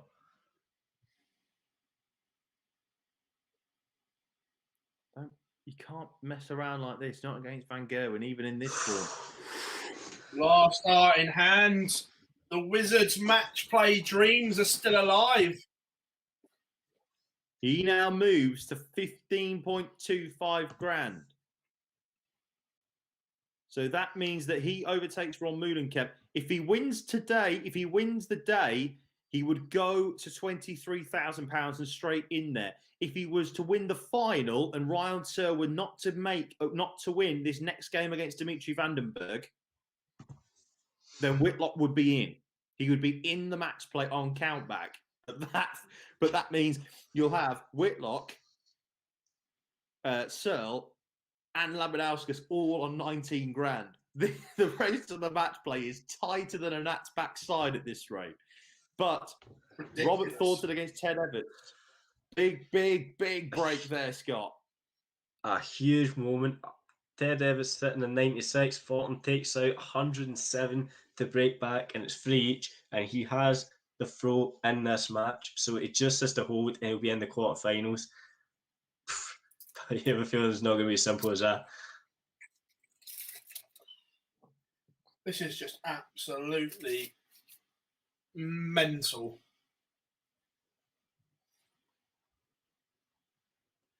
This race for the match play is getting out of hand.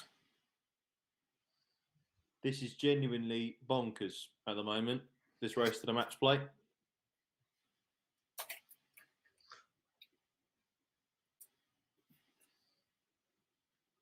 No, I'm sorry as well. We got carried away. Glenn, I hope you've gone to pick your kids up because we missed the alarm. I forgot to put the alarm on. We got embroiled in the race for the match play. But at least we remembered.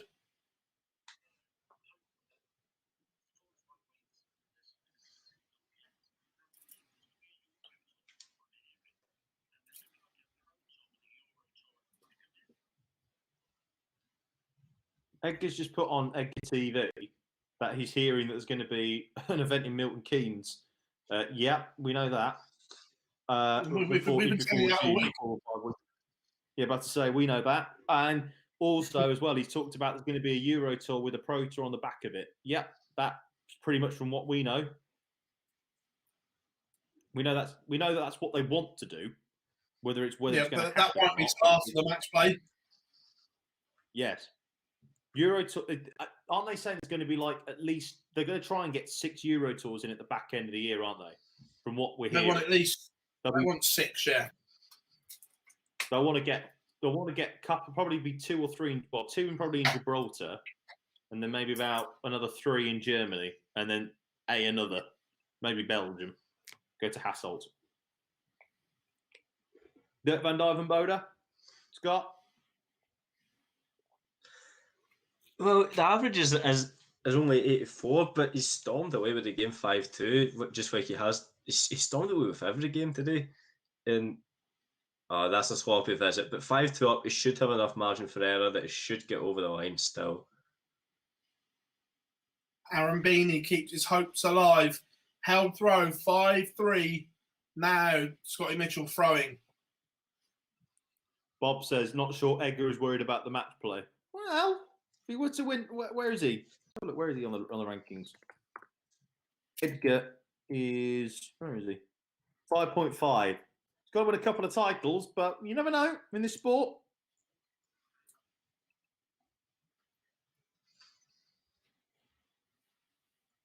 Tell you what, if the Thorn were to go and do what he's doing at the moment, where would he be in the Grand Prix race? No one will want him on the list, will they? He would get 13.5, and he would only be 2.5 grand back from Steve Lennon. Tell you what, as well, Gurney's got to be careful.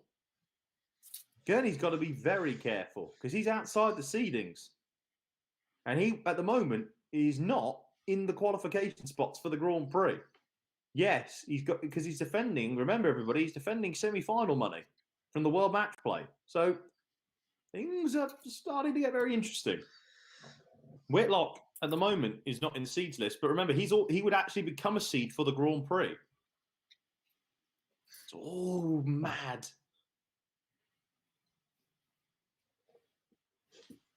I'm not being condescending, Ollie. I said, you never know with this sport. You told me at one stage, at the moment in time, you think that Damon Heta would have won a tour at that point? Mardas Razma making a final last year in the Autumn Series? I wouldn't have thought so. This year. OJ Simpson getting a bit of murder. He's done some great stuff, but would you expect him to win a Pro Tour before Chris Dobie? Probably not. No disrespect to the pair of them, but you just wouldn't have expected it. Match starts incoming for Scotty Dog. 85 points from victory.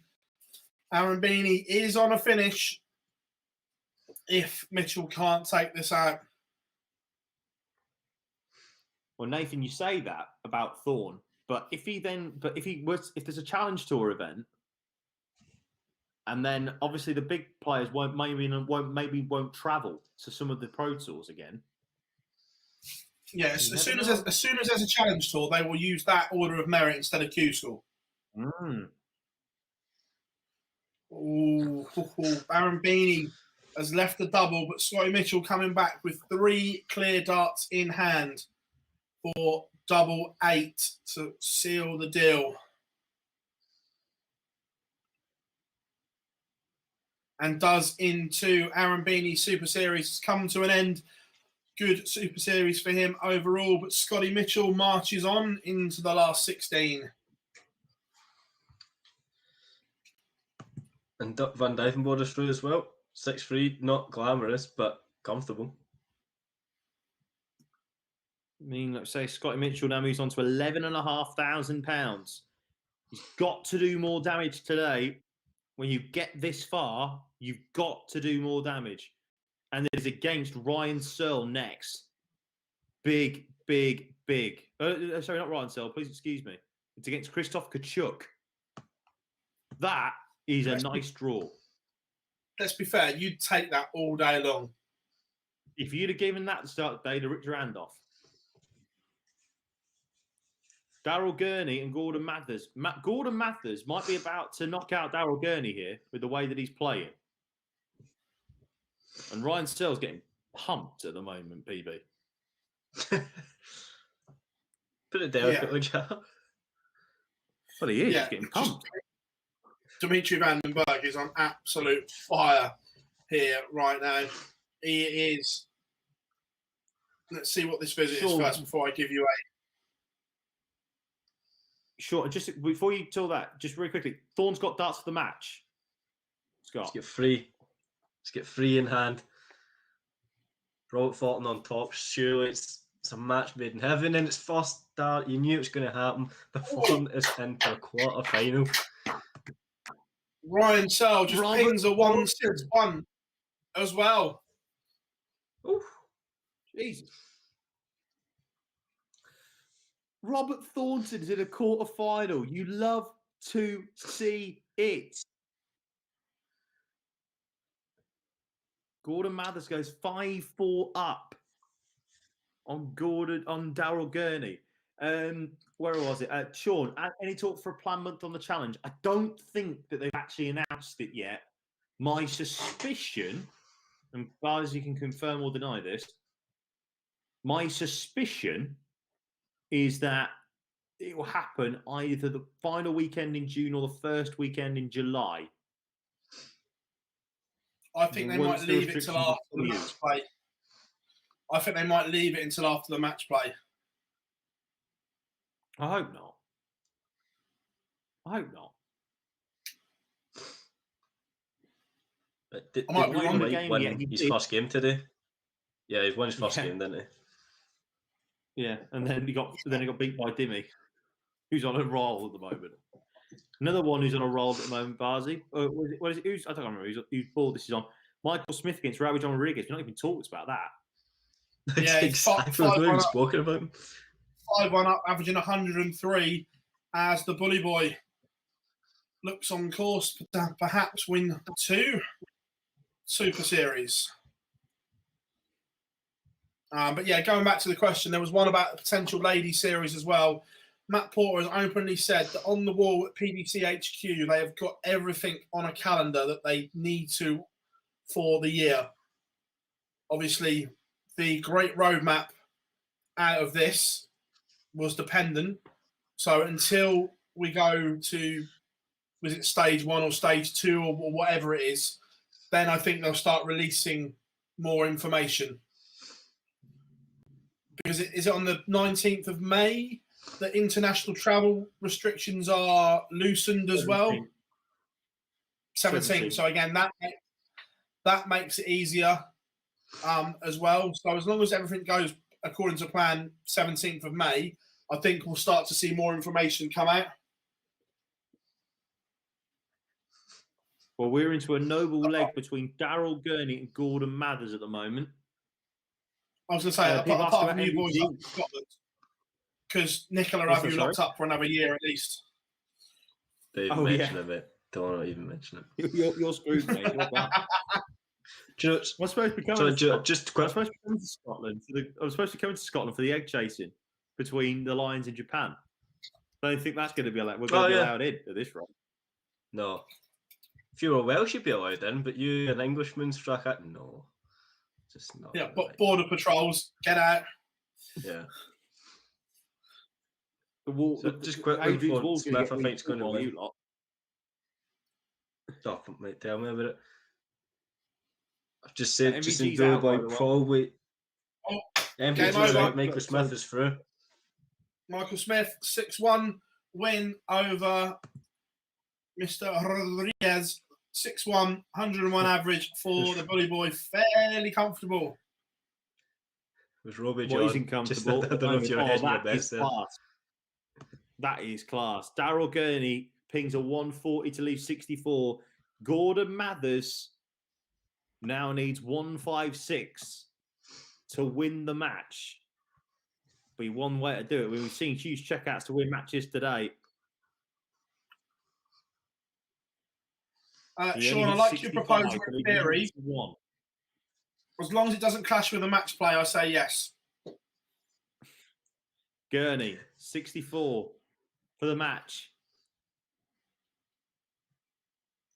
Keep himself alive in the day. Easily his best day in his best run at the Super Series. And he misses tops. Gordon Mathers now needs 91 points.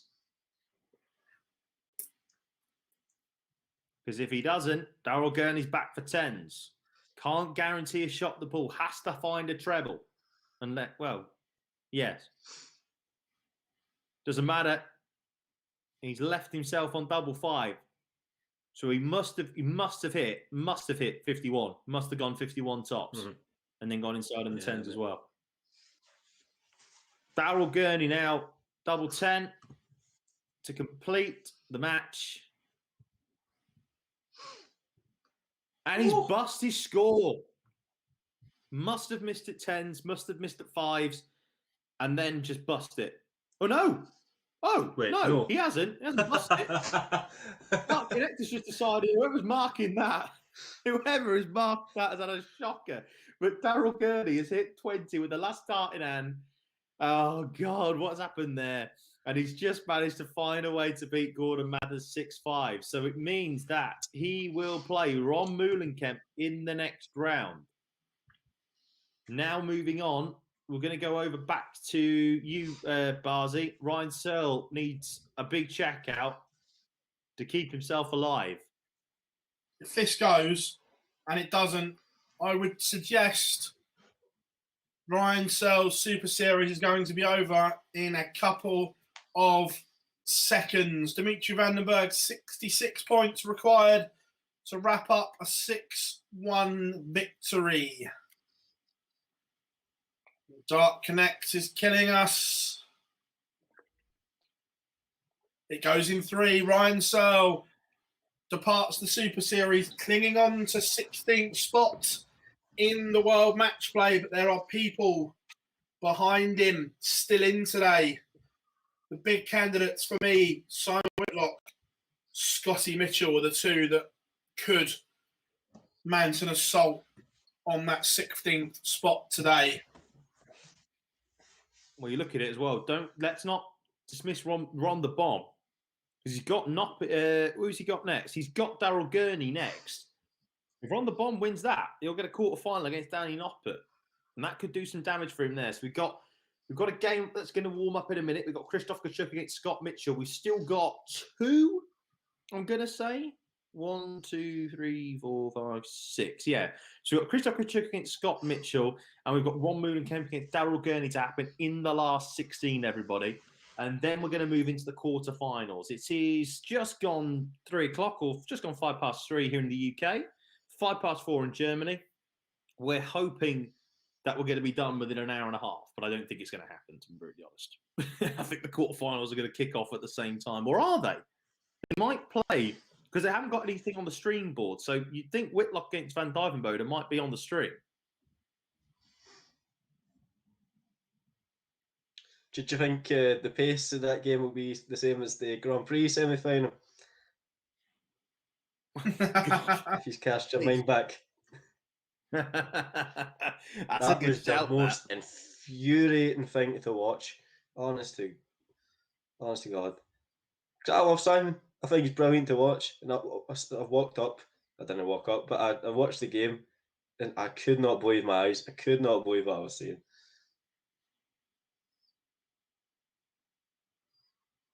I've just got my Airbnb details through, everybody, for my little breakaway that's going to be happening on Friday. Absolutely buzzing. If you're in the Devonshire area, North Devon,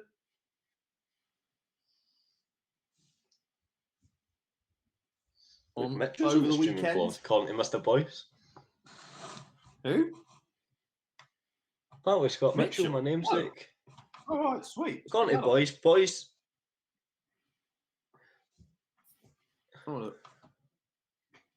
He's on board 1. Have they got an extra bonus game because of how slow the game's been?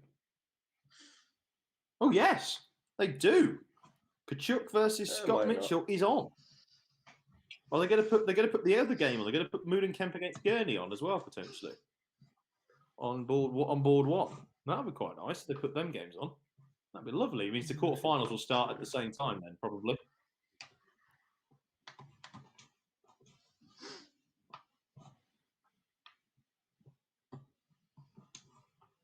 Scott Mitchell's not done started his afternoon too badly.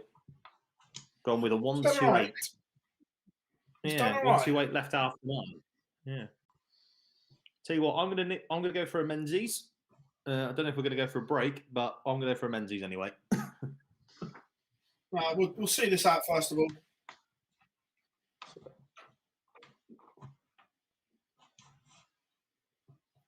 So I like the Kachuk throw. Just watching this stream. I like the.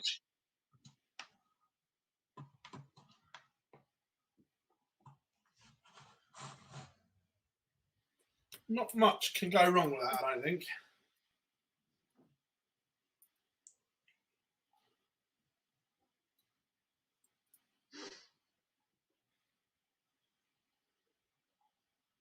That's true. Well, they are. Not a lot of moving parts. Moonenkemp Gurney also going on the stream. Was it actually? All right, I'll watch that once if you go for that. Yeah, the old up next bit has just come up the top. There you go.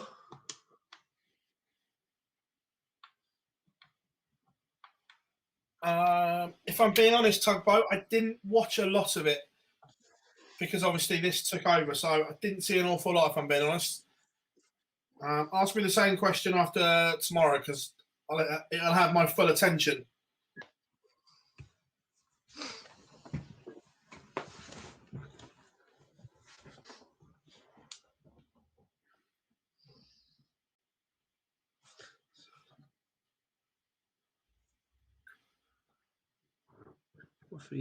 Ooh, so winner is Scott Mitchell. Kachuk plays Vandenberg. That's. I can think of better rewards for winning games. Yeah, Dimitri's been on fire today.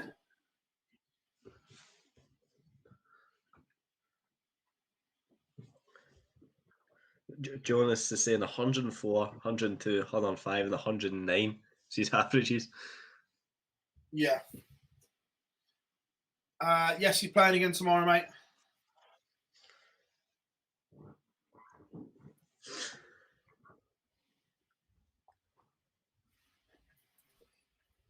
Mad to think that Dimitri still hasn't actually won his first Pro Tour title yet.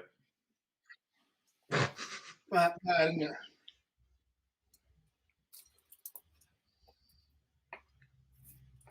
That's what I can't believe. I can't believe Vandenberg won his first TV title with no crowd. It just doesn't make any sense. After going through all that time behind closed doors, not winning anything. Well, this is what I've always said about Dimmy. And I know we've always talked about stage game. But you think back to when he won the World Youth in 17. I mean, the quarterfinals of the Worlds that year. He then he then made a quarterfinals of the Worlds the next year because he won the World Youth again. Won the World Youth on that stage. Then didn't do bits really. Made the Grand Prix. Think if memory serves correctly, went out first round. Made the third round. Made another quarterfinal at the Worlds. Then made the UK Open at the Worlds. Made the UK Open quarterfinal. Then won the World Match Play. It's not like he wasn't. He was getting there. He was always there or thereabouts. He was always there, snapping at heels everywhere. Was our Dimitri. I've got a lot. You know me. Most people that have watched this stream for not long enough knows my thoughts on Dimitri Vandenberg. Got a lot of time for him. Very good player. I never have guessed. You wouldn't believe it, would you? To be fair.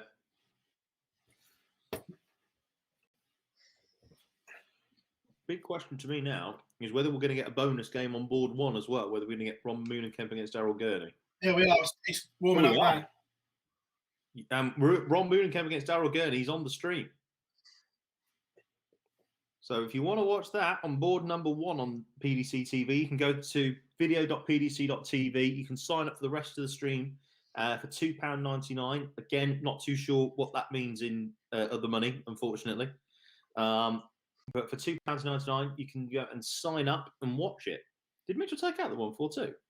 Oh, we almost did, you know. We almost did. Sets it up, but is 2-0 up and has broken. Do you want to do Moonenkemp against Gurney, Scott? Or do you want me to have a look at it? Yep, happy with it. You have a good time with that. That's a big game. That again, the race for the match play. Moonenkemp can make his way up the ladder a little bit and go back above Whitlock in the race for the match play. Again, whilst we've got a bit of time, chat room, come and get involved. We've got a bit of time to answer a couple of bits. If you want to come and get involved, remember, drop us a like as well at the same time. Thank you, guys. We'll be with you till the end, no matter what time of the day it is. We'll be with you till the end here in Germany today. Of course, we're not actually in Germany, but gloss over that. Rob Cross was first round, Lost didn't to he? Mike Clivenhosen first round.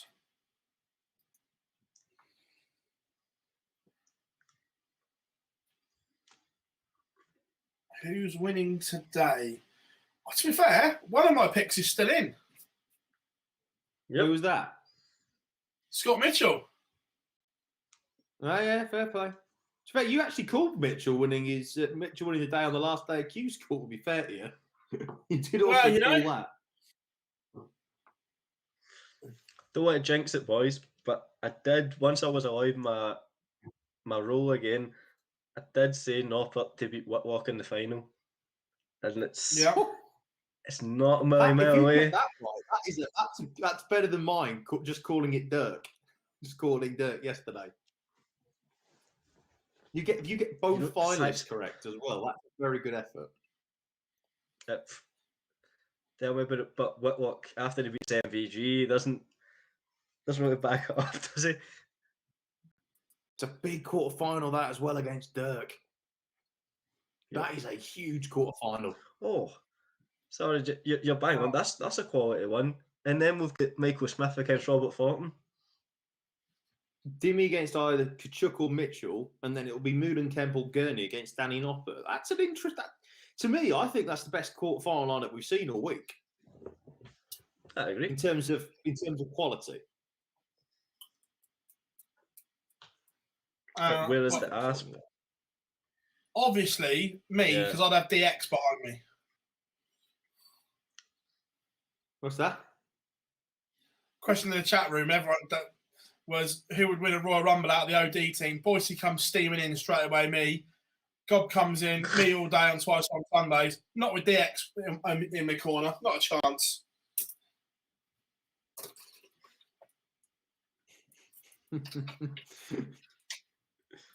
Break it down. Mitchell 3-0 up now on Christoph Kachuk. Scotty Dog doing the business, man. At the moment, early doors. 100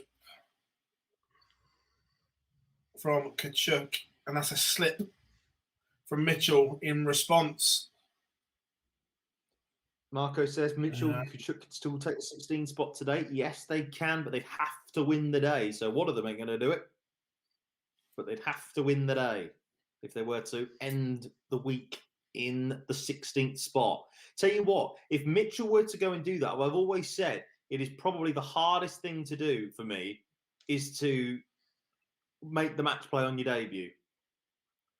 Like I say, Does is probably the only one that I can remember. Did Bullet maybe do it? I don't think even the Bullet did it. Can't remember that looking. Can't remember. Let's have a look. I'm going to have a look now. He did. He made it on his debut. Stephen Bunting. Fair point.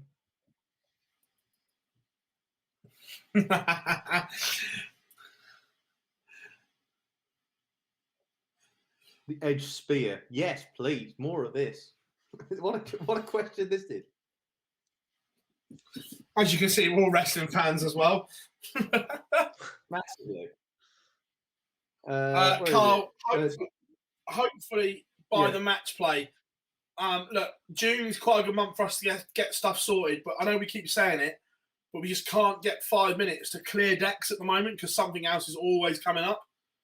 Like after this, we go straight to the Premier League and everything like that. So June potentially is a good.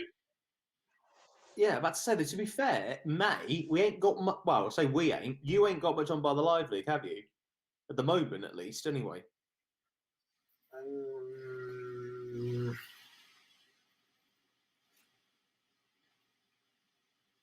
Maybe.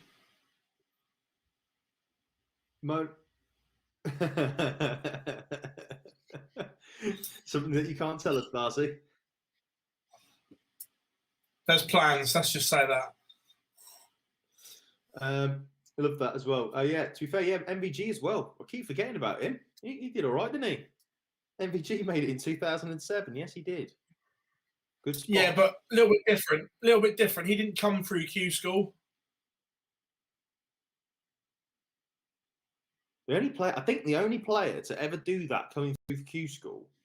Well, Myrna made it without a card, didn't he? In 15. Yeah. The only one to come direct from Q School to make the match play.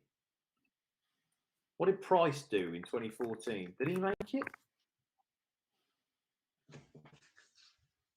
Because he had an absolute belter of a year. No, he didn't qualify. No, he made it in round 2, I think. Oh. Yeah, in year 2, yeah. So I'm thinking in my head, if anyone else can tell me this, the only player that I can think of, and I appreciate I could be wrong, but the only player I can think of that's made the match play on debut coming through Q School is a certain Dozer. Anyone else think of it? Yeah, there's others that have made it on debut that didn't have to go to Q School. The only one that's come through Q School and then done it is that. Who made it in 2020? Who made it in 2020? Where is it? Where's the 2020 World Match Play? I don't think there was anyone, no real standouts that I can remember. No. Do you know what? I'll go through and have a look. I mean, Dozer at the time. Here's how mad this was. Dozer at the time was. I don't think Cross made it on debut, did he? I tell you what, Ollie Hammond may be absolutely. Ollie Hammond might just be. Oh no, hang on. Did he? Yeah, he. Cross didn't come through. Cross didn't come through Q School either. No, he didn't. He won the Challenge Tour, didn't he? Yeah, good point. He won the Challenge Tour, didn't he? But yeah, fair, that's but again, not Bunting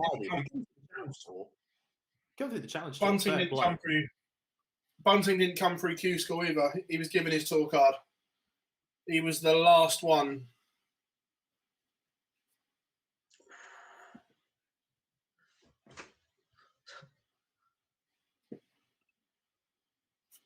Kachuk's just got one break of throw back here. But it is 4-1 to Mitchell still. Warming up for a while. They're throwing that. It's underway, mate. It's underway. Oh, yeah. Oh, look. Need to refresh. Oh. Refresh! My Darklight's been Fresh!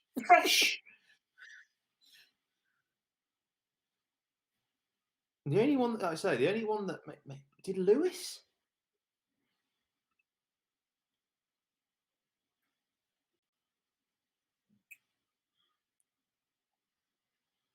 No, he didn't. I've got a breaky throw in mind. Mullenkamp goes 1-0 up. Gurney misses 4 darts to take the leg himself, but it's 1-0 to run the bomb.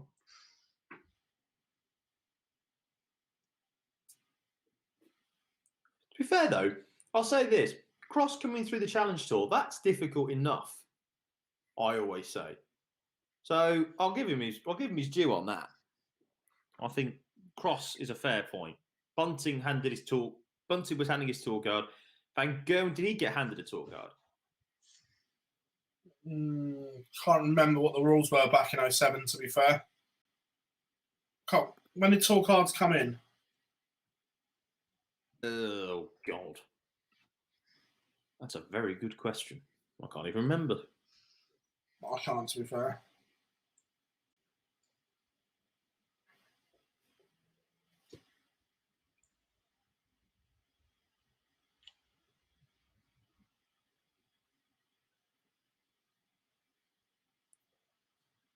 Anyway.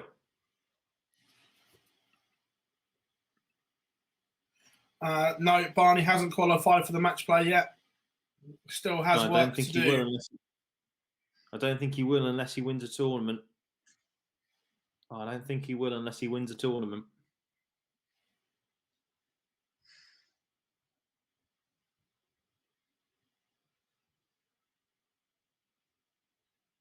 That year, that first year, I know Doran, the story of Dozer is absolutely legendary. I know that. But that year in particular from first year from Cross, to go and win, to be top of the Pro Tour by the end of the year, go and do what he did on the Euro Tour. Yeah, okay, he didn't win the big one at Players' Championship, but then to go and win the World Championship in your debut year. People we talk about, I don't think, because of what's happened to him since he's fallen away a little bit like that, he does not get the credit he deserves at all. That year that he had was absolutely unbelievable.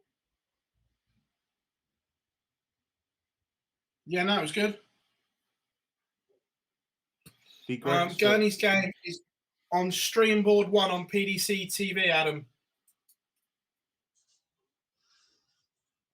Flicking between the two right now as we speak.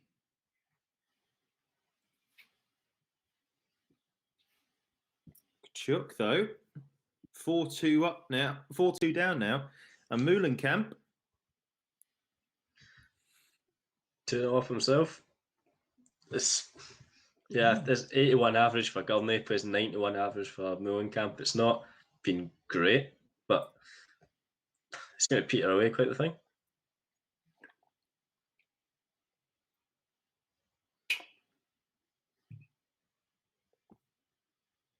So we think the quarterfinals will pretty much start at the same time. I think is probably what's going to happen. Yeah.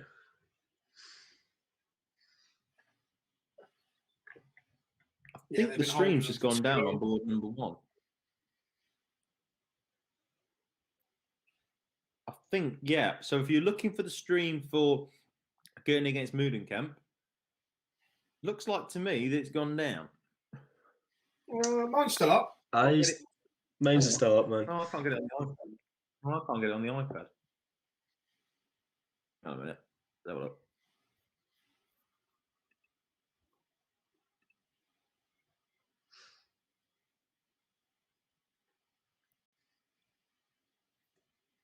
Maybe not. Well, anyway, Scott Mitchell is under the pump here again in this leg. And now it's working on mine now.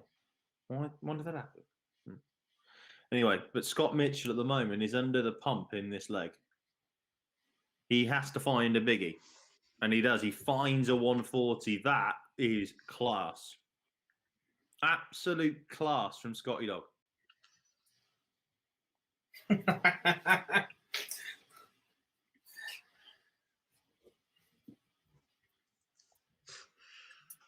There's 107. You've got to think has got to go for Kachuk. And if he doesn't, he misses a dark 14s. Goes inside. Scott Mitchell now looking to keep himself that one break of throw ahead.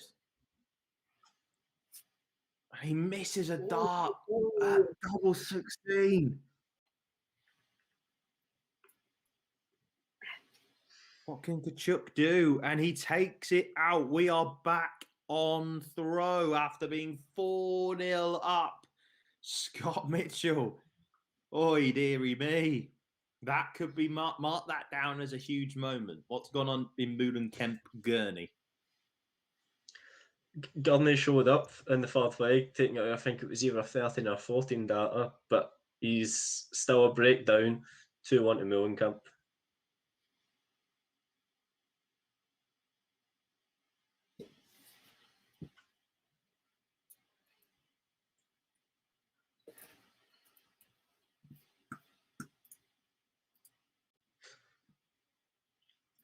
Do you see there's another shout for the debutant for Q School to go to Blackpool? Who came up with it? Mullen says Jeffrey Desvan.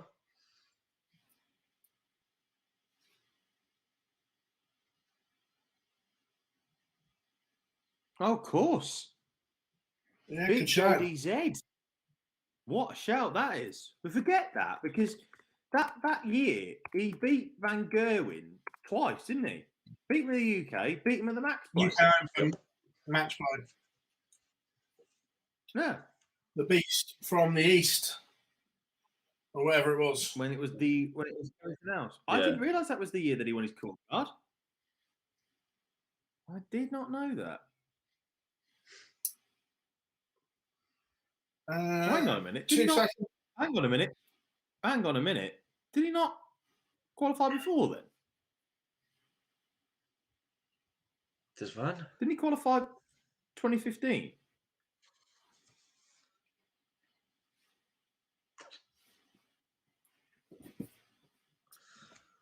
Oh, after he won his card back at Q School. Oh, okay. So he lost it and got it back.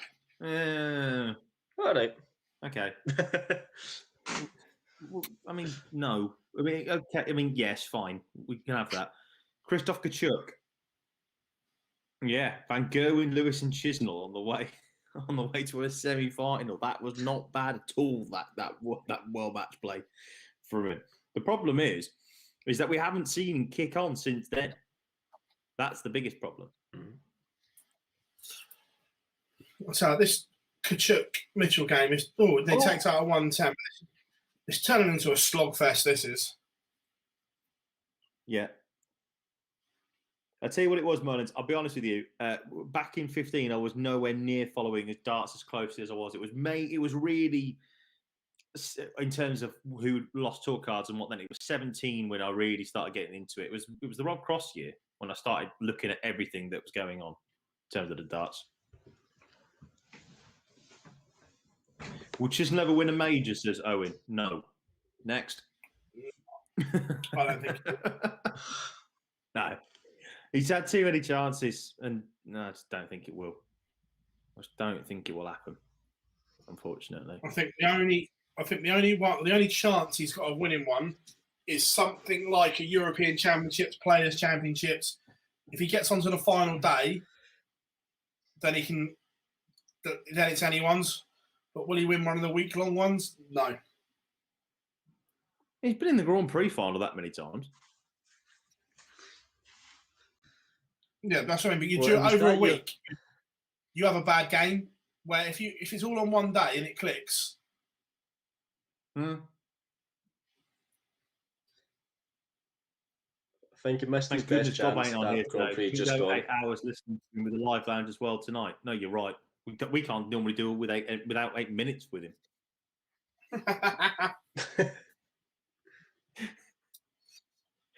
Where is it? Someone asked as well, if Moulenkamp gets to the final, will he be provisional match play? Yes, he will. Yes, he will. If it's Whitlock or Moulenkamp in the final today, they will be in the provisional match play standings.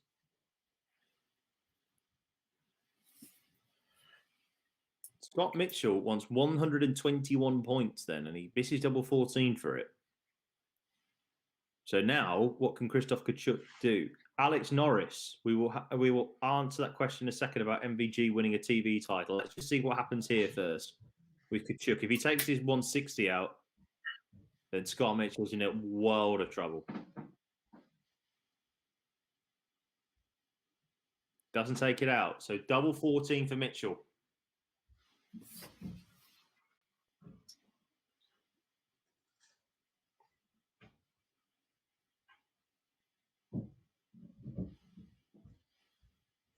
Has to go, and it doesn't. Scott Mitchell has lost it all. 78 points.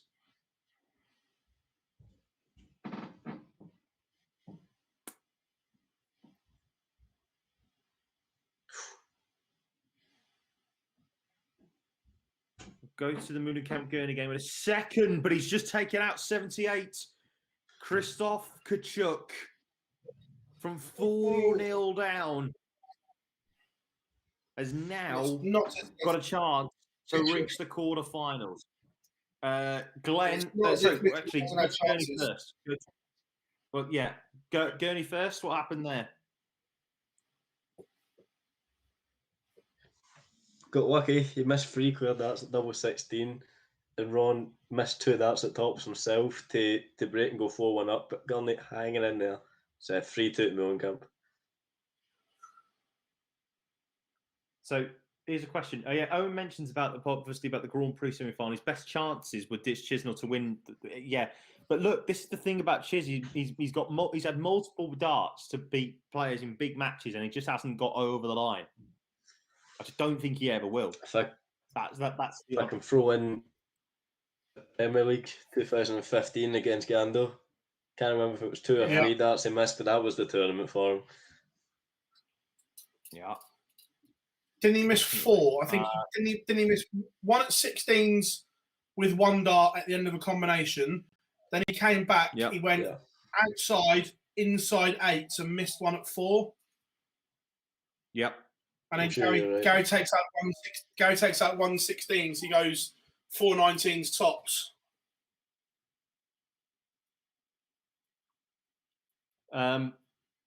Also, someone asked about whether MVG will win a TV title this year. I still think he will. I know that people will say he's finished, especially on this stream, but I still maintain that he will win a TV title. Dan asks, who won a TV title first this year? Price, MVG, or Wright? I don't think MVG will win the Prem. I don't know. I think we'll see something at the match play. I think Snakey might see something at the match. We might see something from Snakey at the match play for once. Yeah. Who Price has has not more lost. Price has potential? not won a game at the match play, by the way, for 4 years. I just wonder. Who has Anyway. most potential? Watamina or Dejuan? Dejuan for me. Christopher Chuk wanted 167 to get the job done. Couldn't get it. So Scott Mitchell, this 110 has to go to force us into a noble leg.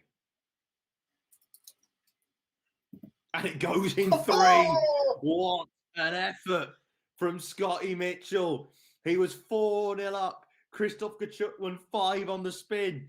Christoph Kachuk had a chance at the 167. Mitchell takes this out. This is the biggest leg of either man's career, you would think, in the PDC. Obviously, Mitchell being a world champion, we know that. But in the PDC, this leg is huge. One of them is going to be closer to potentially getting in towards the match play. The other is going to have to think that the Grand Prix is their chance at doing it.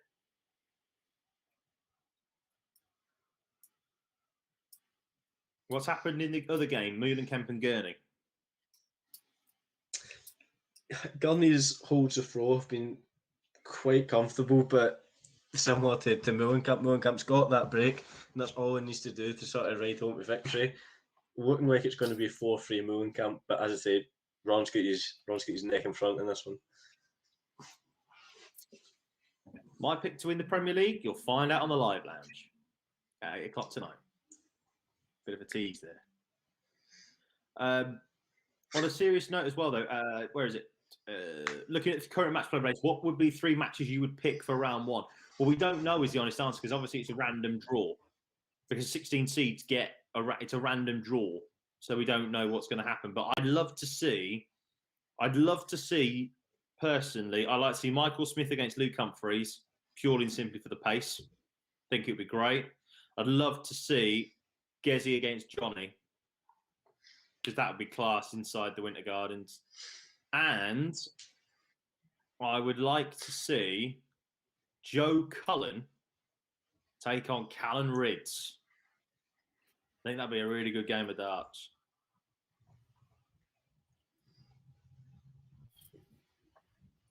Well, where's the other one? 195 for Mitchell, plays 194 for Kachuk as we get down to the business end of this leg and this match.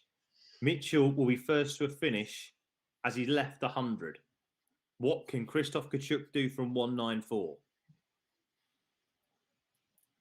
He leaves 54, a 140 from Christoph Kachuk.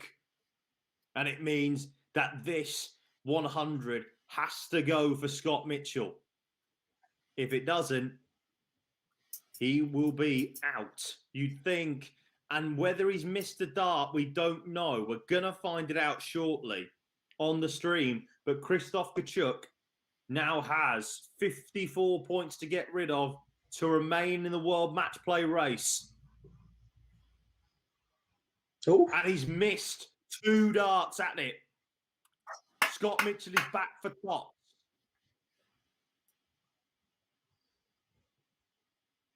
My God, this is tense. The winner of this will stay alive in the match play race. The loser will not. And Scott Mitchell has blown his opportunity. 1 missed at 20s, 1 missed at 10s.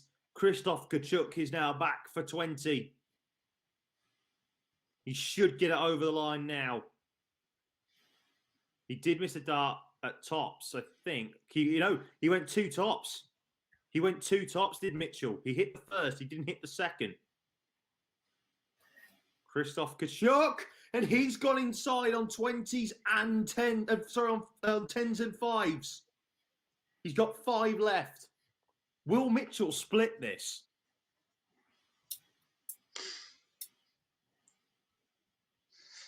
He doesn't. No. He hits it straight at double 5 for a 19-dart holder throw.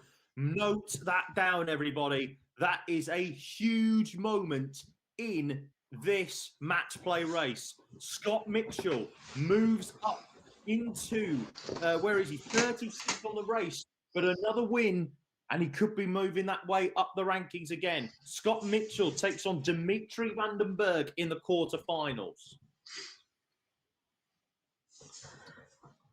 While that was going on, Dal Gurney found a break. Sorry, Phil. Just as Dal Gurney got the break, and it's now 4 each, and he has the darts. Just seeing Kachuk start at double five, it was closer to the treble. Absolute shanked it. Did you see? Did you see Mitchell behind it? He had his arms folded. He couldn't believe it. Could not believe it. He's shaking his head at Kachuk on the stream.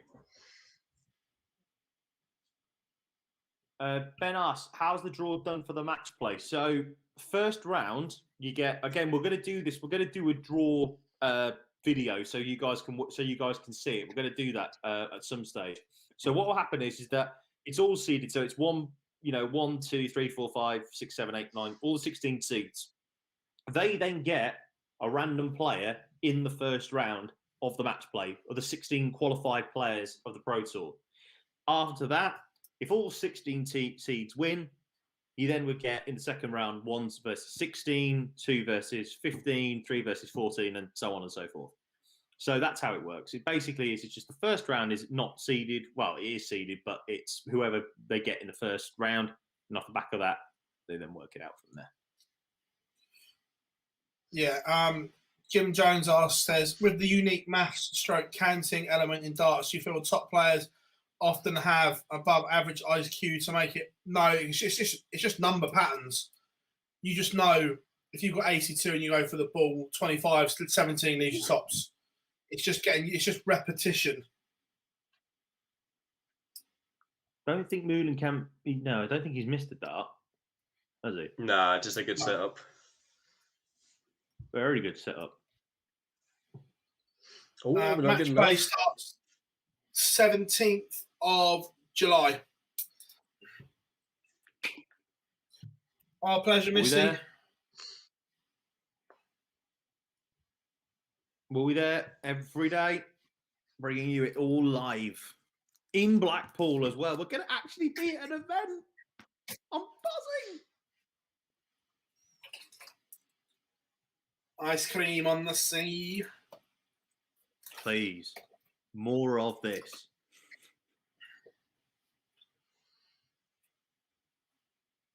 Tell you what, Scott. Sorry, where do the unseeded players for the match play come from? They come from the Pro Tour Order of Merit qualifiers.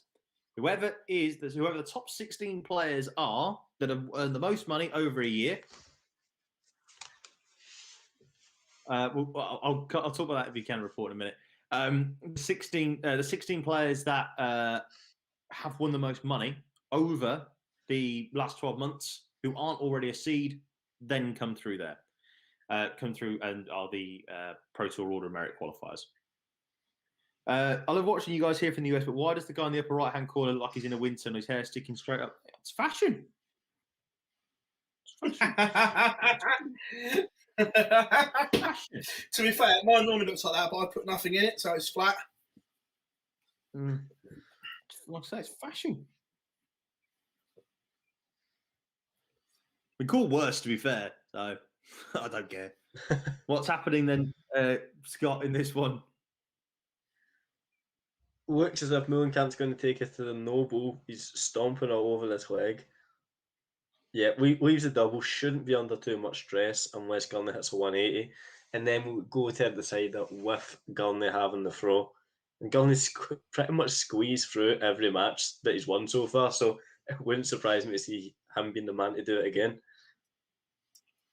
Well, first stream game quarterfinals is going to be Whitlock Van Dyvenbode. Quite rightly so.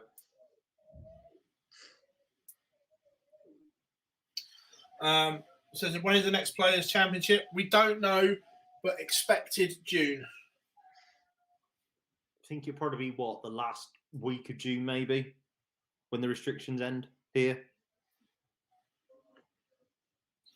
So it may even be in Barnsley or Wigan. Please. More of the pirate themed water park, Barzi, and the Metrodome. Well, I'll take you through the call now. Hi, Vincent. Yeah, Pro Tour. Do you want me to put you in? Only one issue. It's in Wig. Oh, he's hung up. To be fair, he might have to go. He might have to go at 23.5 grand. He might have to go. If he wasn't, if he was safe for the match play, I reckon you're right. I reckon he wouldn't go. Johnny Bravo, Christ on a bike, damn. That is a very niche reference and one for the older viewers. I love that. What is it? Good excuse, I guess. I used to tell my son the same thing. Look, I don't have kids, and I probably will do the same thing. You're all good. Everyone's welcome. Everyone's welcome. Just don't be rude in the chat room. Except if you're rude about us, that's fine. But don't be rude in the chat room. That's all we ask. Yeah, no, there'll still be Premier League darts in May, so there'll still be darts. Don't worry. We are, though, into an oval leg, Scott. Yep, advantage Gurney. He has the throw and he has a 40 point lead, but he's just went without a treble there. From his position, you would think a 15 dart hold would be enough, because Mullenkamp would have to take out 301 and 6 darts to stop that. Yeah. Someone said Vincent had a bad series. Yeah, he didn't look fit. We noticed that, obviously, someone pointed out in the chat room. He was limping quite badly on the string yesterday, so I'm not sure he's been 100% fit. And subject to Whitlock's points, those points are so grippy, he was struggling to get them out of the board on the stream earlier. They are quite grippy, I'll give you that.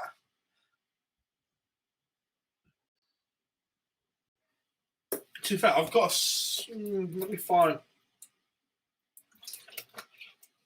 Wait a minute.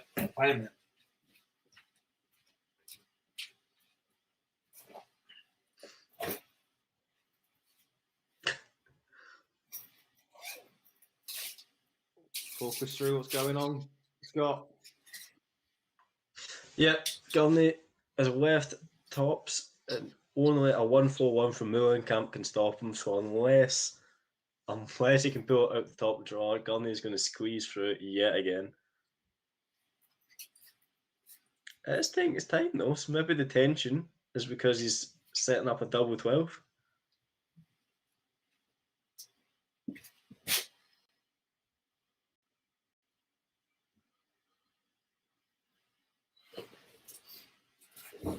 Right. Don't know if you'll be able to see these on the webcam or not. We'll let this one go first, and then... All right, horrible effort from Mullenkamp.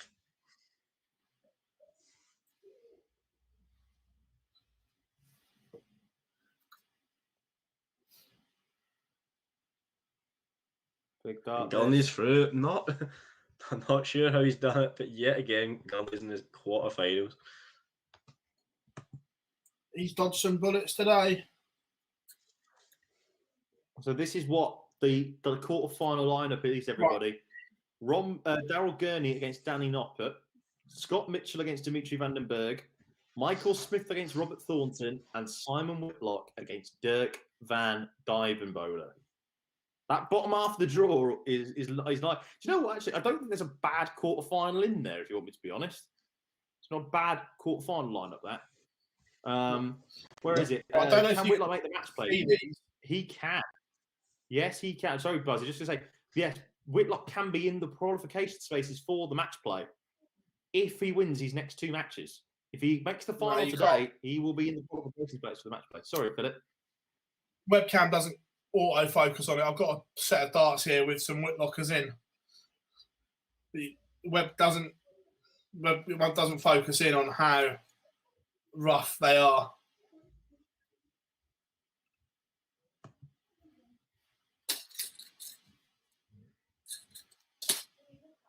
Tell you what, this is interesting. Jeff Smith has just talked about $1,102 mandatory COVID hotel in Montreal booked and paid for. Now the local provincial government has added on 2 days, 2 days ago, an additional $1,400. That's $2,500 he's got to pay. 7 days quarantine on top of the federal restrictions. This being a pro thing isn't easy. No, you're right. Hopefully, this is the last time you have to worry about that, though, Jeff. You are watching.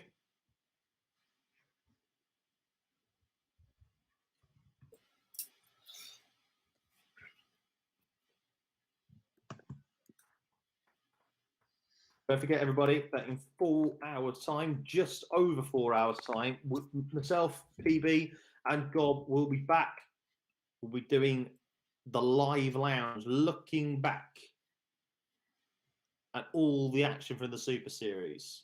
So join us for there, and we'll be answering a lot more of your questions as well. Remember, question time is the biggest part of the show. I mean, Barzi, we absolutely love it, don't we?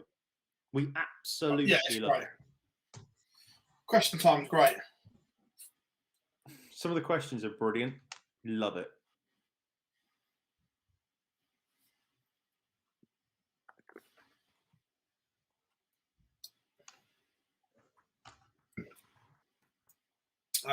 Correct, yeah. Only Whitlock or Mitchell can overtake Searle today. I'll tell you what, if that is the case, if Whitlock does get there, or it's Mitchell, that last week in the race for the match play is going to be fun, isn't it? 100%.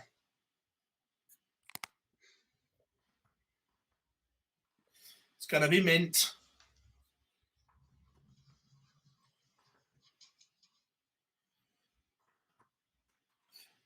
Do you...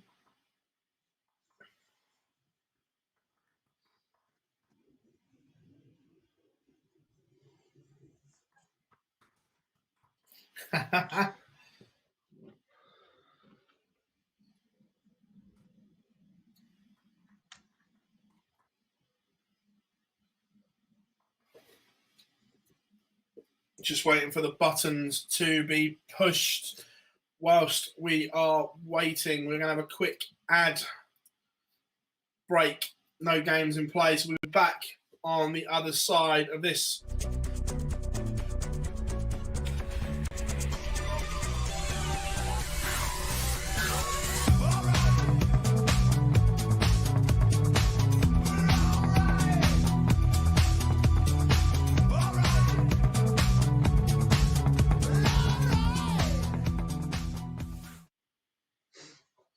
Welcome back to Super Series Live here at Online Darts. It's day number 4 and the final day of the Super Series. Massive thank you to everyone for supporting the channel through these 4 days of Pro Tour action. It's been absolutely amazing. I know we keep asking, but until we get to the magical numbers, make sure you drop us a like and subscribe to the channel. Plenty coming up. Remember, live lounge this evening as well. Quarterfinal action warming up as we speak.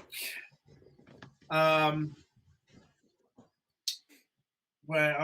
says, is there prize money for first round losers at the match play? Yeah, TV tournaments, you've earned the right to qualify, so there's always prize money for first round losers at TV tournaments. There is. I'll tell you how much it is. Stand by. It's about $6,000, I think. 6-7 grand. It's 7.5, if memory serves me correctly. Have a look. No, actually, even more than that. 10 grand. 10 grand on your ranking straight away. If you get to your second round, it's 15. Quarterfinalists will get you 25. Semi-finalists get you 50,000. Runner-up gets you 70,000. And if you win the Betfred World Match Play, you get a cool £150,000 in your pocket to take away. Not bad for a week's work, that. Not bad for a week's work, that.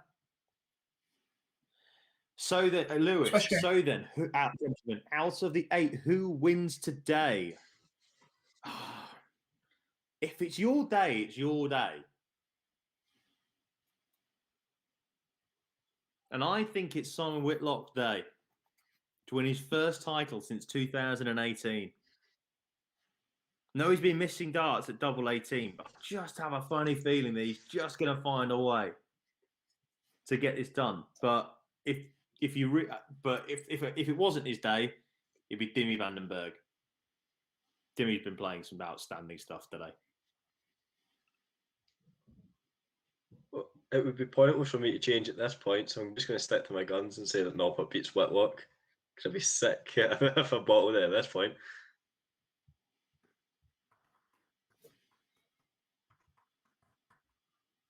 I'm going to stick with Mitchell from the top half. He will play in the final. I really want to say Robert Thornton, but I'm going to say Simon Whitlock. Oh, back in Whitlock from that bottom half. That's interesting.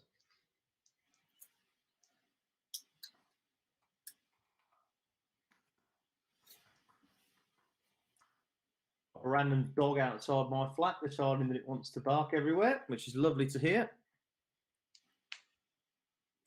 I totally agree with the Wind Tunnel Man. Yes. Okay, is that going to be the nickname now? Wind Tunnel Man. Wind Tunnel Man. Where is it? Also, do the sponsors pay for the prize money? We don't know whether they pay all of it because what the sponsorship deals are signed for are never told, but they certainly pay an awful lot of it, if not all of it.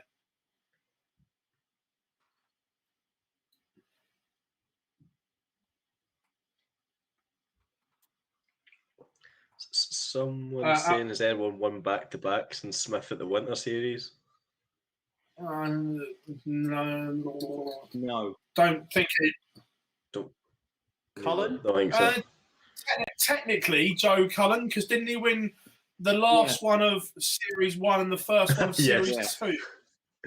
So technically, Joe Cullen. Right. No, he won the last Winter Series and the first one of the Super Series. Yeah. So yeah, Joe Cullen. Weather break though. In the first quarter final. Darkest Eye of the Broken Simon.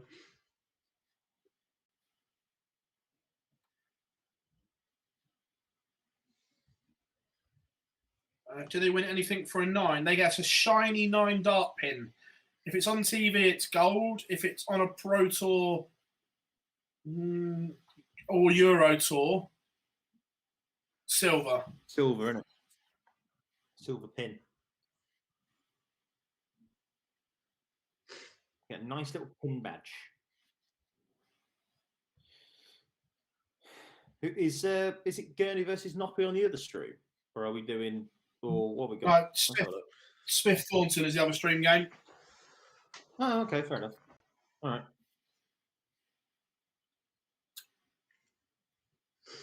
Let's have a look at Dirk against Whitlock. Do you want me to, if you want, I will do Smith Thornton if you want. If you want to do Whitlock, Van Dyvenbode, as it's been on your boards, Scott, you go for it, mate. Unless you want to do Smith Thornton, Barzi. Oh, you can do it, mate. Crack on. All right. And then you pick whichever of the quarterfinal you want, and then we'll bosh out in between the other ones. So, I mean, Mitchell and vandenberg looks like a good quarterfinal.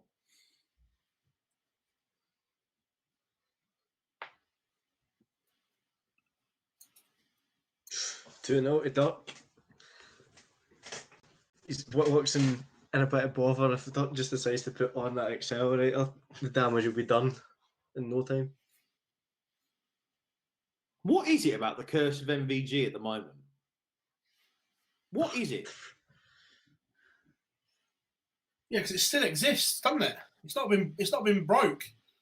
Yeah, I don't think it has. I don't think Voss beat. I don't think Voss went there, did he? Voss didn't go further in the top 32 yesterday.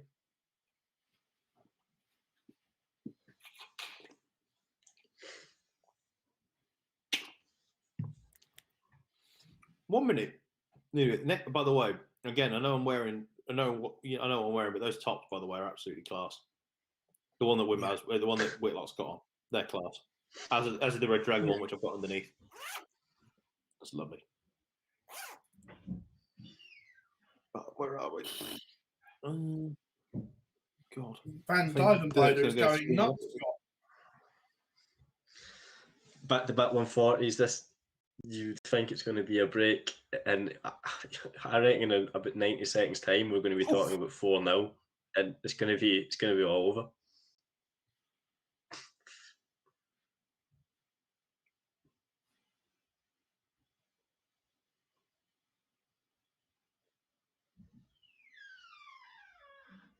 Yeah, Hurricane Harvey, Jack Wincott. We all remember that. Class from the PDC. Lovely lad. That. Absolute lovely lad. Mm.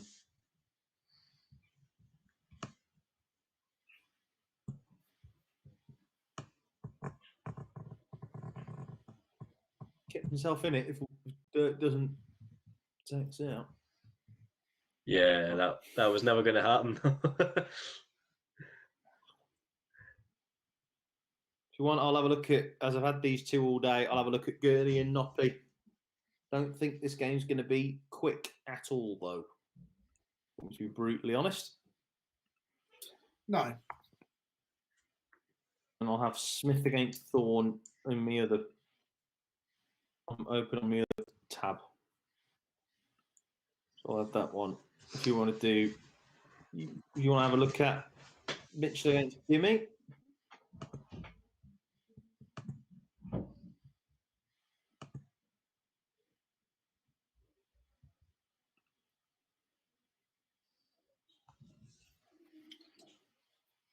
Don't worry, Matthew. Nico will be back. Just he's got to sort some injury problems out, but you'll see him playing again. Main man says any sign of Euro scores August. Yeah.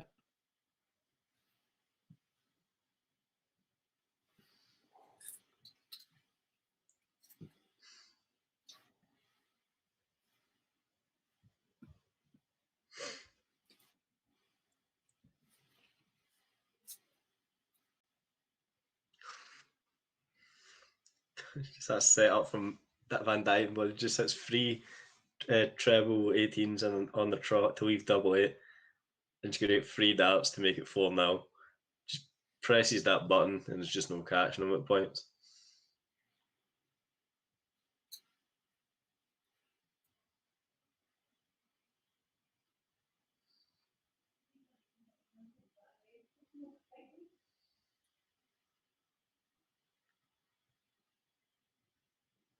Oh, I wish he missed 3 clear at the double, so Whitlock has a chance to break back, and I'm going to say he needs to take this, or else the game's already gone.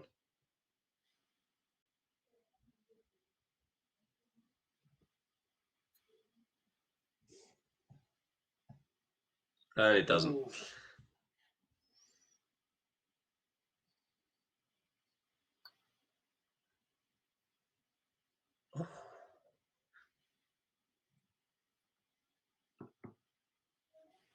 Yeah, we answer the questions on the stream, mate. Right now.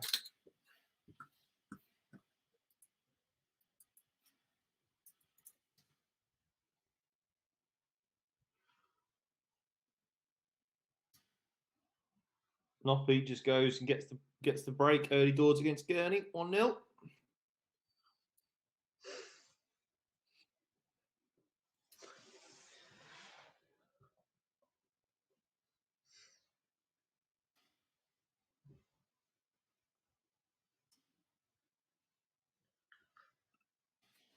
Complete missed double off one in my game, Whitlock Van Dyvenberg. Both completed choking this leg. Oh, Dirk gets double 2 last starting hand. It's 4-0 to Van Dyvenberg. As much as his scorelines have been impressive, but there has been a little bit of wavering in his performances at times, but it's 4-0 to Dirk.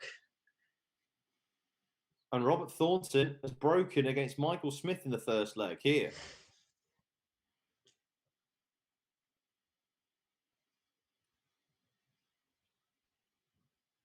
Now, early doors, interesting. I'm going to put that, I think I'm going to put that on my stream. I'm going to put that on my stream for sure. Right, where are we? There's my stream. Both of them look like the. By the way, I've just looked at the stream between. He hits double 4, was it? Yes, he does. I was just looking at the stream between Whitlock and Van Dijvenbode. They both look like they're pissing themselves with what happened.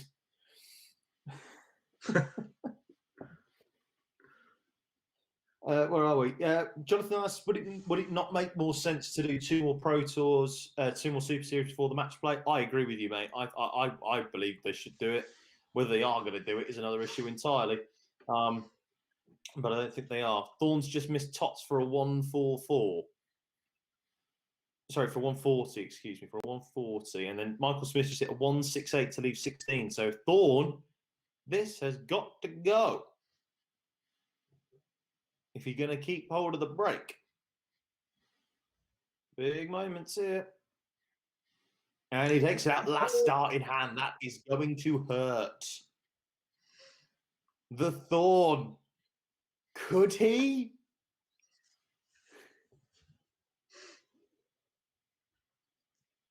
What is going on here with Whitlock? What is going on here? I've told you throughout the day, he's just been missing clusters of doubles. It's taken a 5-0 lead for Van Dijvenbode to eventually punish him. We could have a bagel in the quarterfinals. Well, Gurney's just gone 2-0 down to Noppy. Noppy's just taken out 38. Don't know whether he split it or not.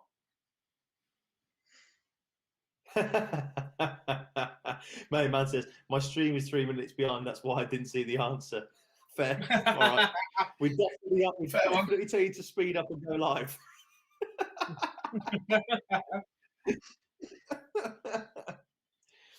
Gob, you can piss off with your questions, mate.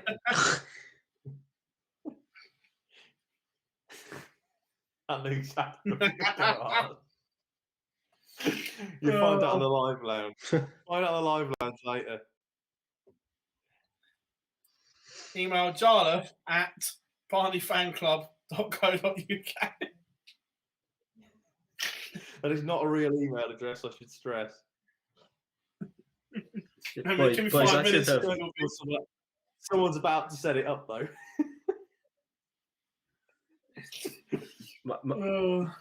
My game's about to finish before Scott Mitchell and Dimitri have even started.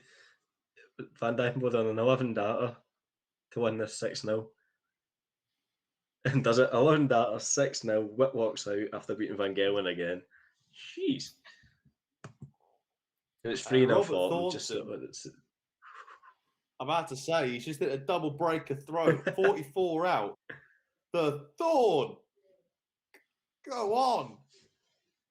Well, I'll tell you what, that is going to hurt Simon Whitlock's chances of making the match play. He's going to have another final. He's going to have to try and find a final from somewhere if he's going to get the job done.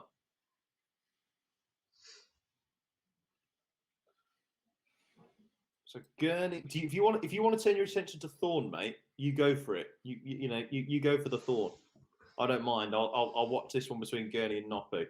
Gurney's got a chance to get on the board now. The rave effect. I love that. That is a really good question. For the live lounge. That's quality. For the live lounge, I like that. Noppy, 64 after Gurney missed darts, and he does go a double break ahead. Well, he goes, yeah, exactly. A 3-0 lead now for Noppy. Big missed darts again from Gurney. Huge.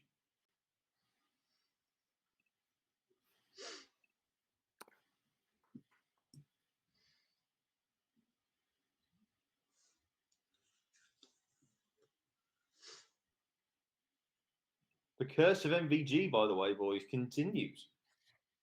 Another one. Bad to dust. Another one.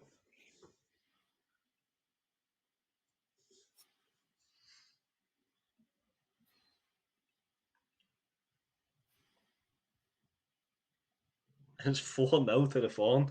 He's pinged it in double 16, I think, which is not where you see him often. Jeez. But 4-0 Thornton, averaging 100 in a quarter final.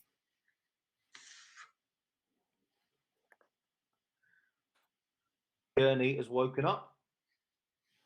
Got an opportunity now, it looks like, to break the throw, and he's in control of this leg.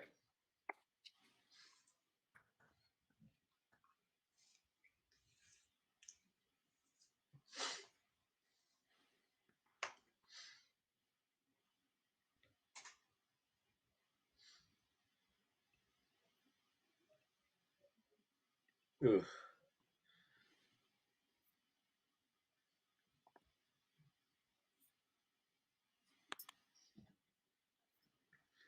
Gurney now 81 for an 11 dart break back.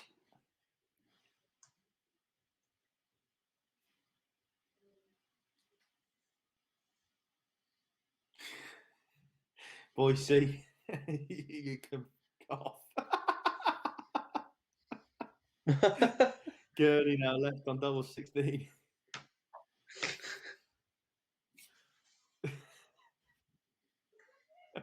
Boise, I'll tell you what, mate. Gurney takes it out 3-1.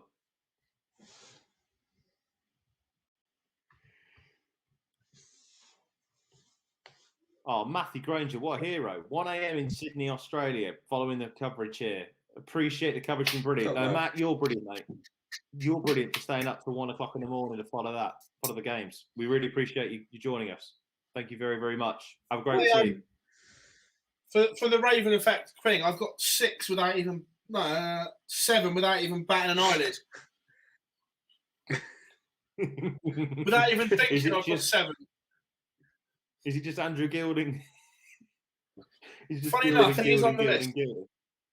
Oh, is he? Funny enough, he is on that list. Is Aaron Beattie also on there, Philip? No, he's not the worst to watch. No, I agree with that, 100%. All mine, all the ones on here are horrendous to watch. I was just about to say, there's this. I tell you what, that nice red dragon shirt that Robert Thornton's got on. Yes.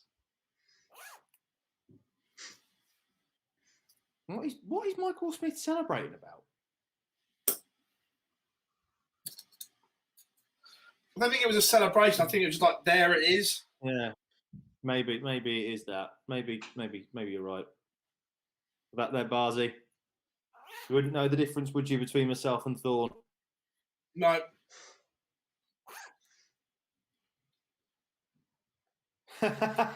Jim Long and Paula Jacqueline.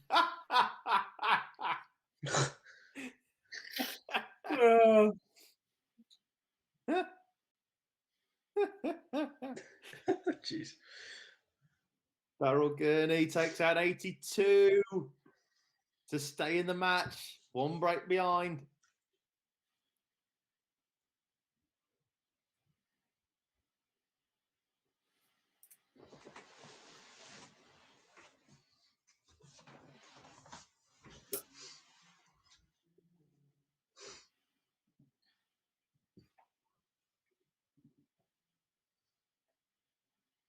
I love the Paula Jacqueline chat. That's absolutely. We will share lists on the live lounge, Tugboat. Join us at 8 o'clock. Do they have to be PDC players, or are we just going for a free for all here?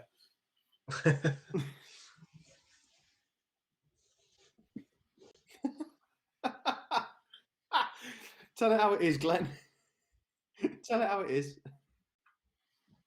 Don't worry. If great minds think alike, he's on my list as well. Is Wesley Harms on that list? Correct. I won't be able to find him anyway. Well, how many games he's won? We should ask him to turn his Snapchat map on to make sure he's still alive. He can turn it off again then. Noppy's got 6 at trying to make this a 4-2 game. He'll have 93 left. Darryl Gurney can only leave it handy. What has happened to the other game between Scott Mitchell and Dimitri vandenberg?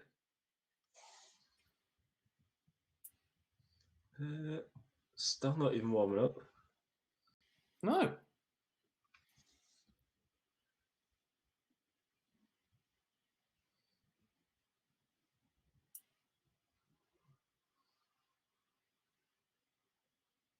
Noppy leaves himself on 32. So if Gurney takes this 116 out, we are back level. Doesn't. Leaves himself on tops. So I assume he's missed a dart there, really. Brad, as Doppy takes out 32 to go forward to Ed. Brad, Justin Pivey, Mickey Mansell for a best of 35. Sign me up. A match play final, is it? I think I'd rather stick pins in my eyes and get run over by a dumper truck.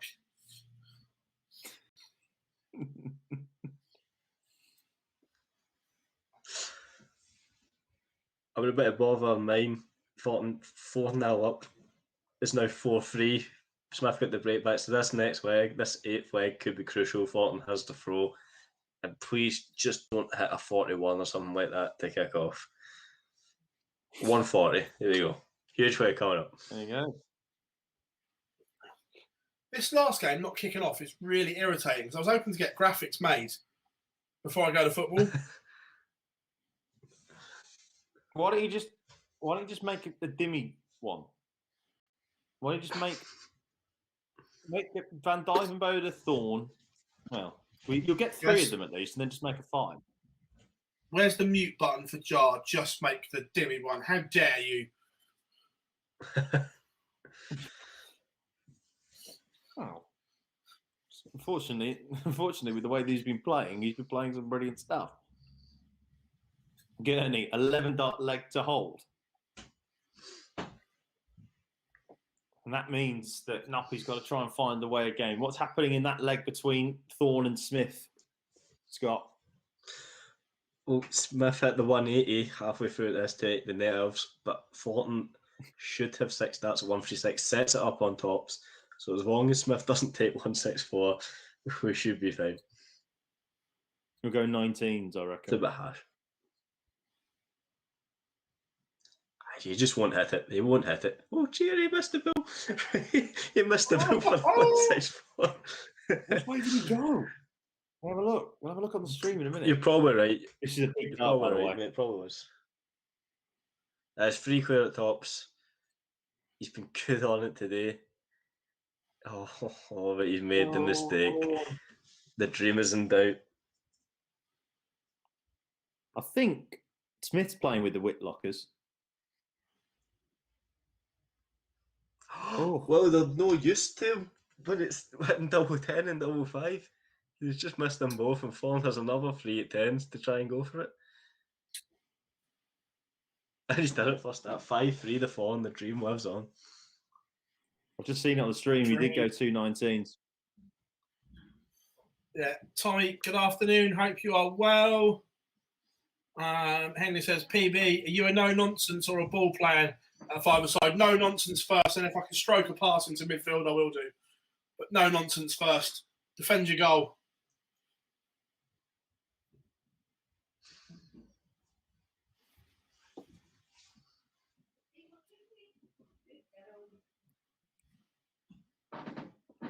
Well, Gurney is about to break the throw here on Noppy. Noppy is yet to hit a treble in this leg after 15. And Daryl Gurney has got 32 left. And he takes it out in 1 dart. We are back level, everybody, in this 3rd quarter final to get underway. What is going on between Mitchell and Vandenberg? To have it not even warming up is a bit of a surprise. Yeah. Dimmy's had a Dimmy special 2 running and they can't find him. Allegedly. Right, he gave the interview, not us. What a leg, by the way. Yeah, about to say, what a leg, by the way, from the Thorn. Oh, Bully, you can't do that. Who cares about Billy? Who cares? No one. I like them, but no one cares. Oh, spoken like a true Scotsman. Here we are. Who Right, cares? he didn't take out 81, but he's got 3 clear at tops when he comes back. Because, as you say, I don't know what Michael Smith is doing, but he's not with a finish. 3 clear darts at tops, and then we'll have Thornton in the semi-finals. We all want to see it. Oh, we're not going to see it. Not in He this misses leg. inside, goes to the Yeah. tens. Yeah. But the bully boy returns the favour, so 3 at tens. Deja vu happened in the last leg. But Thornton, double 10, face duck.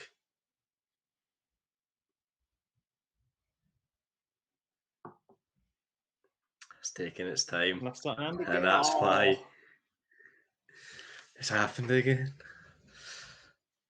Oh, Danny Noppert, forget this. The only thing that's better than Thornton winning is what Danny Noppert just did. What did he do? I wasn't looking.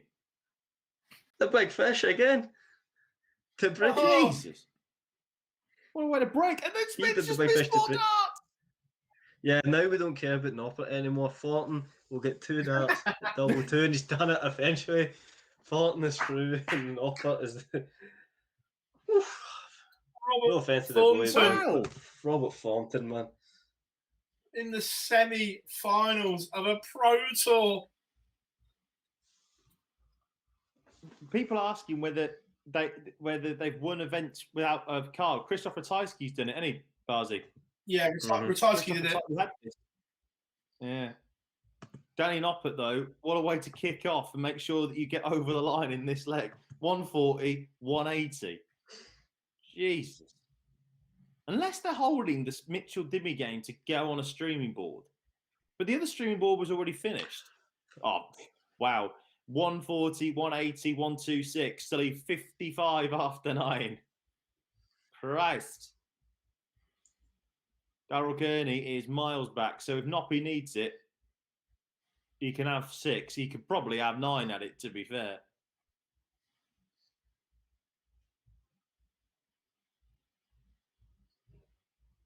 $55 for Noppy to get over the line. Does it in 3. So we have our first semi-final.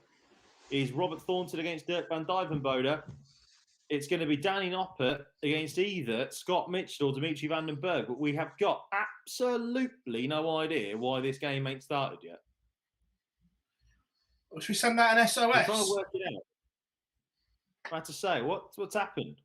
Yeah, we're all trying to work it out. We ain't got a bloody chance.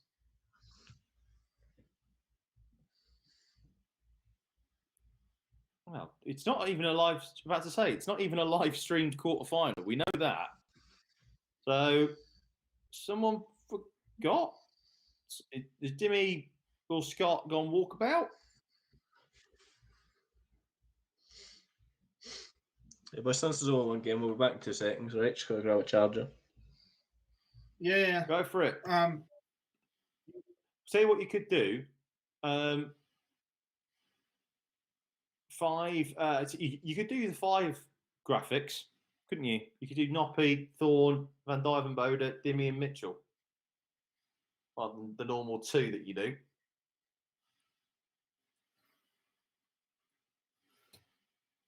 We're trying to work it out. TK, we're speaking to people as we speak. yeah, I've just fired off. I fired off a couple of WhatsApps.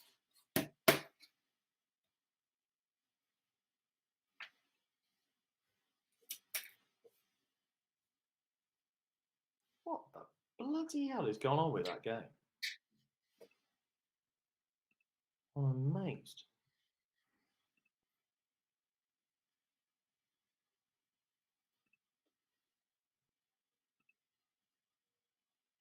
We're trying to work it out, everybody. So please bear with us. Thorn in my side. That's what it should be. Eurythmics, Thorn in My Side should be his new walk-on. Forget anything else. An absolute belter of a tune.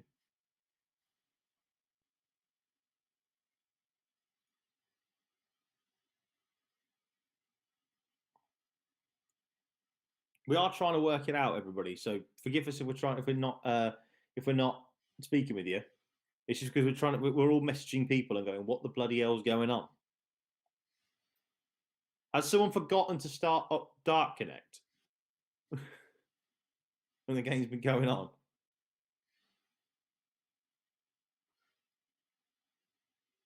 They've gone old school with a pen and paper.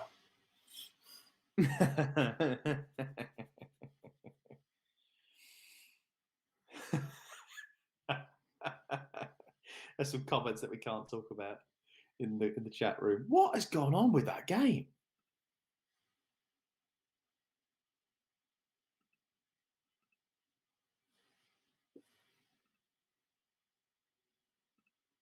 I'm gonna put a tweet out and see what goes on.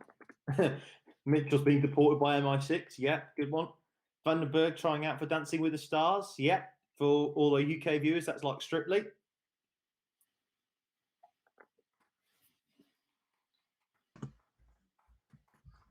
Still no news, no? Oh.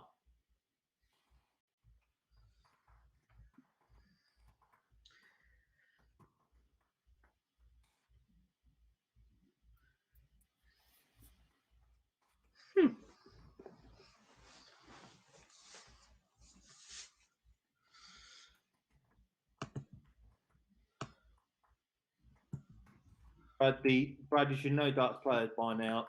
The bar very much opened well before 4:15.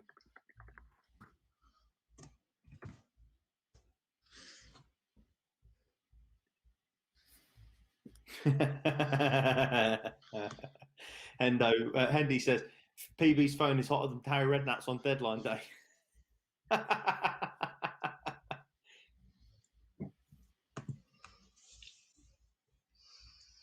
Anyone know what's happened with the other game? Tell you what, if this does happen, by the way, if Thorn does come through and win this event, what a story this would be. What a story this would be.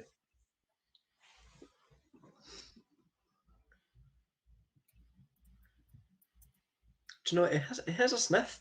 I mean, you look at his averages, they've been fluctuating like mad, but so is Dirk.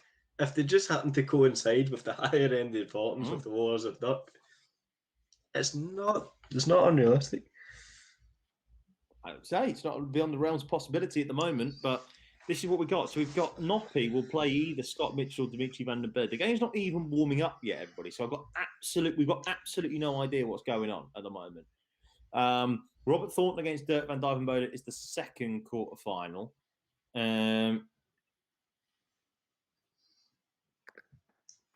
Got absolutely no idea. Anybody in here, by the way? I'll tell you what. Anyone here who's an annual TV subscriber to PDC TV, I'd imagine that we're going to get the news in the next couple of weeks or so that the Premier League is going to have fans in the net for the final week. Anybody who's going to be going in there, put some words in the chat room if you're going to go to the Premier League at Milton Keynes. If you are, let us know. I mean, I'm hopefully going Thursday and Friday. Fingers crossed. Main man, how did Thornton get invited? What's that, sorry? You saying there's going to be more than one day possibly of fans? Yeah. 24th to 28th of May. They're thinking they're going to get hopefully 1,000 in. Oh, I don't know.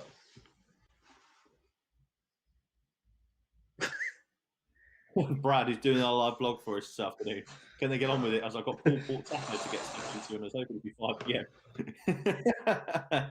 Yeah, main man. A lot of people have said this already in the chat room, but yeah, the reason why Thorn got in is because so many players pulled out, and on the Q School Order of Merit, he was there and got invited. He's been playing in the live league, but yeah, he's not there. So here we go. To be fair, Jonathan, I'll say this now about the way the PDC have done things, and I'm not just sticking up for them or anything like that. Barzy was there on the night that, and Lee actually who's in our chat room as well, was there on the night at the World Champs. The way they do things is so safe, it's ridiculous. So if you've not had your vaccine yet, Fair enough. Then, if you've not had your vaccine yet, fair enough. I totally get that. I mean, I'm very, very fortunate to have had both of mine. But and that's probably the main reason why I'll be going. But if you have had your vaccine, or if you're thinking about going, I could not recommend a safer place than going to the darts. You'll all be separated into 4 tables. You'll have to be wearing masks. It's very much like snooker at the moment. Lee's going to be there. Yes, you will. And you're right when you say who you think is going to win it. I shouldn't have said that because now there's no point in watching the live match. Right, top us 4 here in the UK. We've got... Pardon? No. Got People are asking in the comments on Twitter that there's no response.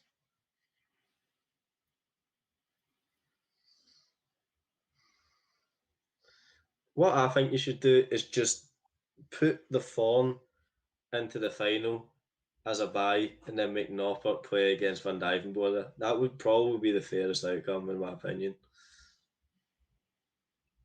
Tell you what, boys. This is a big thing that, to be fair, at Phil Darts 501, who was a very, very good journalist over in Germany, has just pointed this out, right? All Players' Championship events will have a 1-2-8 player draw. The full members, the associate member entries shall then be accepted in the order, the Challenge Tour order of merit. The exception to the above position, so obviously, normally the 128 players, if someone drops out, then whoever's first on the Challenge Tour order of merit, or in this case, Q School order of merit, will get in. The exception to the above is if associate members win a Premier ranked or Pro Tour event, they shall be placed as first alternates in order of their main order of merit position. Now, we know that Wesley Harms ain't coming at the moment. So at the moment in time, if Robert Thornton wins his next 2 matches, he will be guaranteed a place at the Pro Tours for the rest of the year. He could be right in the mix for the Grand Prix. And the Players' Championship finals, he's not too far off that either. And he could be in content. If he wins this event, he's going to the World Championships. If he wins this event, he's going to the Worlds. Simple as that. So this is the comeback we wanted to see. He will be in the. Well, to be fair, I'm just going to have a quick look now. Not the match play, because I doubt he'll make that. But the World Championship race. Let's have a look at this. Where is he? Where's the Thorn? The Thorn is already at number 20 at $6,500. But if he wins this event, that's it. He's there. If he wins this event, he's going to the Worlds. What a day this is. What is it? Still got tickets for Sheffield from last year. Will they work for MK, or do we have to apply again? No, you won't be able to buy tickets to MK if you've got tickets for Sheffield or for any of the Premier Leagues for that matter. They will then go out on sale, as they probably normally do, to PDC annual TV subscribers. So if you haven't already got an annual pass, it's $49.99 for the year. Pounds wise, again, I don't know what it would be for other currencies. But what happens then is that you get every single day of darts live on PDC TV. So for us in the UK, you get the Pro Tours and the Euro Tours. But then also off the back of that as well, you can then get subscription. You get your tickets before anybody else. So you can get a chance to go and buy some tickets. What is actually going on here? Well, apparently, Mitchell against Dimitri vandenberg is scheduled for 16:40. But that might be 16:40 in Germany. Nathan, would Thornton then be able to enter for the Euro Tour? I don't know. I don't know is the honest answer. I don't think so. I don't think so, if memory serves me correctly. But someone with a better, about to say, I don't think he can. But I know that there's a couple of other people in the chat room that know the rules better than I do. But I don't believe he can enter for the Euro Tour. And if he wants to go and play in in a qualifier and go and pretend to be German, then he can do. If he wants to go and switch his allegiance, then do a full Christian, go and do a Robert Marianovic, then go for your life. But we've got, oh no, Jonathan says I've got a sort of a massive phobia, so life is challenging for me. Yeah, completely understand that, mate. Look, all I say is that it's not for people. Then totally get that. Then bring back. Hope everything goes okay for you and stay safe. And it won't be long before we don't have to do this.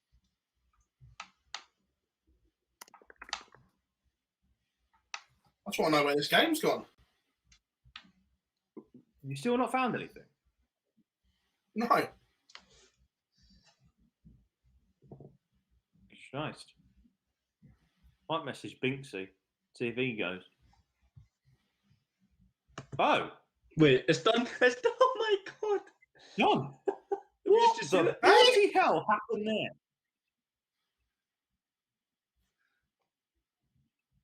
What the bloody hell happened there?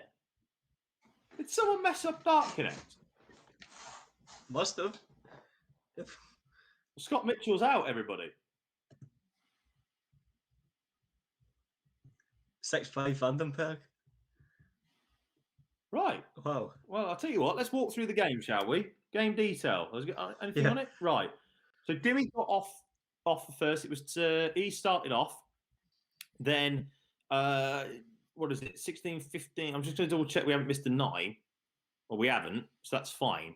So Dimmy went off with a 1-0. 2 legs from Mitchell got him to 2-1, including an 80 checkout, 87 from Dimmy. 49 from Dimmy leveled it up at 2-2. 3-2 to Dimmy. Dimmy then went 4-2 in front before a 107 from Mitchell got the game back after Dimmy missed a chance for 5-2. Then Mitchell took it out on 20, on double 10 for 4-all. 5-all happened with a 32 and then a 42 checkout. And then Mitchell had a chance at 139. Dimmy actually missed plenty of darts at a double, but eventually got over the line at a 16 darter. So our semi-final lineup then is Danny Noppert against Dimitri Vandenberg and Robert Thornton against Van Dijvenbode. What the bloody hell happened there? Your guess is as good as mine.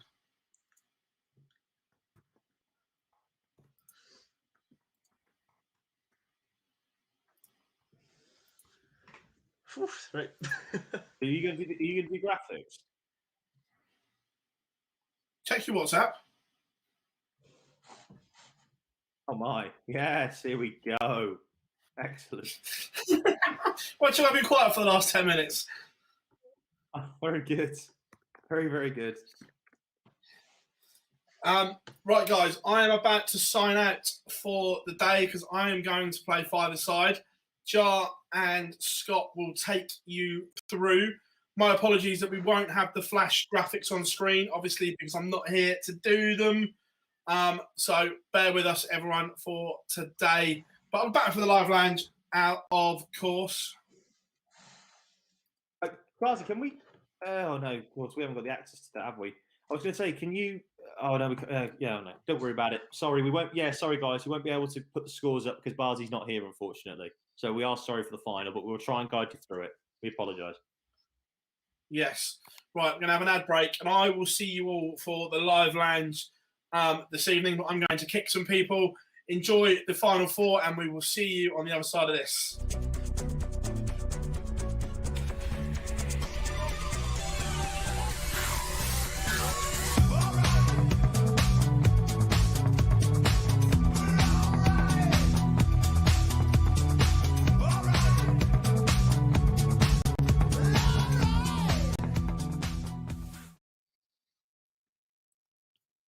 Well, the boss is gone. That's the thing. The boss is gone. We're here for Live Lounge. We're here for the Super Series Live. Danny Noppert against Dimitri Vandenberg. Like as you say, so before anybody asks in the chat room, we are sorry. We can't give you the score in that graphic there, unfortunately. But we will try. We will be able to see it on there. So sorry about that in advance. Jonathan, Scott Mitchell with you here. It's been a bonkers day if you're just joining us. It's been a mad day to the point, Scott, where Robert Thornton is 2 games away from winning his 12th PDC title.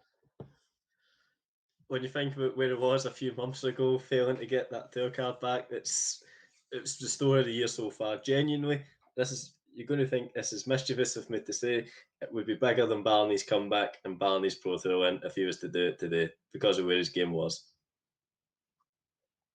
Certainly the case. Do you know what? I'll let you do Thorn against Van Dyvenbode because you are the Scottish one out of a lot of us, out of the pair of us. That's So true. you can have Thorn against Van Dyvenbode.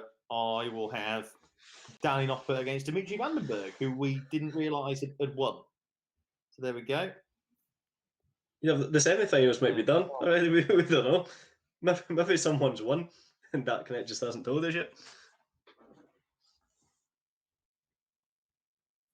Don't know if Phil's still watching us. I don't think he is, but no, because Gob's trying to get in already early doors.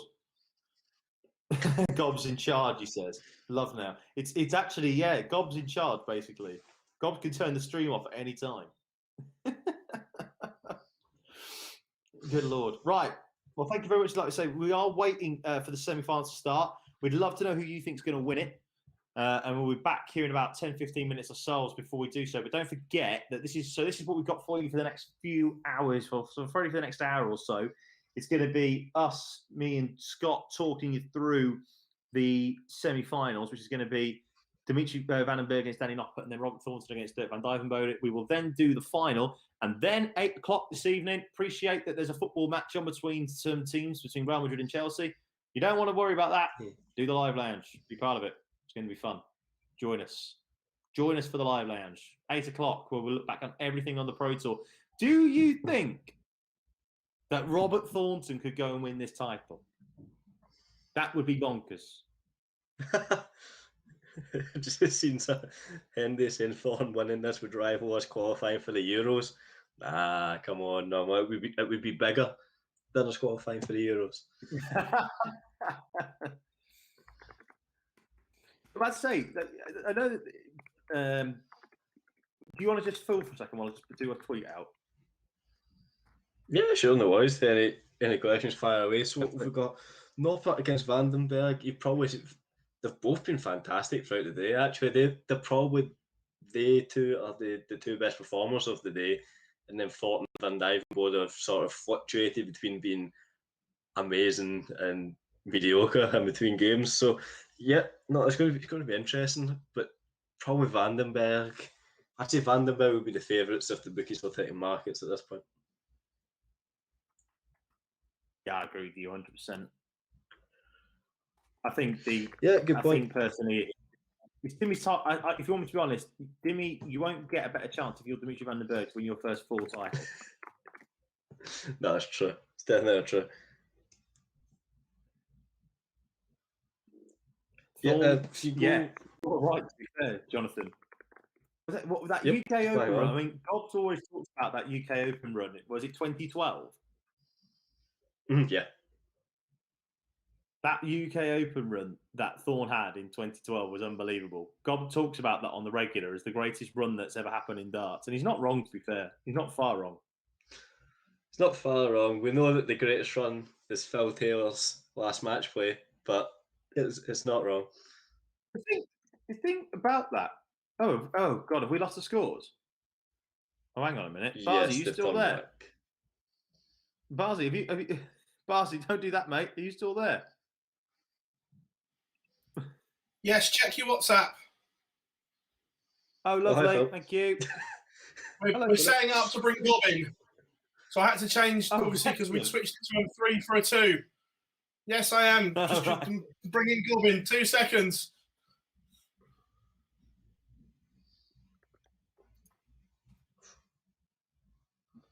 Has Dark Connect gone down? We hope not. I don't have a stream up either of the game, so I don't think so. I just don't think that they've started. Tell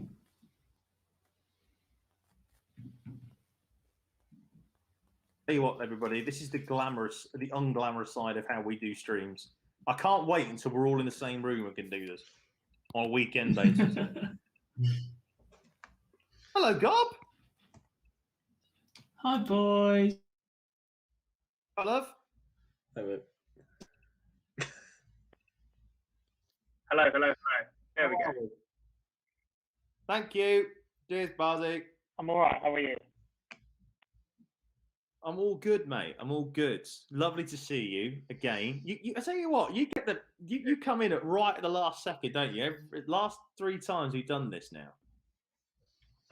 Yeah. Was it? I mean, rather annoyingly, yesterday I haven't actually finished work yet. So Barzi's put me on when I shouldn't be on yet. I was meant to come on and be in the background for 10 minutes and then reopen my screen. So that is what has got to happen, unfortunately. So I'm going to leave you two alone for 10 minutes, go on mute and kill my camera, which I think may have already happened. Yes. Scott's gone as well. And That's not good. Did I offend him that much? I'm worried now. Scott's just left us. Can you still hear me? I can hear you. Yes. Oh, lovely. So that is it. Literally is me on my own at this point. Apart from Gob still here.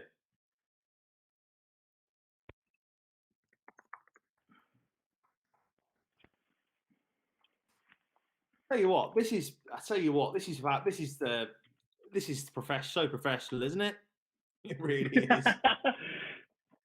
What So a time to professional. decide to try and drop in, and even if it's just so I know when you guys actually finish, so I'm not sat there with the delay.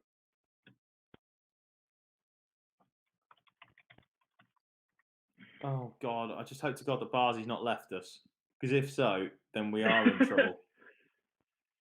Well, let's be fair. Oh dear, we are in trouble. Oh, that camera quality is awful, but I've just had to move my USB that has my other camera on it to my work laptop for the last 10 minutes.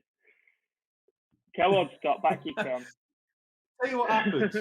Barzi's already Tell you what out happens. the door. As soon as Barzi leaves us, it's an absolute mess. This thing. This is why Barzi's needed.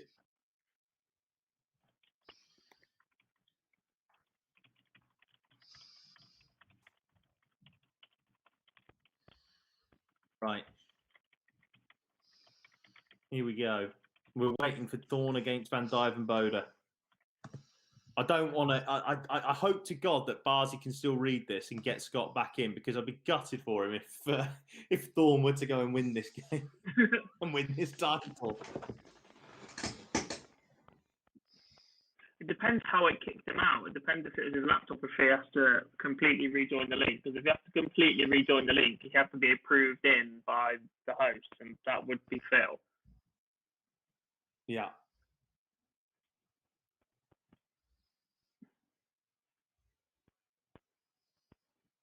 I should also say at this point that I don't and cannot see Dark Connect or anything of the like either on my work computer. With very bad lighting. Missy Mad's asked us about whether 2 players have done this twice in a day. Yeah, loads of players have done it 2 times in a day. Have won Pro Tour twice in a day. Gavin Price has done it. AD, I'm pretty sure, has done it as well. Jackpot. Do you mean twice in 2 days? Yeah. Twice back to back. Price did it. Jamie Caven. 19. Jamie Caven has won back to backs. Colin obviously won if that 2 theoretically back to back. If this was a pointless question, Jamie Caven, I think, would be one of those answers, don't you? I agree with that. Mr. Caven. Hero, by the way, I should stress. Got a lot of time for him. Scott is in. Thorn and Dyvenbode are warming up. Brad, I'm sorry in Scott, advance. mute and unmute and turn your camera on and off.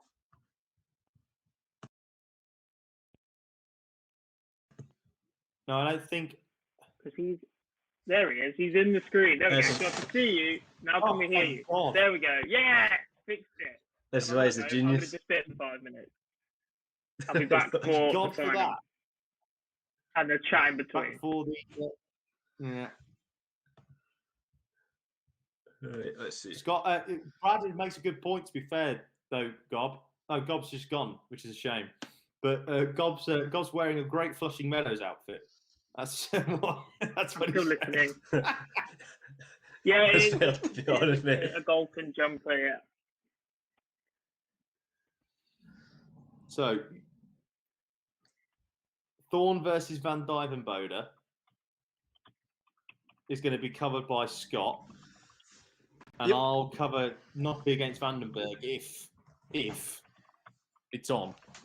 At the moment in time, I don't know whether it's going to be. So it might have already happened. If necessary. Have to say, yeah. Well, I'm currently watching the stream, so if it goes to that, then we are then again, you know, we can cover from that. But tell you what I'm going to do. Hang on.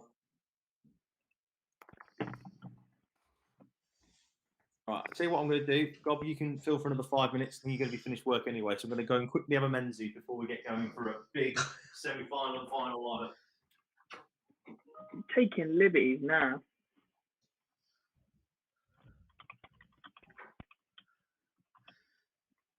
Fill me in then, Scott, because I've got to do a live lounge later. Give me the run of the day so far. Normally I do how the players have got there between the semis and the final, but give me the lowdown of what's gone on today, a recap. So, Robert Fulton's undoubtedly the story of the day. Started off with beating Nathan Aspinall, and he's had another couple of scalps along the way as well. His averages haven't been absolutely amazing, but if you've beaten Nathan Aspinall and Michael Smith, you're doing something right. Vandenberg's been the best out of these four. He's been quality throughout. His last average of 97 has been the lowest. The rest have been turn plus. Not up classy as usual. He's been fantastic all the way through. And Van Dijvenbode, if you look at his scores, you might think he'd played amazing, but to be honest, he would have been punished with some better players in most of these games. But he's made it all the same as the Fawn, and that's why I have a bit of faith in the Fawn that he might actually be able to squeeze this through. How much of that did you understand, or was it too glasses? A lot. I'm just trying to think back. The last time I can remember a player really going this deep with the potential to win a Pro Tour that wasn't a tour card holder, Jar probably would have mentioned it on stream earlier, was Joe Mernon, and it snuck him into the match play, and he stuck around, and he effectively won his tour card from the Challenge Tour without being the Challenge Tour 1 and 2 because of his place in the actual order of merit, I think, at that point. We forgot about him. I don't actually think we did mention Merlin. We just went for Ratajski. Yes. Well, Yeah, but Mernon is in that club that has won a Pro Tour without a card. I'd say Thorn versus Van Dijvenbode. Underway. First to 7, but the Fawn did win the Bull. So there's signs. Plus, good news, Vandenberg has reappeared on that connect. So looks if we are going to be able to see that game. We'll be able to eventually. We'll see you in about, 2 minutes, Gob, when you actually finish work? Yes. Yes. Have fun. Bye, darling. Right. Here we go then, everybody. We are back and ready for the semi-finals. And Thorn against Van Dijvenbode is underway, Scott. 3 darts, he pins it for dart, 1-0 to the Fawn. I don't know. I'll see in the stream in 2 seconds what double he hit, but last dart in hand from 24.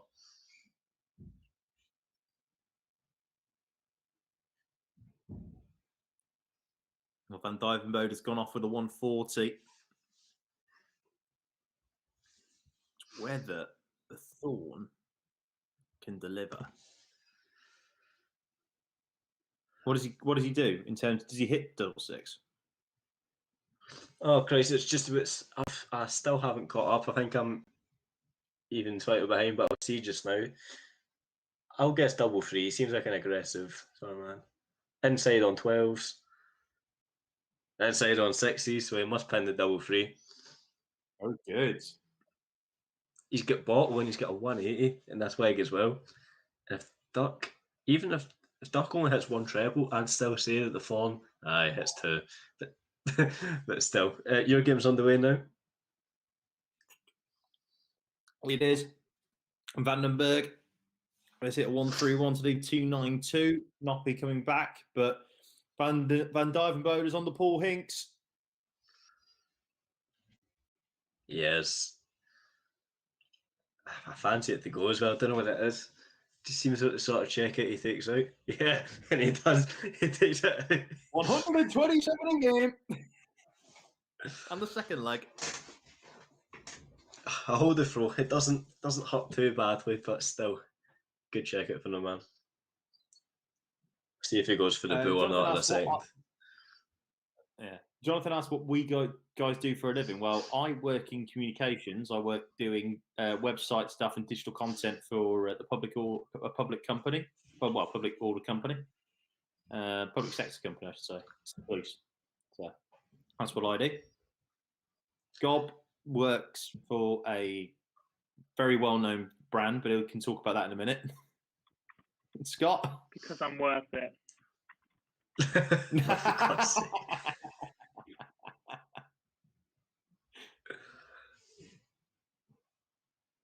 Yeah, I'm a student, but I work part-time in a pet shop. So, there you go. Not bad. Is it the one where everyone feels at home? Yes. But the pet shops aren't available. unless it's independent. It's almost true, yeah.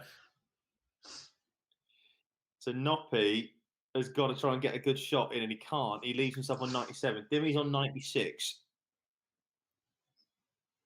to win the first leg of this game.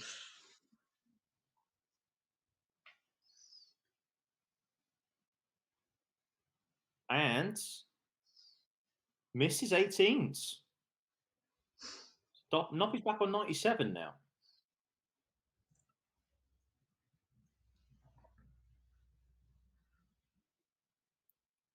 Can he take it out is the big question. No, he misses the dart tops. So Vandenberg's back for 9s. What's happening in the other game? There's danger. There's danger. Van Dijvenbode has missed. He's missed 2 darts at double 4. I think that means that would have been a break. Thornton wants 60, and if he can get that, he'll hold, and it would be a huge let-off, and he does. Into that's 2 on the form. Well, Vandenberg held for an 18 darter, I think that was. Eventually got over the line. Last dart in hand. I'm going to work out. Let's have a look and see which way does he go. I'm amazed at Noppy. Noppy used to have an absolutely beautiful head of hair.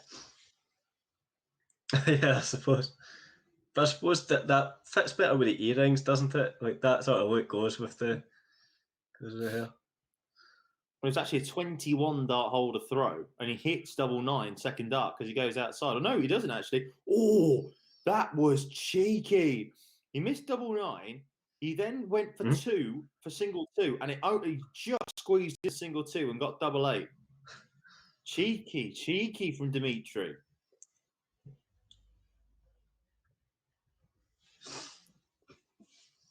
Good point, to be fair, from Glenn. Boga hit 9 180s in 10 legs and lost first round.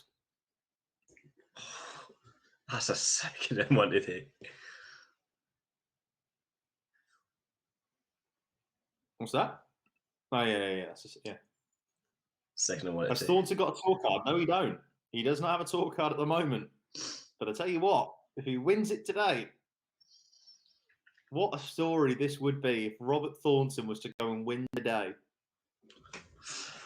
Here's a chance for a break here. He starts to do this and go and break ahead. The big flaw in his game over the past 2 years or so has been stupid stray darts. None of that just now. He'll come back for them 3 clear at tops.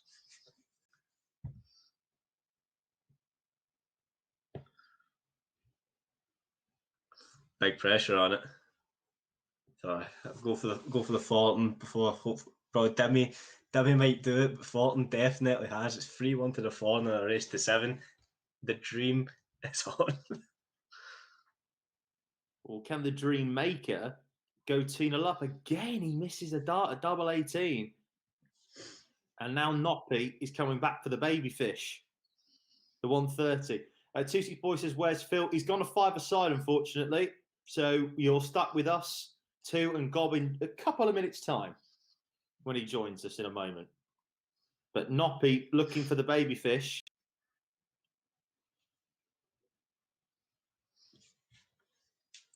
And he's missed double 5 for it. He's gone inside on it.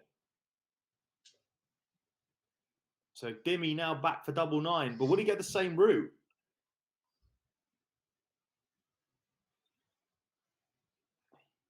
Let's have a look. I think you'll split after what happened. Again, it's taken a while. So I don't know whether he's taking the mick, but he's gone the same route again. He's hit it in 3 darts for an 18 dart.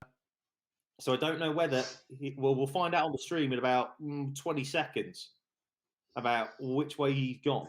But the Thorn, he's in with a chance here. And that's a slip from Van Dijvenbode after hitting the 180. Yeah, it's not enough, but as I say, Fulton always has this stupid score of 35 or something in him. Not in this one, but he's left 117 and Duck is on 180. It's just finely balanced this week. About to say, best walk-on song in the Prem, easy. Clayton. Johnny B. Good is a belter and will not hear otherwise.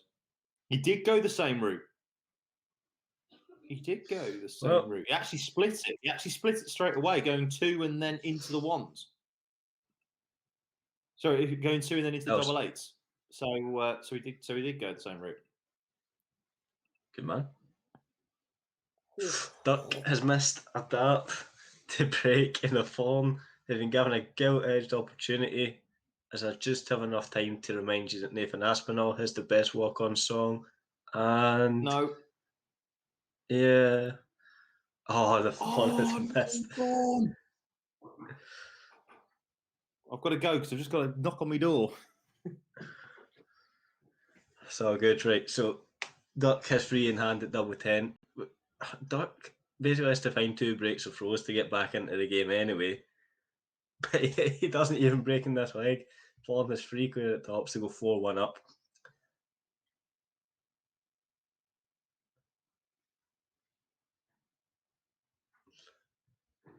When it takes its time, you fear that he's mucking around in the doubles. And he has. He's missed it again. Danny Noppert in the other game is looking good to break back against Vandenberg, but 1-2-4 from Vandenberg would put a span on the works. Van Dijvenbode goes 3-2. He's got the break back against Thornton. Vandenberg can't find the finish, so we're looking like both games could be back on throw in a matter of a couple of darts' time. Certainly can. Double 12 for Noppy. Takes it out. We are back on throw. Just was a quick one there because I got a nice little delivery from Amazon. Other brands, of course, are available. You sure? For now, for 5 years' time, maybe not. Curtis asked about Thorn if he does get the job done today. That is a big moment, by the way. We should talk about that. You can't miss that many darts in a minute. But Curtis asked if he wins today and qualifies for some of the majors in the world, will he still have to go to Q school? I don't believe he would. If you're in the top 64, I reckon you get your card.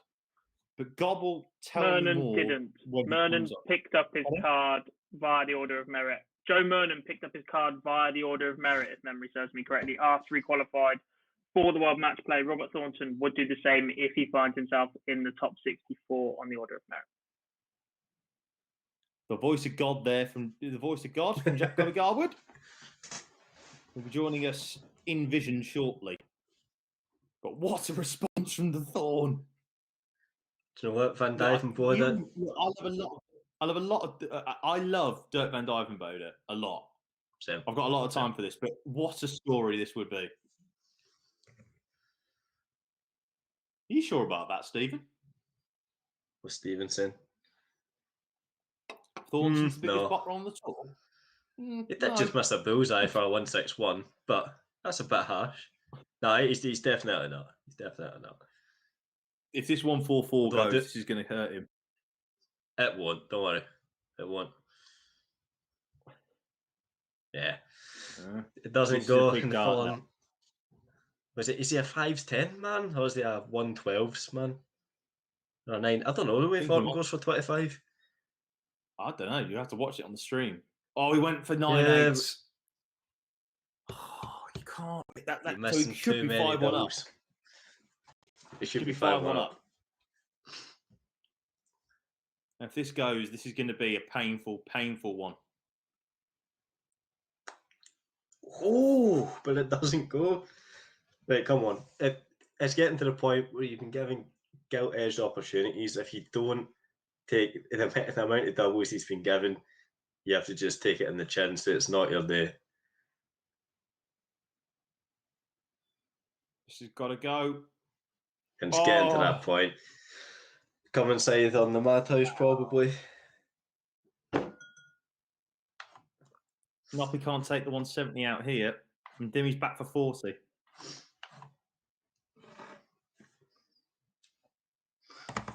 Free. Should be 5-1. Wow. It's 3-1 here. Dimmy's just gone 3-1 up, got the break back straight away, but the Thorn will be kicking himself. He should be 5-1 up. Yeah, thing is though, Stephen, I'll say this now, right? Thorn hasn't got a tool card at the moment. That's the first thing. Secondly, at least he's won two big ones. Can't deny that. He's won 2 big ones. Mm-hmm. He's gone on Against the best of Tellybox players. and he's won himself a couple of big ones. But he's also won one in the PDC in the BDO, to be fair to him. He's a World Masters winner, he's a Grand Prix winner, and he's a UK Open winner. You aren't that if you don't have some bottle. His last start at 1-1 there on that last one. I just seen it on the stream. It was nearer the treble. It was really, really pulled. And now he's in danger of going behind. Needs a max. Oh dear. The tide has turned.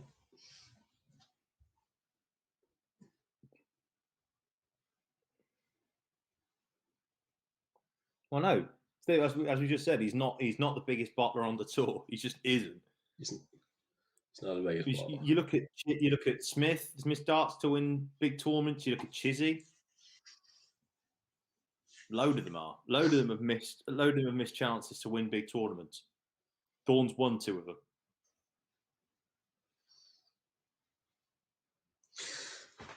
I love that break for Van Dijvenbode. That's the thing. Van Dijvenbode has this level to go to that he will go to. So if you don't punish him when he's missing those darts at a double, he's going to punish you by 11 dart breaks. Dimmy's about to go 4-1 up. And Jonathan, we've seen that question there. Dimmy does go 4-1 up with a 13 dart hold. Who would you rather be right now out of Smith and Dimitri in terms of career accomplishments? No For brainer, me, isn't it? No offense, but yeah. but You want to be go. Vandenberg. Yeah, He's one of Vandenberg. because you've won the second biggest tournament of the lot. You win a match play, no matter what, whether it's behind closed doors or whatever, you won a match play. Simple as There's that. a lot of TV finals, I suppose. Maybe that would be the thing. World's final, match play final, Premier League final, etc. for Smith. But nah, Dimitri's match play is enough to tempt me. That's to say, if you Van Dijven. yeah, Sorry, Joe. Just it's over Go now, on. isn't it? Looking as if he sees the home stretch. Van Dijvenbode is sprinting towards it. He's got 104 left, and he'll get 6 starts at it. And if he gets it, he'll go 5-3 up. The dream it should have been 5-1. And when he didn't make it 5-1, I think he gave up his chance at this game. oof. 104. The turbo's been pressed. Yep. He does this. Yeah, 5-3. What about the other game, Joe? Is that over as well? No, well, it feels like it. Dimmy's 4-1 up, and he's not on a finish. He's not at 193. Vandenberg's hit a 180, and then has hit 97 to leave 146. So he can potentially get back into the leg now. He can technically leave this handy. He could still be in the match. But a double break here. If Dimmy takes his 146 out, this game is as good as done. This game is as good as literally Richard Dunn. Noppy left on 93. Vandenberg looking at 146. Can't take it. Leaves himself on 47. Danny Noppert, this 93 has got to go. Sure he goes for the bullseye in these. Might be wrong, but I'm pretty sure Noppy does use the bull on these sort of shots. 24 left by Noppy. So it means that Dimmy has got himself 47 to take out and go a double breaker throw ahead.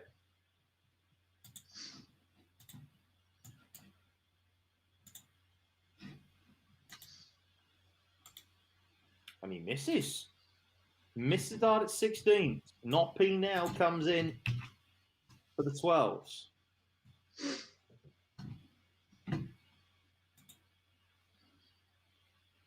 And he takes it out. Stays in the game 4-2. Over to you, Scott. Well, 167 for Van Dijvenbode would crush me, if I'm honest. But it would definitely crush Fulton. He's missed the full far. Oh, she's right. Van Dijvenbode has found his groove right. Fulton's got to go. Yeah. He needs 56, 2 darts at tops. This is the game here now, and he's kept it alive. It's 5-4. He's only that one break behind. I still don't think he'll do it, but at least there's a chance now.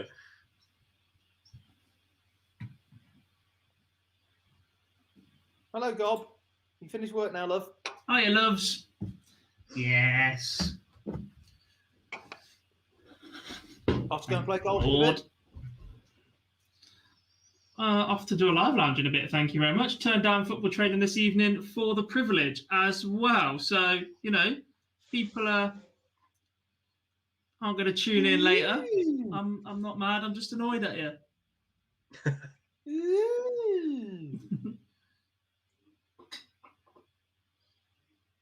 Well, Dimmy's in really complete control of this leg. Could be about to go 5-2 ahead.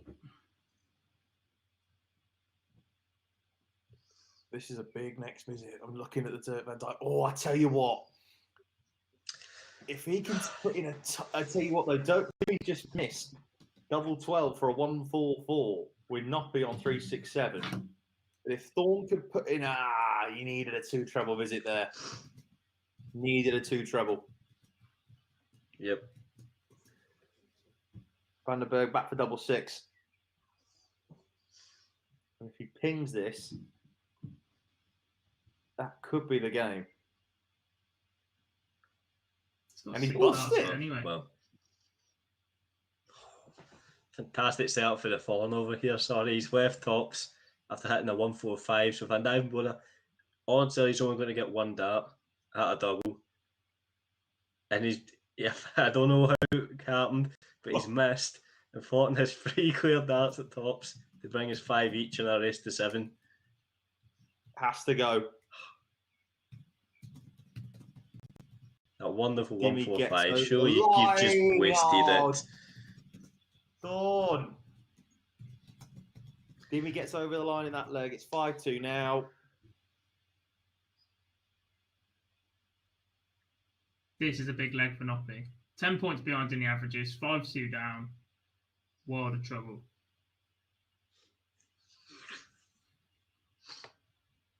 Last starting hand for Van Dijvenbode. That's just what you want to see. That makes everybody so happy. Just to know that you missed the first 2 darts. 6-4 duck. He's 1 more leg to go for the line. The Thorn will kick himself because he could have been 5-1 ahead. Yep. If he loses this game, it wasn't worse than that one. It was worse than those. Change the game. Yeah, exactly. It was worse than those legs, not in the recent ones.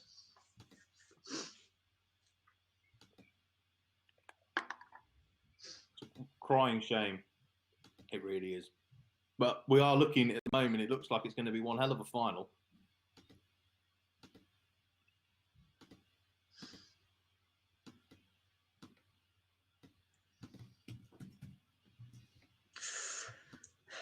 Wouldn't be surprised to see a 12 dart break here from Duck.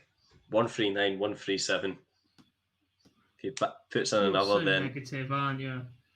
You are We so all are, negative. what is it? What is it? Go You on, call then. us Fawn's left cold the and big miserable fish, in mate. Scotland? Fawn's left the big fish. There we go. Boom. Yeah, world of What's trouble, mate. reality? World of trouble. What is World of reality, trouble. mate? Oh, wouldn't be surprised. Me. If this goes, we've seen a load of them today. Oh, well, here we go then for the match. 85.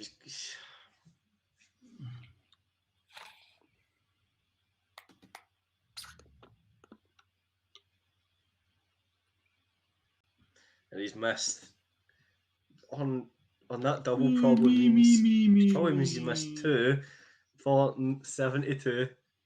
The 16-16 tops would be nice, but 16-16 come inside is what's going to kill him again. I think he's had darts to win 4 of Van Dijvenbode's legs that he's went on to win. And this is one of those 4. 7-4 Van Dijvenbode. It was lost in the first 3 games, right? Thanks very much.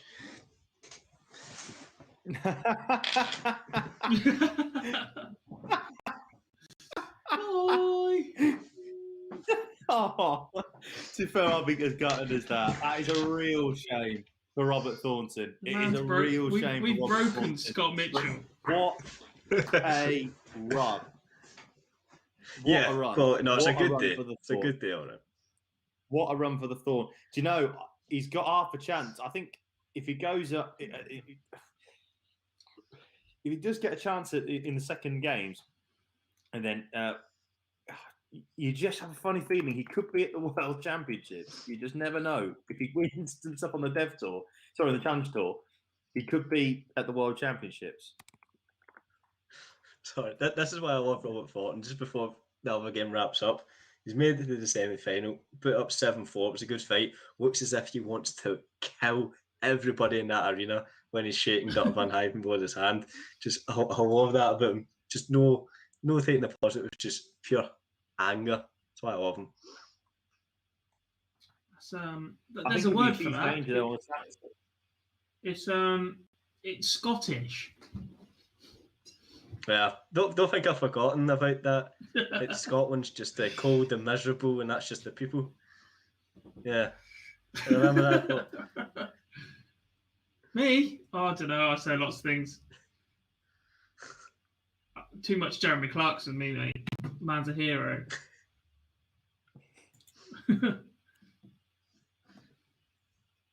Absolutely gutted about that for Thorn today. But we are moving on into the other semi-final. Is that a sign of frustration, or has Danny Noppert been speeding up his second and third dart all day and all week? I haven't seen it, but I don't know. Because that 180, he set the dart properly with the first dart, as he does, and then he just launched the second. No, has he changed his throw? I think he has. I don't. So he's setting the first dart, but then the second 2 are in rhythm. There's no resetting and going. He's sped up a little bit. Well, Dimmy wants 112 here for the match. What a way to win it. Dimitri Vandenberg comes in with a stormer of a 112 checkout, everybody.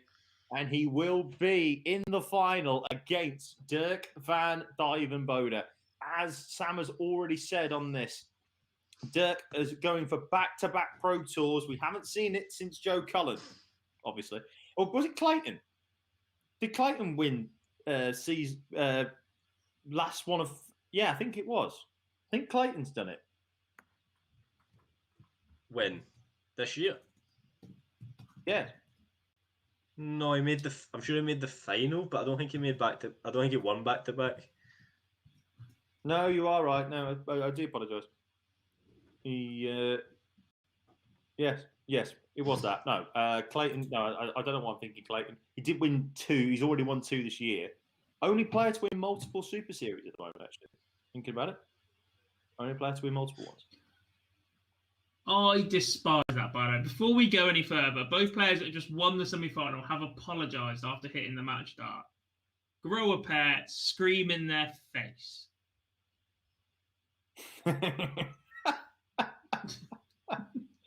So Okay, Dimmy's just yeah. won it with an 89 average. That's a bit apologetic, but a 98.7 from Dirk. Yes, Roberts had his opportunities, but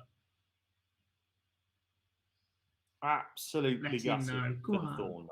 You're on for back-to-back Pro Tour wins, mate. You're like, oh no, sorry, I hit the double. What are you meant to do? So this is what it is then. So either Dimmy will win his first floor title, or Van Dijvenbode will be the first player to go back-to-back this year. That's essentially where we are, which is not a bad effort, everybody. For anybody that is joining us, and people will join us, I'm sure, throughout the sort of final, we cannot get the graphic that we would normally get for you. So you can have a look at the score. Unfortunately, that's because Philip is gone. He's gone to play five-a-side football. So because of that, we cannot give you the score graphic, but we will keep you up to date as best we can. We'll go through we'll do it on there. Don't forget as well, everybody, Live Lounge is back tonight. I keep thinking it's tomorrow. It's tonight, definitely tonight. 2.5 hours time. I'm going to have a snooze after this. And then we'll go from there. Brad Pates has been on it all day. Really appreciate it for doing the live blog today for us, mate. Thank you very, very much indeed. And enjoy the tacos when you get them.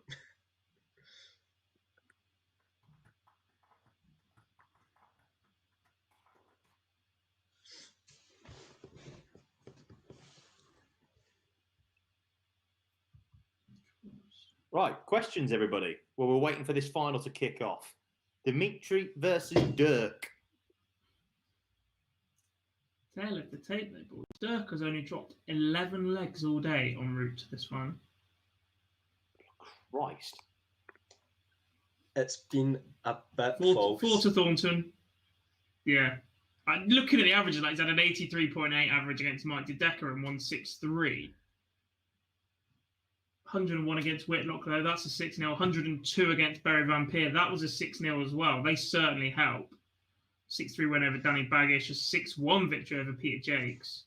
Obviously, that's 7-4 over Thornton. I think Dimmy's dropped 15. I'll check that one first, but I can't remember the numbers now. John Clayton. 1, 3, 7, 8. No, it was Cullen that did that. Cullen won the final one last year and the first this year. So technically, he ain't gone back to back this year. No one's gone back to back this year. Technically. Dimmy lost the same amount of legs Dirk has done all day in 3 games today. En route to the final. What? What, Dimmy? 11, yeah. The rest of them are pretty good from Dimmy. Dimmy's lost 15. He's had 2 6-1s, 2 results to 2, 6-2 and 7-2, a 6-4 and a 6-5. So, like I say, we are looking to get this done. And like we say, I hope you can all join us again for the live lounge in a couple of hours. We will be back 8 o'clock BST, 2.5 hours time. Phil Bars will be back from five-a-side, probably kick someone into a hospital. And Gob and I will be here to join you to join you for some darts chat. If you want to go and watch the final, it's on video.pdc.tv. You can watch the final for £2.99 on there, or if you want to get yourself a monthly pass, if you're outside of the UK, £4.99 as well. If you're £4.99 for the monthly pass in the UK, you might as well buy it, but you ain't going to see much else. I won't be honest. Michael O'Brien, really good question. When will the tickets for the Worlds come out? I presume they'll go on sale normally this year, which will be around match play. End of the match play. End of the match play, yeah. Normally, it's what? I'd say August. Normally, yeah. Year. Normally, I think the fact we've had a year of absence without the fans means they don't quite need the sales period, and August is the guaranteed absolute last date for us to denounce all social distancing measures. So I'm going to say August once that deadline has passed. Yeah, because normally it happens on what? It normally happens the Monday after the match play. The Worlds go on sale. It's not actually. Sometimes it is the match. Sometimes it is the World Champion. Sometimes it's the Monday of the match play for PDC annual subscribers. But I wonder if they're going to do what they did last. Well, they're going to do what they were going to do beforehand with the match play tickets, and that's give the annual subscribers a chance to get some tickets. Then maybe in a couple of days' time, have your bit where you can buy tickets elsewhere. So, if you sign up and want to be part of the priority sale, you can do, and then they put it on general sale after that. Yeah, we expect Dirk's or this summer. Dirk's gone. Dirk, I've just seen this. Sorry. Yeah, not good.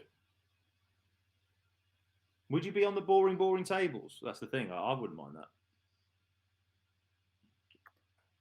Backstage bit, you know me. High rolling. You know us. Last time we were there, random Tuesday afternoon, Gob. The most random Tuesday of the lot. It was a good day, that. And we then stayed in the evening. Afternoon. And then yeah. The evening was fantastic. But again, did not sit with the common people, did we, Charlie? Let's be honest. No. I had to run home. I missed it. I missed the history-making moment of Fallon Sherrick. I was on a train on the way back home because I couldn't get home otherwise. I've only been to 3 darts events as a fan, in inverted commas.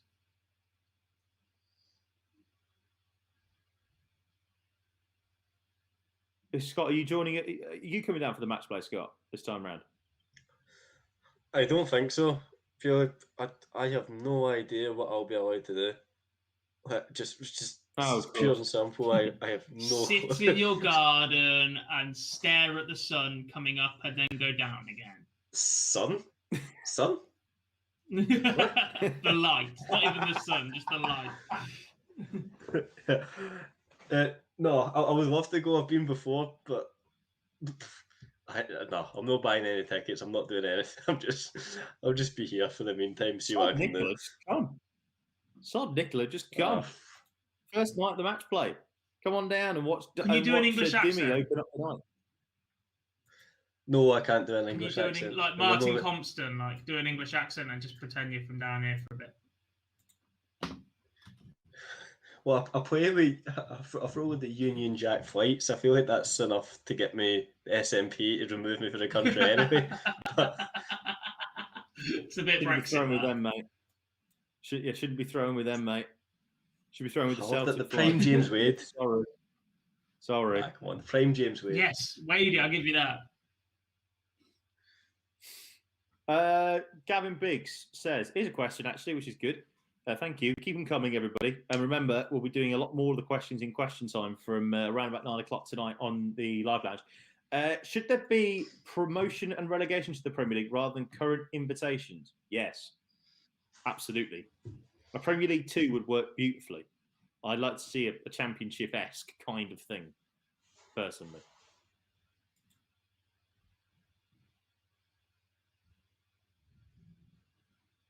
Is the match going to be shown on YouTube? I don't know, is the honest answer. I don't think so.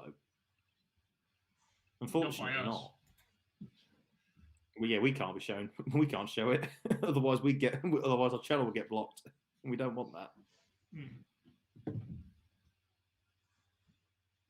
What do you think? Do you think there should be the Premier League? You were here yesterday. You were listening to Barzy yesterday when we talked about the sort of a race to the FedEx Cup, Gob. What do you think in terms of the Premier League? I mean, I was here yesterday. It doesn't mean I was listening to what Barzy has to say. We never do. I don't mind it. I think it would add something to some of the events that perhaps doesn't have anything to it, as much to it. Let's be honest, the Masters were interesting this year for the very first time for one reason and one reason only, because the pre-story to it that potentially the winner was going to get a spot at the Masters, in the Premier League. Sorry, and yeah. I mean, I haven't seen the TV audiences, but I guess they were up on what that tournament has been for the last few years. I haven't seen it, but I've not. I haven't seen the actual TV audience, but I know they've been up because I've spoken to someone at ITV. So, just a quick reminder to everybody. Again, apologies. Yeah, apologies if people, if we're boring you by saying this, but we can't show the game live. We're not allowed to. PDC TV would come down on us like a ton of bricks. You've seen, in particular, a couple of channels that have shown the games live, and the PDC got them blocked straight away. We don't want that to happen, so we can't watch it. We can't show you the game live. What we can do, though, is tell you to go to pdc.tv if you want to sign up. You can watch the game for £2.99. Essentially a cup of coffee. Not being funny. It's like a pint. Well, let's say a pint, half a pint.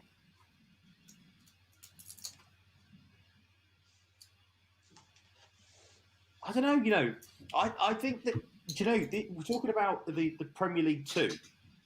Yeah. Do you think that if we had, say, I don't know, like it was a straight knockout rather than like a league format, and then the winner of that was to become a Premier League player off the back of it, I reckon that would quite work. Like it's 16 players to go along the 16 nights, or something like that, or 8 players to go along with the 16 nights. Straight knockout. Whoever gets through wins. Yeah, do you know? Maybe. Sorry, go on, you go, man. Go on, Scott. No, so I was just going to say it's similar to what sort of happens at the World Championship, isn't it? Like with the qualifier for the World Championship, where obviously it's behind closed doors, etc. That day when you're seeing who's going to get the last spots is incredibly exciting. So I'm with you that if you basically did the same thing, except the carrot is no longer the World Championship, it's the Premier League, and you've pretty much hand selected people who are probably going to be exciting to watch, it seems like a win-win.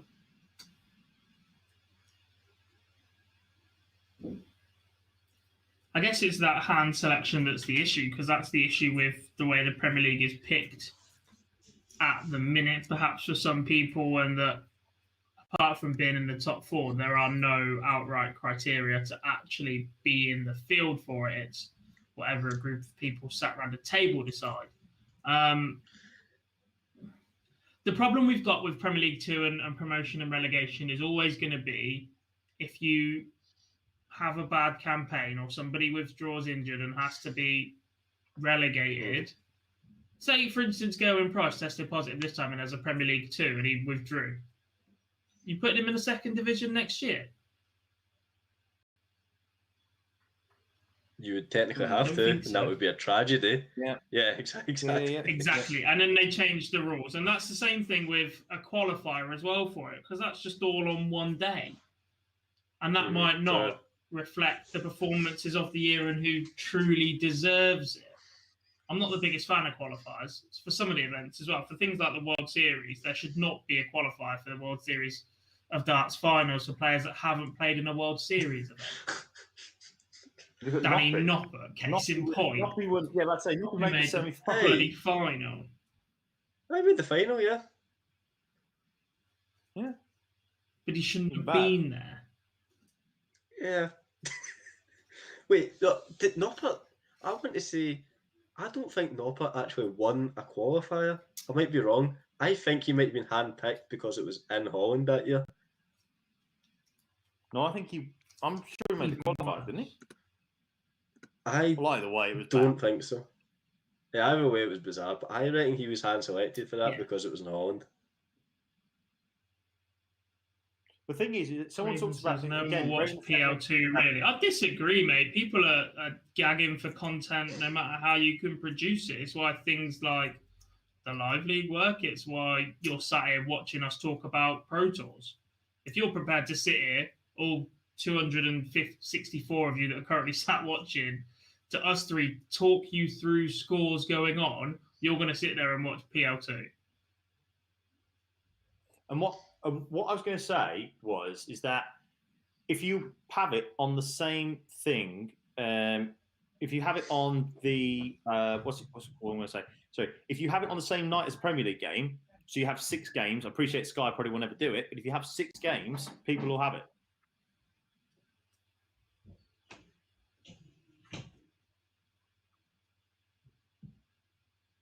Oh yes. Do you know what's great news, Gob? Oh, what? Or off. I was going to say, you can watch. Oh, that's annoying. I was going to say the game that's going to be available, Warwickshire against Notts, in the game at Edgbaston. It's going to have crowds in it. Ooh. It's going to have crowds. 25% spectators is going to have crowds. It's going to be lovely. Members can get it first. Yeah. Best ground in the country. It's not quite Trent Bridge. It's not quite Trent Bridge, is it? Don't worry, mate. The only way you're going to win a game. Again, Sam, I disagree when we talk about the Premier League 2, because if it's there on the same night, people will just go to the event. People will just watch the darts. Like, you go to the event regardless. I don't know why they're not even warming up again. Is there some problem with Dart Connect again involving Dimitri? I hope not. It's just a delay to the final, isn't it? It's still warming up on stream as well. If the stream starts first, we're in trouble, but at least we'll know because one of these two has to run. So don't you fear. It just kicked into time yesterday. Tugboat reckons PB's missing because his missus has kidnapped him again.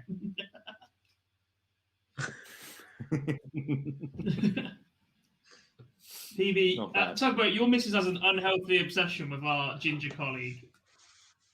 Very much so. It's quite worrying, actually.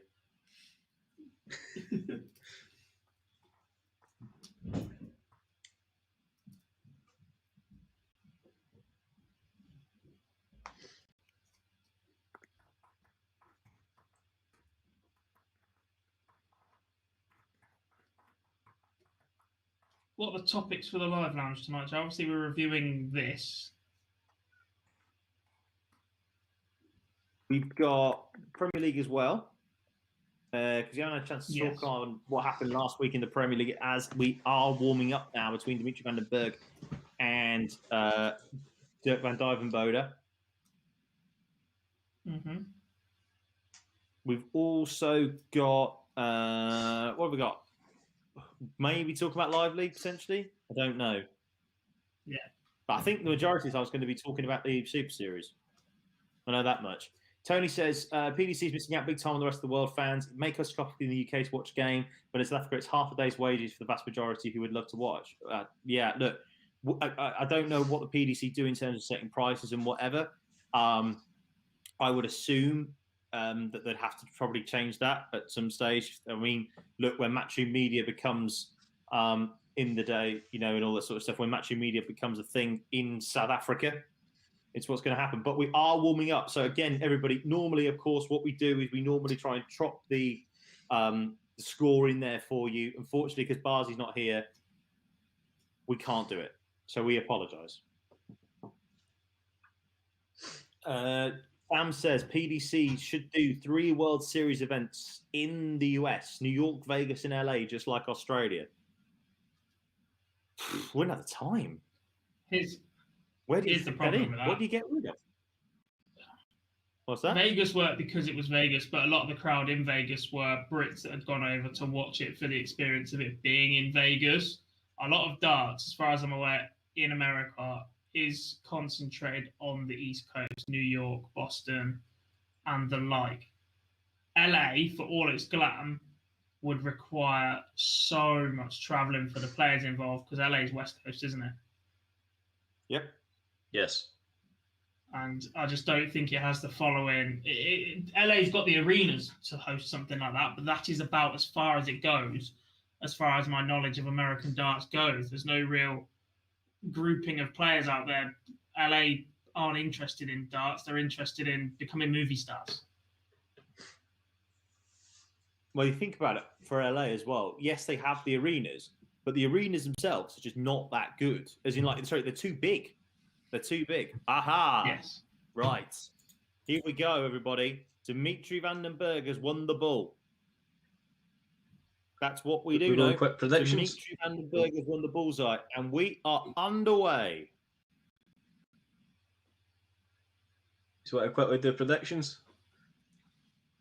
I think Dimmy wins it. Dimmy. Yeah. That's I was going to tell you. 8-4 for me. 8-5. Tell you what, 8-4 and 6 perfect. Massive pauses. Well, do you know what? That bullseye was absolutely perfect. To be fair. I've just looked at that bullseye. That was pretty much middle of the bloody bed. That was excellent. Well, As you this say, is guys, we 1-0. apologise. What's that? This is 1-0. Yes. We apologise, by the way, guys. So normally we do the score. We normally do the score and put that in there. Unfortunately, we just can't do it because we haven't got access to the same things that Barzy's got that will be able to put it up for us. So we do apologise. But this is how the leg has started off. Vandenberg's gone 100, 180, 139 to leave 82 after 9 darts. Van Dijven Modus hit 60, 81, 54 to leave 306. Here is Dimmy then to come up and clean up for an 11 dart leg. What can he do? Timmy could be about question. to finish Can he this deliver? leg Yes, he with can. an It's average 12 leg. double his opponent's. If that had gone in 11, he'd have doubled his average. Rob, you can call the next leg in if you'd like.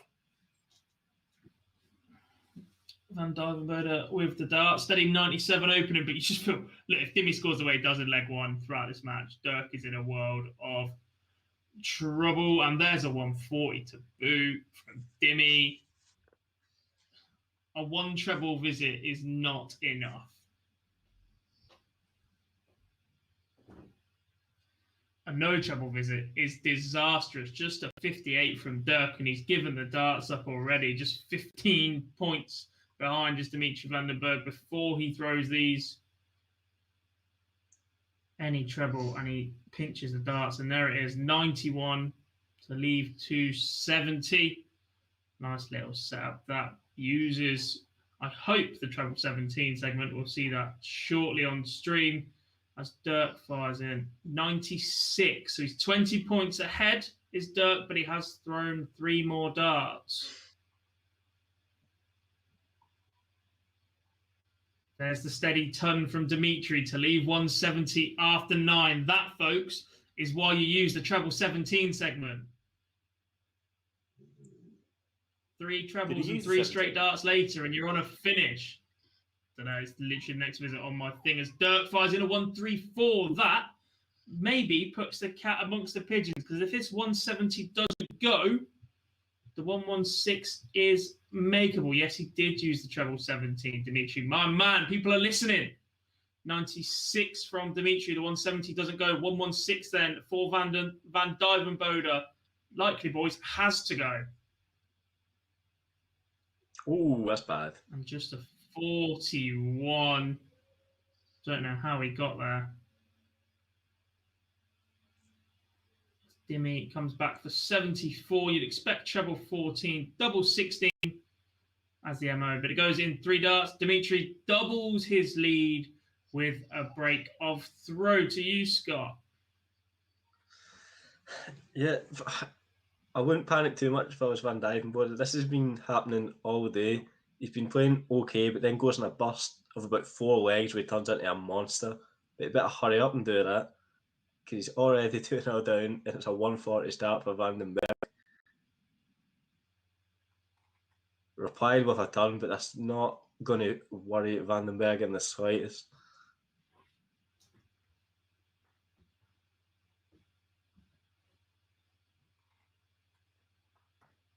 Only a 54 though. So Van Dijvenbode, if he can ping even a 140 to give him a slight edge, he would probably take that at this point. He will not take a 57 in response, so it does not do anything. So Vandenberg has the darts in the leg and also has a 40-odd point head start.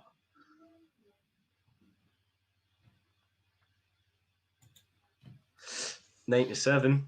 It's not going to win any prizes for it, but it keeps him well ahead in the leg unless Van Dijvenbode can find 3 trebles. And just can't do it. Dimitri in control, as he has been with most of his games. I don't know, Chad, sorry, I know you're busy, but has Vandenberg been in trouble at any point today? I don't really remember him getting embroiled in anything. 6-5 against Mitchell, but we couldn't bloody see it, could we? Oh, yeah, of course, right. But yeah, true. We don't know. We don't know if that was... 6-5 against Mitchell and a 6-4. 6-4 earlier in the day. They're the only 2 times that he's lost more than 2 legs in a match. That game against Suter was interesting as well, I thought. It's a 130 from him. Just the Stampede's a 40 on the game as much as anything, but a 41 does not do that for you at all. They're a 146 for Van Dijvenbode. Are you 19s or are you 20s, boys, from 146? I'm a 20s. I don't know what Dirk did. I'm a 20s. Just to sweat you aim it all the time. Even if it means double 13 at the end, just go for it. 19s for me, I think. Fair. Personally. That's an 89 checkout last starting hand for Dimitri. That's so one. It's going to hurt. So Dimmy is averaging 100 with Van Dijvenbode only averaging 82. This is why it is so difficult to go back-to-back, everybody. Only a handful of players have done it. Van Gerwen's obviously done it. Taylor's done it. Caven, Lewis, Price, Thorne, I think, has done it before. I think he has, actually. That does ring a bell. I'm sure he did. So that's why it's so difficult. But Vandenberg is 3-0 ahead. Van Dijvenbode started off with a 100. Dimmy replies with a 60. Van Dijvenbode then goes and hits a 57. And a ton from Dimmy leaves it on 3-4-1. So it's 3-4-4 plays 3-4-1. Van Dijvenbode has to win this leg to get it on the board. And what a way to get back into the leg. A max, a 180. From Dirk Van Dijvenbode to leave 164. The only way that's going to get any pressure on it is if Dimmy responds, and he does. And he responds with a 161 to leave that after 9. So both of them on huge checkouts. Will Van Dijvenbode go the ball way? Well, sorry, the treble 19 way. I think he has missed the dart at the ball there. I think he's hit the single 3 going for the ball. Vandenberg now with a 161, and he's missed the ball for a 161. That would have been probably the killer in this game if that were to go. This 47 has to go for Van Dijvenbode, and it does. Last start in hand. Bit of quality there from Dirk. I'm just going to go and check on the stream now, Gob, to see which way he goes in a minute. But over to you with Dimmy leading this one 3-1. Yeah, Michael Smith did it back-to-back as well. Yes, he did. He did, yes. Cruising, but is that a sign? Just a 57 once again. No treble for Dimitri. And it's punished gleefully by Van Dijvenbode, who fires in a 140. I'm just going to jump in. He went treble 18. You said he went treble 20, treble 18 bull. Did Dirk? Yeah. And he tell you the reason why is because I think he messed up. He went for the single 15 and he hit and he hit single 5. And he hit the single 15 and then he hit the single 10. So he had to go upstairs to the 5 and then only had one dart at 16s. That's a huge, huge shot there from him. Big.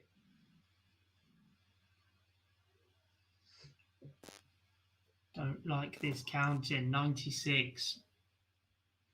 No. 91.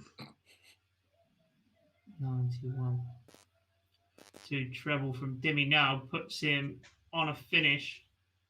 You'd still probably make Dirk favourite, though.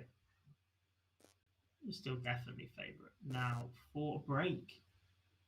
Pinch the darts, basically. Has pinched the darts. He's ahead and throwing. Oh my God. 42 is a big slip from Dirk, though. He leaves 132 after 12. Dimmy left 192 after 12. Obviously, it's Dimmy's darts in this leg, so a ton here, advantage. A ton here it is for Dimitri. An advantage back in the Belgians' favour. 132, the champagne shot. Bullseye first. Everybody loves to see this one go. Can Dirk pull it off for a break? He cannot. 95 scored, leads 37. So 92 for Dimmy to restore a 3-leg cushion. I reckon he's missed he a dart. goes in 2 darts, clean as a whistle. So do you reckon he's Dimitri gone? now leads 4-1. Before we go on, do you reckon he's missed a dart at the ball there? to leave 37. I'll tell you in a second. He's watching it on the Find screen out now. as Dirk opens the following leg with a 140 on throw, 41 from Dimmy. So early job done in this leg. There's the 25. Yeah, we did. There's the 57. He's missed the bullseye for it. Hit the wrong side of the flight and pushed it to the right. 45 from Dirk is a slip again, as he's effectively just allowed Dimmy back into the match with that turn. Over to Scott. Yep, looks like for the first time he's going to have a comfortable time with it. Until this is a 140. 2 second boy. Sorry, I'll hand over to you.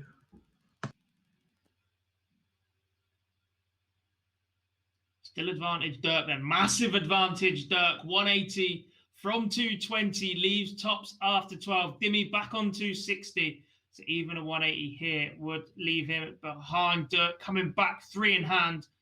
At least 6 though, as Dimmy only scores 30. 6 starts here from Dirk from tops. And he takes it out first dart. 4-2 for a 13 dart leg from the Aubergenius. 4-2 in legs now. Dimitri has the darts.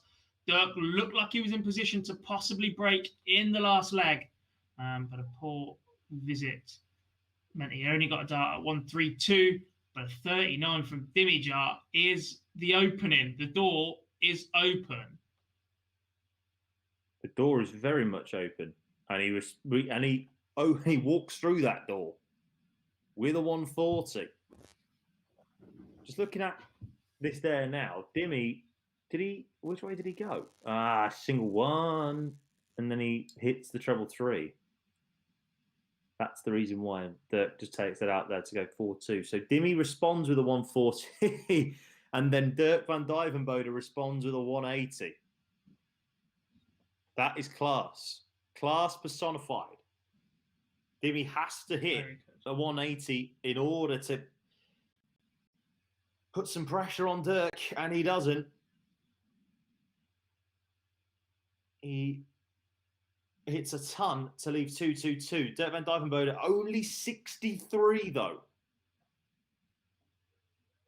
So that means he was off 118.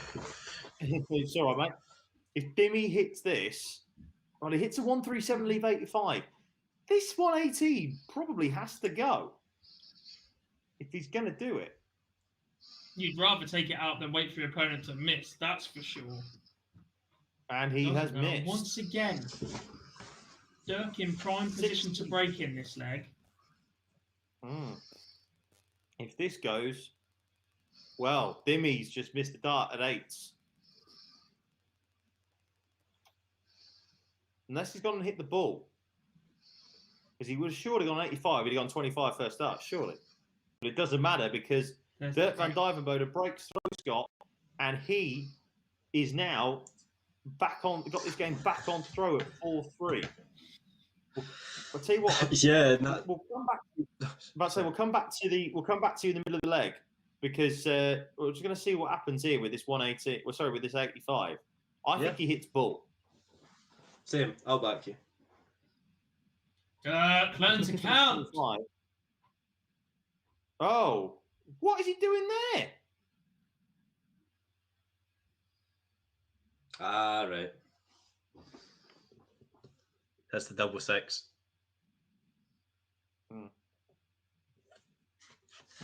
But yeah, anyway. Let's count. Sorry. Yeah, sorry, go.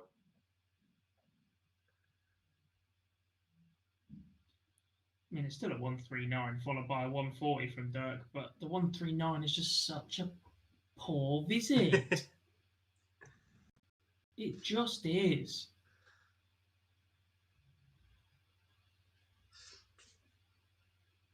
Go on, Scott. You call this leg in, mate. Yeah, I was just going to say, Dirk got himself back in while he was away, presumably without hitting that turbo boost he's been doing all day. It's Dimitri Vandenberg that looks to have pushed it before him. 140, 100, 180 to set up an 81 unless Dirk takes out the 164. I don't know. He's left 26. I don't know what he did. Honestly, too complicated for me to figure out. But he hasn't taken it anyway. So a chance for Dimitri to break straight back, and he's missed the bull himself. So double 13.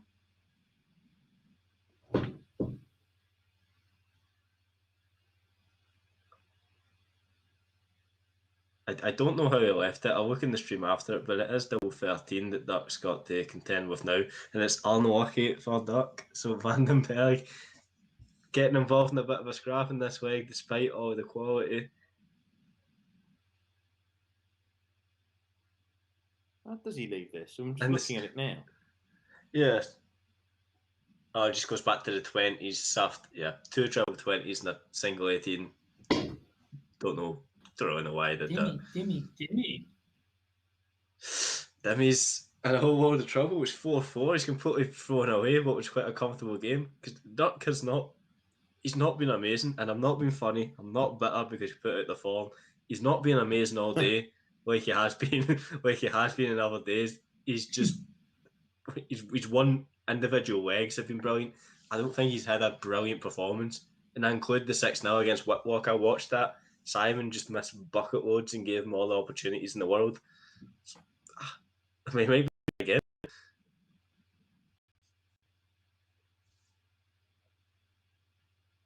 It's your day, boys. It's your day. We say that often enough in this sport. And do you know what? I've been hammering players for the last few weeks about their board management and the way they go about it. But one player that has absolutely, he's just got it with board management. You can see by the way he's setting up some of these legs and the visits that he's trying to calculate early on is Dimitri Vandenberg. He just understands the mathematics of the game to make it simple.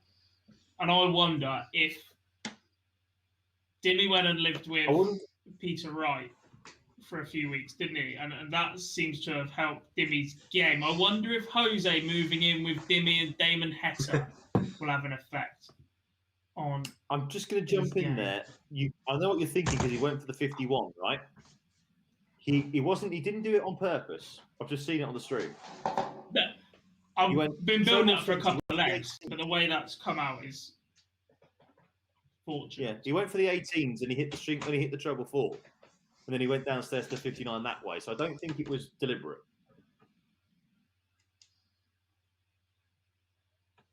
What has been deliberate, though, is he's left 72 after 12 darts. And once again, Dimitri Vandenberg misses darts at double. I'm going to guess 1 at 18s as he goes inside on it. Dirk miles back, though, was only just left 114 after 15 darts. Dimmy coming back once again for double 9 to regain the lead.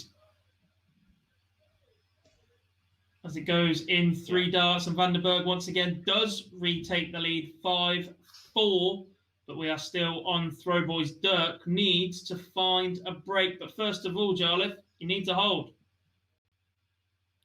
Not the best way to start us off. Weighing at 25. Not good.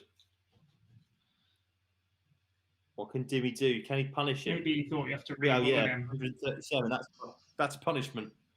I'm just going to watch how Vandenberg takes out the 18 because he's split it before today. He's gone.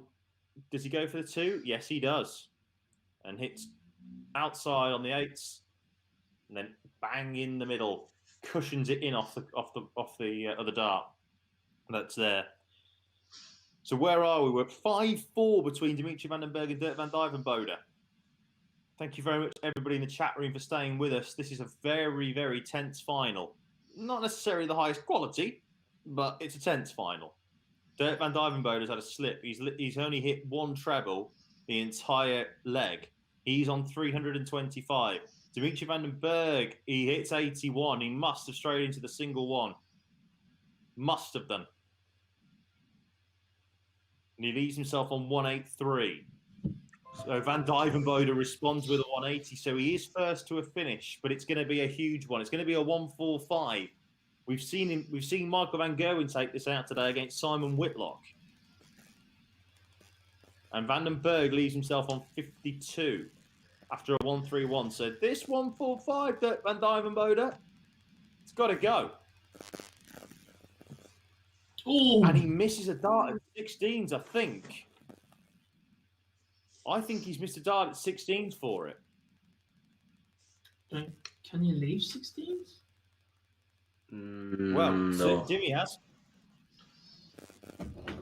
Yeah. Jimmy's missed a You dart at can't 16 for a 6-0 travel lead. And now Dirk Van Dijvenbode is here to level things up.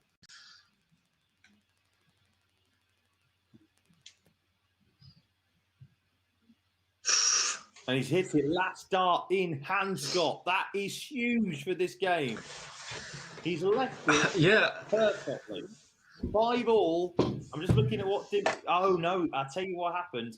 He goes and hits the treble 7 while looking for the treble 19, and then goes and hits 2 at the 18s. And he thinks, I'm just looking at his head reaction there now. He thinks he's looking at it. He's nodding in the background, thinking that he was going to get it done. And Dimmy's shots are very close indeed.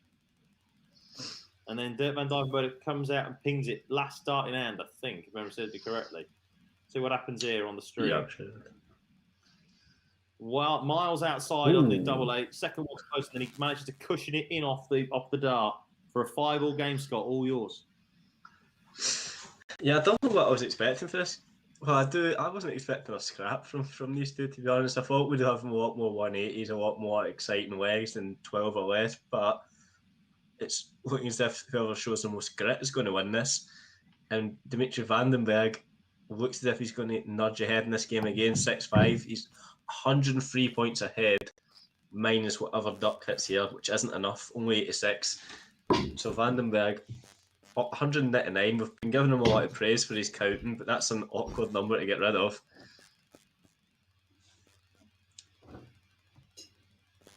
Hits 83 to leave 116, so it's quite perfectly balanced, to be honest. 100 points ahead of Duck, but Duck has the chance to punish.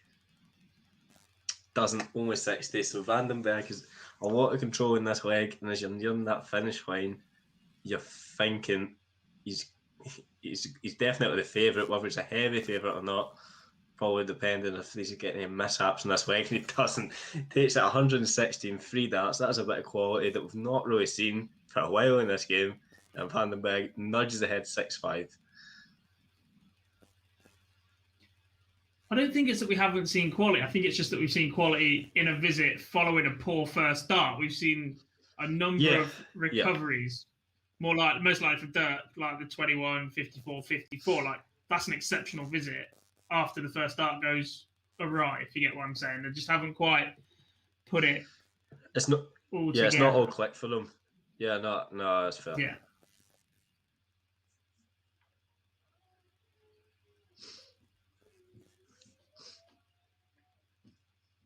Dirk, with the darts in this leg, then leaves 303 after 6. So we're switching down to the 19s. Looking for a 133 to leave the 170 or a 171 to leave the 132. Doesn't get it, just a 93, 210 left after 9. Then Dimmy fires in a 140 to sneak ahead in the leg against the darts, leaves 201. Both nicely positioned from here. Dirk with the advantage of throw. Oof. Fires in a 138. Exceptional visit once again from the Aubergenius.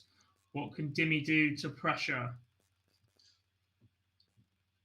97 to leave 104. Just a single treble needed for that one. Dirk has likely missed a dart at 6-all. Dimmy then, 104. Which way will he go? Will he go 20s? Will he go 16s? Will he go 19s? Imagine he'd go 20s, wouldn't he? Will he go 17s? I don't know. He's goes gone out, one way, whatever but it he's is. hit it in 3 darts.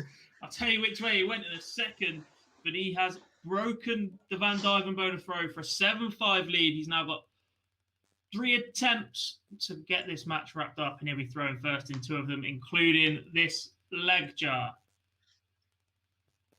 Certainly will. We'll hold fire on that first for you, so you can tell us which way he goes for Dimmy in a second.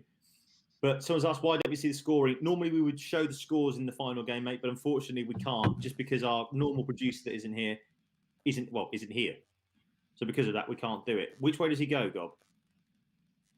Just about to tell you as he 18s. approaches the Oki 18s. I forgot that one. I mentioned 20s, I mentioned 19s, I mentioned 17s, and I mentioned 16s. But he goes 18s, double 18, single 18, and the double 16 for 7-5 advantage. And I tell you what, boys, he is closing in on a Pro Tour title, Jeff. He certainly is. 167 hits left for him after 9, but Van Dijvenbode's hit back 2 140s in the leg and a 78 to leave 143. Dimi's gone 49, 180, 105 to leave himself on 167 and hits 95 to leave 72 for his first Pro Tour title. Will he get himself a chance at it? Yes, he will, because Dirk Van Dijvenbode does not get a chance at the 143. He only hits 55 to leave 88. Dimitri Vandenberg has won a world match play, but he has not won a Pro Tour title yet. Did he go? No. He didn't just try and finish that 2 double 18s, did he? No, I think he did. Big 16. No, but if he has, it's cost him. That has cost him. That's cost him. I'll tell you He in a tried to second. finish that 2 Once 18s. I'm again. absolutely sure of it. As Dirk Van no, Dijvenbode no. takes out 88. He'll Dirk tried Van the Dijvenbode treble takes out 16, surely. He'll have gone 16, 20. Yeah, but I don't like Big the 20. 16 to 20 because the 20 is a bust. Yeah. Fair enough. Either, but Let's have a look. Hang on the screen. No, you are right. He's looking down. Oh, Yeah, fair no, enough. treble I was 12. thinking, John, no, just No, he did Big- go big 16, 16. 20. that dart Well, at that dart 18 at double 18. Yeah. Miles outside. More importantly, boys, he did lose the leg, and he's under it in this one. Dirk has the throw, 134, 140 for the Auberginius, 93 so far for Dimi. Before the last leg, I told you Dimi had 3 attempts to get this match wrapped up. It's looking like he's going to have 1 attempt to get this match wrapped up because Dirk is 120 points ahead with the advantage of throw. That's now extended to 220 points ahead. Dirk has left 127 after 9. The only way Dimi can leave a finish is a 180 or a 177. Anything less, that 96 that he just thrown means Dirk has 6 darts from 127 to take us to a noble leg here on the final day of Super Series 3. 87 from Dirk, sets it up nicely, leaves tops, coming back for it, at least 3 in hand. Unless Dimi scores more than 81, he's got at least 6 in hand, which he has. And I'll tell you what, boys, Dimi in his head will be thinking, right, I've got to go for it in that last leg. But they had 4 poor visits. And if he has a poor visit to start this final leg as Dirk takes out tops, Dimitri Vandenberg could be regretting that missed dart at double 18.